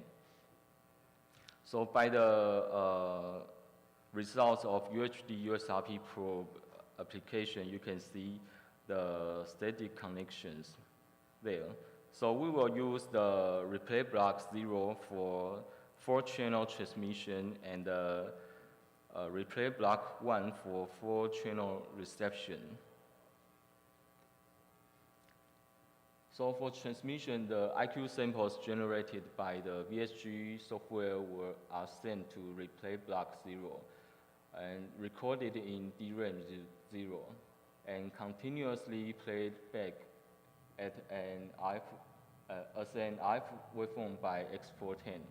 And for reception, the incoming signals are recorded in replay block 1, which is DRAM 1, and then transferred back to the host PC for analysis. So to validate this setup, we generate the waveform and save it as a SIGMF file. And in the GNURadio program, we read this file, and which is 5G GNURadio FR2 with 400 megahertz bandwidth. And in this program, we read this file and we perform a record and playback operations. And the resulting signal observed on the spectrum analyzer confirmed that the 400 megahertz bandwidth signal. And then we integrated our core VSG and VSA software with the modified X410 FPGA image and conducted a 4 transmit and 4 receive loopback test using the following parameters. So the waveform is 5G GNURadio FR2 test model 3.18, and the bandwidth is 400 megahertz, and sample rate is 491.52 megasamples per second, and we use the modulation 256 quant. And then we transmit this waveform at the center frequency of 3.5 gigahertz. And to ensure the consistent transmit and receive power across all 4 channels, we perform power calibration before test. And the experimental setting are like the block diagram and the figure below. And the received IQ raw data was analyzed using both our custom VSA software and the industry standard Keysight 89600 VSA software for comparison. The demodulation constellation diagram from both tools were highly comparable. And through the event result, you can see that at 400 megahertz bandwidth, we achieved an EVN of approximately 1%, which is minus 40 dB. And at 100 megahertz bandwidth, the EVN improved to 0.7%, which is minus 43 dB.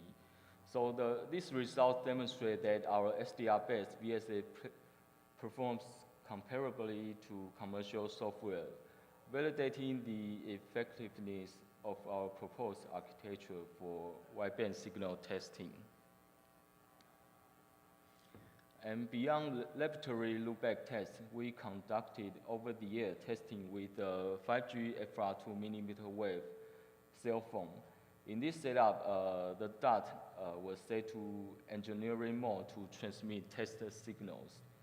And at the receiver side, a horn antenna captured the signals, which were down-converted to an IF and using a millimeter wave down-converter. And then the USRP X410 received this signal, and the IQ data were analyzed by both our VSA and Keysight 89600 VSA. And the results confirmed that our SDR-based VSG VSA can effectively test real 5G dots with performance closely matching that of the Keysight 89600 VSA. So in summary, we propose a SDR-based VSG VSA and with 3 detachable layer architecture. In the software, we design and develop a software for 5G GNURadio and Wi-Fi X VSG VSA, and we achieved 400 megahertz signal bandwidth transmission and reception across 4 channels on a USRP X410 through RFID replay blocks. And the power calibration procedure is to ensure consistent performance across all channels. And the performance, we can see that the EVM of minus 40 dB at 400 megahertz and minus 43 dB at 100 megahertz. And we successfully conduct a real-world validation with the OTA testing with 5G FR2 millimeter wave cell phone. So this system provides a cost-effective, scalable solution for academic research and industrial applications, reducing the financial barriers to advanced IF testing. And the future directions, we are looking forward to optimize the VSA software for faster processing ability. And we also would like to integrate AI-driven algorithms for smarter measurement and diagnostics. So thank you for your attention. It's my presentation. Thanks, George. We have time for one or two quick questions, if anyone. Yeah.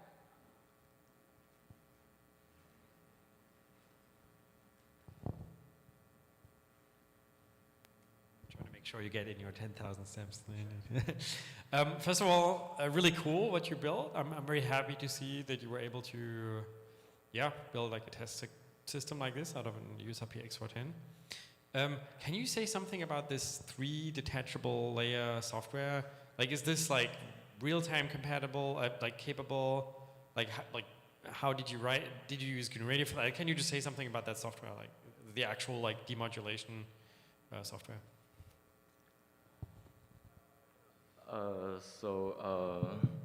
The 3 detachable layers. So the core software we developed in MATLAB, but we do not use any toolbox. We just read the specification and write our code. And VSA, we just maybe read study papers and textbooks and develop new algorithms to demodulate and analyze signals.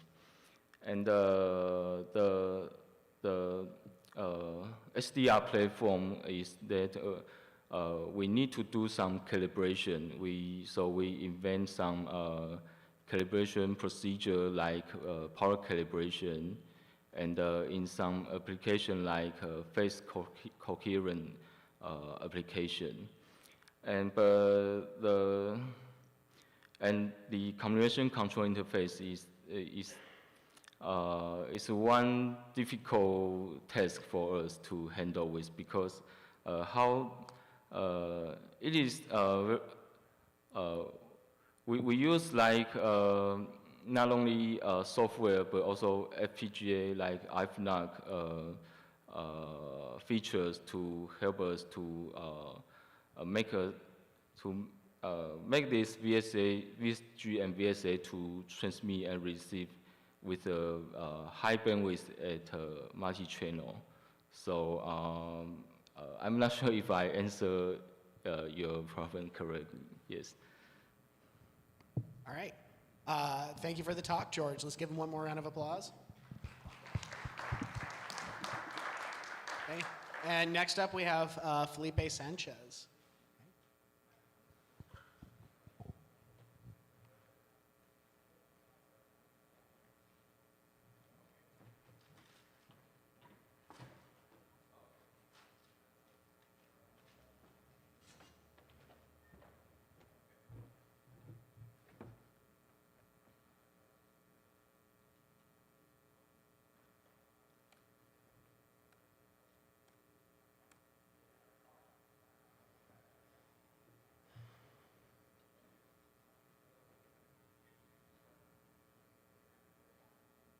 Am I doing something wrong? I'm also a Linux user. Oh, there you go. Well, hello everybody. My name is Felipe Sanchez. I'm also part of the Center for Connected Autonomy and Artificial Intelligence. I work under Dr. Georgios Klivanitis and Dr. Dimitris Sparos. And today I'm going to be talking to you about bridging robotics with GNURadio. So, current research focuses on collaborative robotics in multiple fields, mostly for rapid exploration of unknown environments, for search and rescue missions, and for aggregated sensor data and multiple collaborative robotic systems, right? The problem with the current networks that we have right now is that they are not distributed in the same way that we want them to be for these infrastructureless networks, and also they don't have the high throughput that some of these research requires for the systems to be seamless, right? Some applications that you might notice for robotic for groups of robots working together, like I mentioned before, would be like Swarm Slam. I think like multiple robots actually share live data of all the sensors they have on top of each other, so they can aggregate their data to make emerging behavior more seamless. Swarm coordination under communication constraints, such as what happens if you're trying to have a group of robots perform formations or perform some sort of mission together, how much do they have to rely on the communication, and how much does the network serve for the purposes of their behaviors, right? Some current research that we have related just to robotics is regarding specifically to full communication, partial communication, and no communication, right? So research has a demand for some sort of platform that allows you to investigate collaborative robotics, both on the control side of it and also on the network side of it, right? That's why our lab, the CAI lab, under NSF and DoD funds, has established an infrastructure test bed that allows you to evaluate and test connected AI robotics, right? For that, we have actually 5 clear path robots called Dingos. They are indoor robots, and they're equipped with omnidirectional wheels, so they can move in different directions. They have Jetson Nanos, and they also have high-resolution LiDARs. On top of that, we have 2 robots that have manipulators, so that we have actually a team of undergraduate students developing a system for aiding people with disabilities to open doors and stuff like that when they can actually not do that for themselves. We also have some educational robots, such as the TurtleBot 3, which is a highly modular, very educational robot, easy to get into. On top of that, we also have radios that already interact with some of these robots, such as the Pi Radio V2, which is a 10,024 element beamforming radio that operates at 60 gigahertz for high throughput communications. If you see the yellow robot right there, that's the Dingo that you see. The Dingo, on top of it, has that Pi Radio, which is the beamforming algorithm, beamforming radio. There is also the millimeter wave SDR radio that our friend Parker here was talking about with the 28 gigahertz radio, that it's also mounted on top of our robot. We also have additional USRP radios, such as the B210, the B25 Mini, and X410. They haven't been fully integrated on these robots, but the possibility of being part of them is right there, right? These robots are actually powered by ROS, which is Robotic Operating System. There is a version 1 and a version 2. We have both versions available in a robot. On top of that, we also have tracking camera systems for 3D spaces, so you can actually have some ground truth for what the sensors are detecting when it comes to your environment. And additionally to that, and to expand onto our test bed, we also have a digital twin NVIDIA computer and server for the Omniverse. So you can have a perfectly well-trained robot in Omniverse and bring it to real life in our lab, right? So just to elaborate how ROS works. ROS is actually a middleware software. What that means is that it's in between your robotic application and the hardware that you're trying to control with that, right? It exchanges information via topics. There is such a thing as called as nodes. Nodes are processing units of data. They can take data from sensors or from other nodes, and they exchange information between other nodes via topics in a publisher-subscriber fashion, right? Topics are just messages, a stream of messages that are strongly typed, and they distribute themselves to the DDS protocol, which is a data distribution service, using also real-time publish-subscribe over UDP IP, right?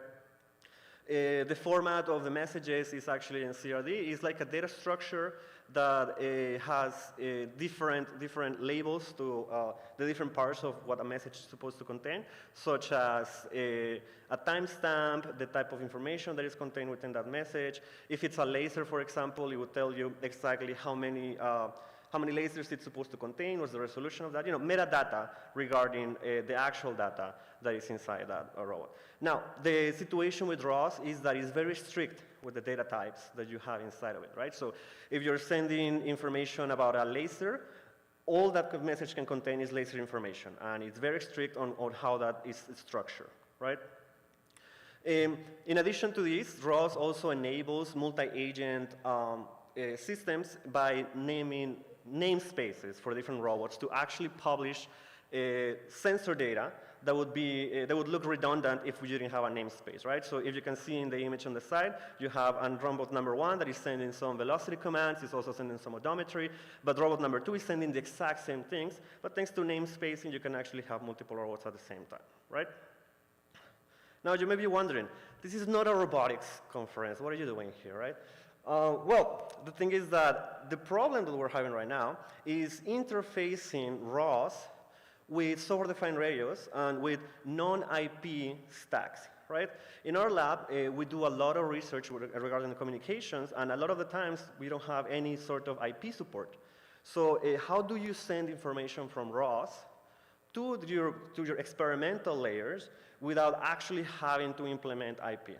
And without having to design something too complex that it would defeat the purpose of making it seamless, right? And that's why we have created these two blocks. It's called the ROS sink and the ROS source. And guess what they do? They do exactly what they say. They just get information from the ROS system, they send it to GNU Radio, and back and forth between the radios, right?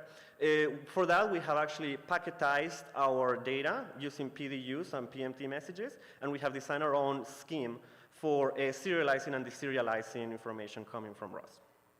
This makes actually the possibility of now you having a fully physical layer agnostic system of robots in such a way that you don't really depend on absolutely nothing else except your own stack for the physical layer, or MAC layer if you want to implement something much higher, right? So how does this look like? You have your robot is gathering information from some sort of sensor, is actually publishing that information to a node, as we saw in the previous things, right? And now our block inside GNU Radio subscribes to a list of topics that belong to what you want to read, and then they send it via PDU to whatever flowchart that you want to use, right? Then on the other end, you plug in your own SDR radio or whatever front end you're trying to work with, and it goes over there, right? On the opposite side, the same thing happens. You're receiving your samples on your radio, you do your physical layer thing, and then we deserialize the PDU messages that you have sent, and when we publish them back to ROS, ROS doesn't even realize that you use an SDR radio. It just sees its own messages being sent.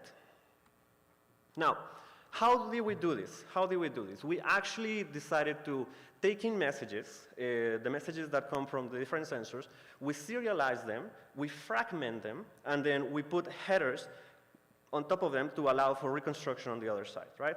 Not only that, we allow for multiple types of data streams to be sent within the same package, so you can actually have multiplexing inside the same package. You can have multiple streams of the same data going in the same package, and you don't have to be waiting for one type of data to finish versus the other, right? Well, we do have the option for non-multiplexing, but the default setting is multiplexed, right? It's a very simple scheme. There is nothing too strange for it. You have a source and a destination bit. You have a sequence bit to know which packet you're getting, a hopping bit in case you're actually trying to do routing and multiplexing, routing and hopping.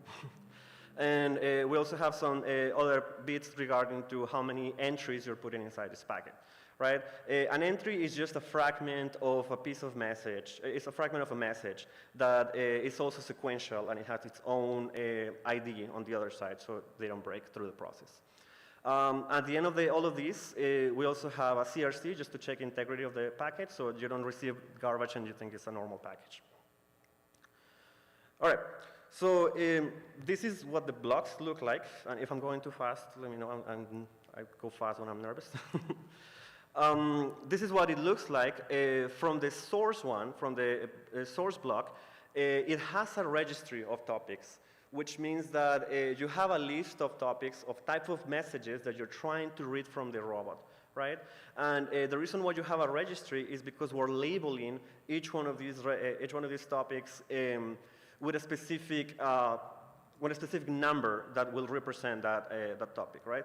Why did we not just label everything and be done with it, have a general registry? Because the way you develop in ROS allows you to pretty much have any type of data so long as it's strictly formatted. And if we just give you a list of topics that you can have, then you cannot come out of that list ever.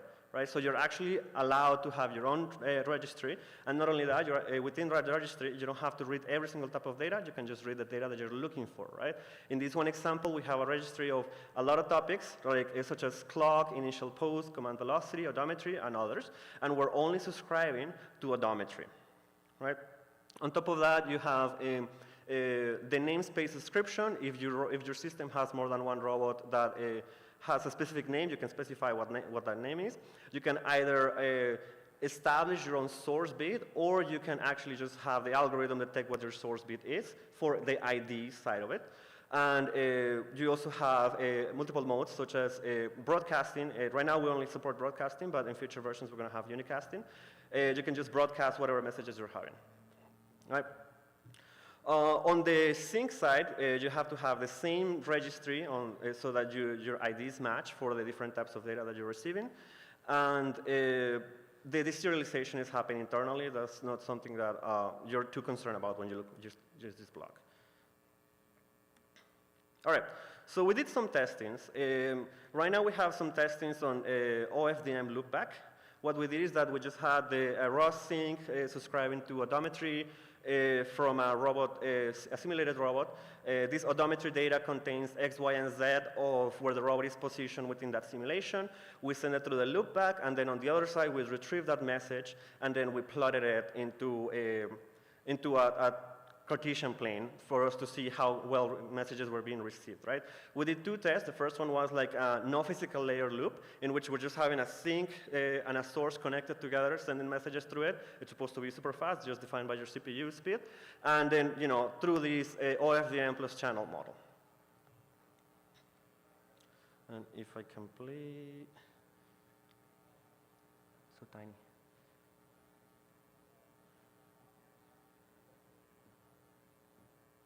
All right, what am I doing wrong?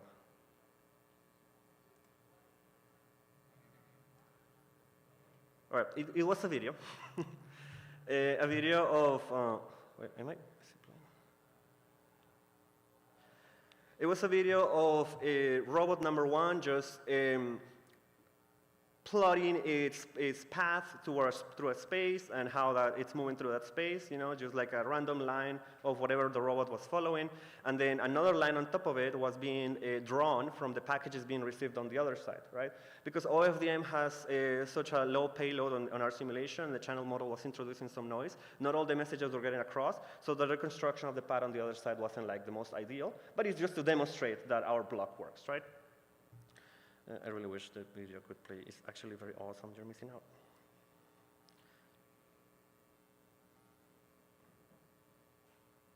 Oop. This is the end result of that plot that I was mentioning before, right? It's just a random robot moving randomly in an arena. And on the other side, we're just sending his packages over the OFDM for that channel model. And then we see that the packages are actually not coming through perfectly because OFDM has a very low payload. And some messages were being dropped. Some results regarding that, in the no physical layer direct link, we of course have an amazing CDF. All messages are being sent with very little latency, whereas with the OFDM we have huge latencies, but messages are still being delivered for the most part. All right, so what have we presented here? We have presented you with a block that allows you to seamlessly connect ROS, your robotic operating systems, with GNURadio, so that you can finally connect any SDR radio seamlessly, any SDR radio without being concerned about too many layers and too many customization that you would have to work with, right? For the future work, we're going to work on implementing our own routing algorithm. That it would be optional, of course, because if you're developing your own routing algorithm, you don't use this. Also security and reliability, because for now we just send the CRC, which is not enough for error correction and stuff like that. And on top of that, we want to work with topic level policies, which is the application level policies. Certain streams will require more data being sent than other streams. For example, odometry requires very little data. You're just sending X, Y, and Z. But camera data requires a lot of bandwidth. And if you have something on the application layer that actually tells the physical layer, prioritize this over that, then you're going to have a much more seamless scheduler on the physical layer. On top of that, we're also trying to implement, trying to test with more layers, such as the LoRa SDR. The only situation that we had with the LoRa SDR is that it doesn't directly support PDUs, which is very ironic.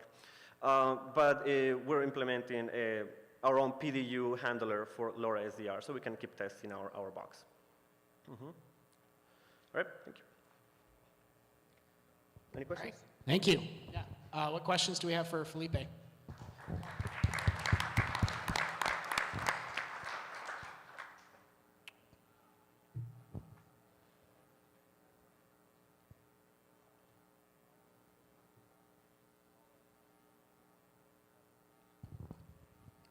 Thanks. I might have missed it. Did you mention the maximum throughput?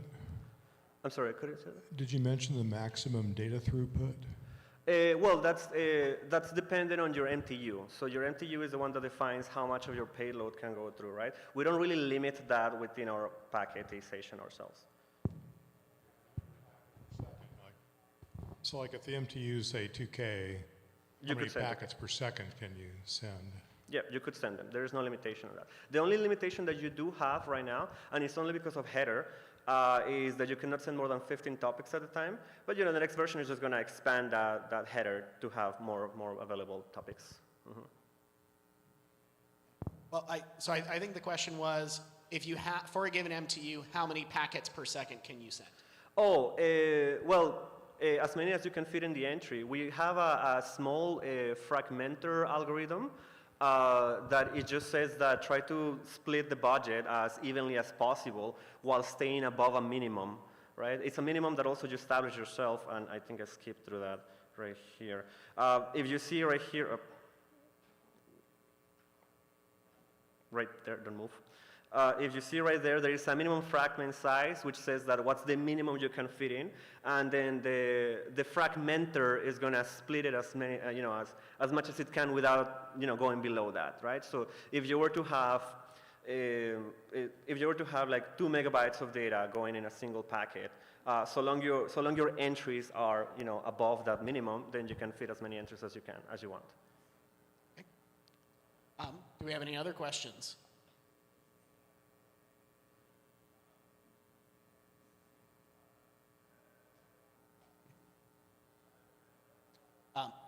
I'll ask the question.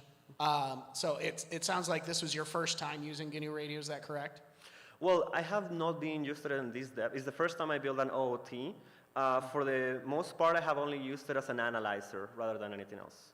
Okay. So this is somewhat of a novel way of using GNU Radio, talking with the ROS here. Do you see other applications in robotics where you think that GNU Radio could apply there as well? Oh, for sure. So what I was mentioning about high throughput is currently being investigated by Parker and by me, actually, in which we are trying to have adaptive beamforming for mobile robotic systems, right? So as robots are moving, you still need to move that beamforming, live. And through GNURadio, we're able not yet, but ideally, through GNURadio, we'll be able to implement beamforming on mobile robotic systems. Okay, great. Thank you. Are there any other questions? Okay, let's give one more round of applause.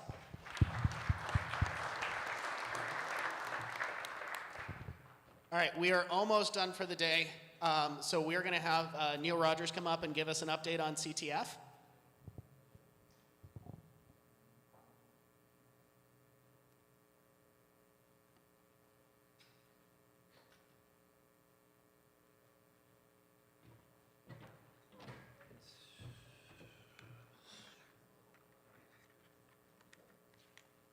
Can I use mine, Chuck?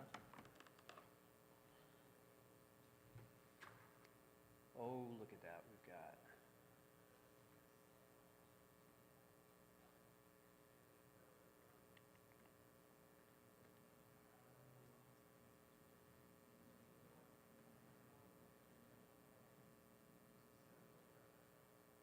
There we go, all right. So CTF is underway. We have a lot of people playing. We have 49 users and 31 teams, minus a few for the test teams. That includes the test teams, so maybe minus 3 on each. But that's a good number of people. We have a lot of solves going on. I think we have one person that is surprising us quite a bit. So far, the scoreboard looks pretty strong for the 1, 2, 3. So we've got, nobody's beat admin yet. That's the test team, I'm kidding. We've got Aerospace, Rattlesnake Recon, and Mojito coming in 1, 2, 3 at the tops there. Yeah, so I'd just like to mention there are challenges that you can just download the files for, and you can download the IQ files and use any, do this virtually when you get home. If you're bored at midnight tonight, you could do that as well. Or there are also a number of in-person challenges that are ongoing.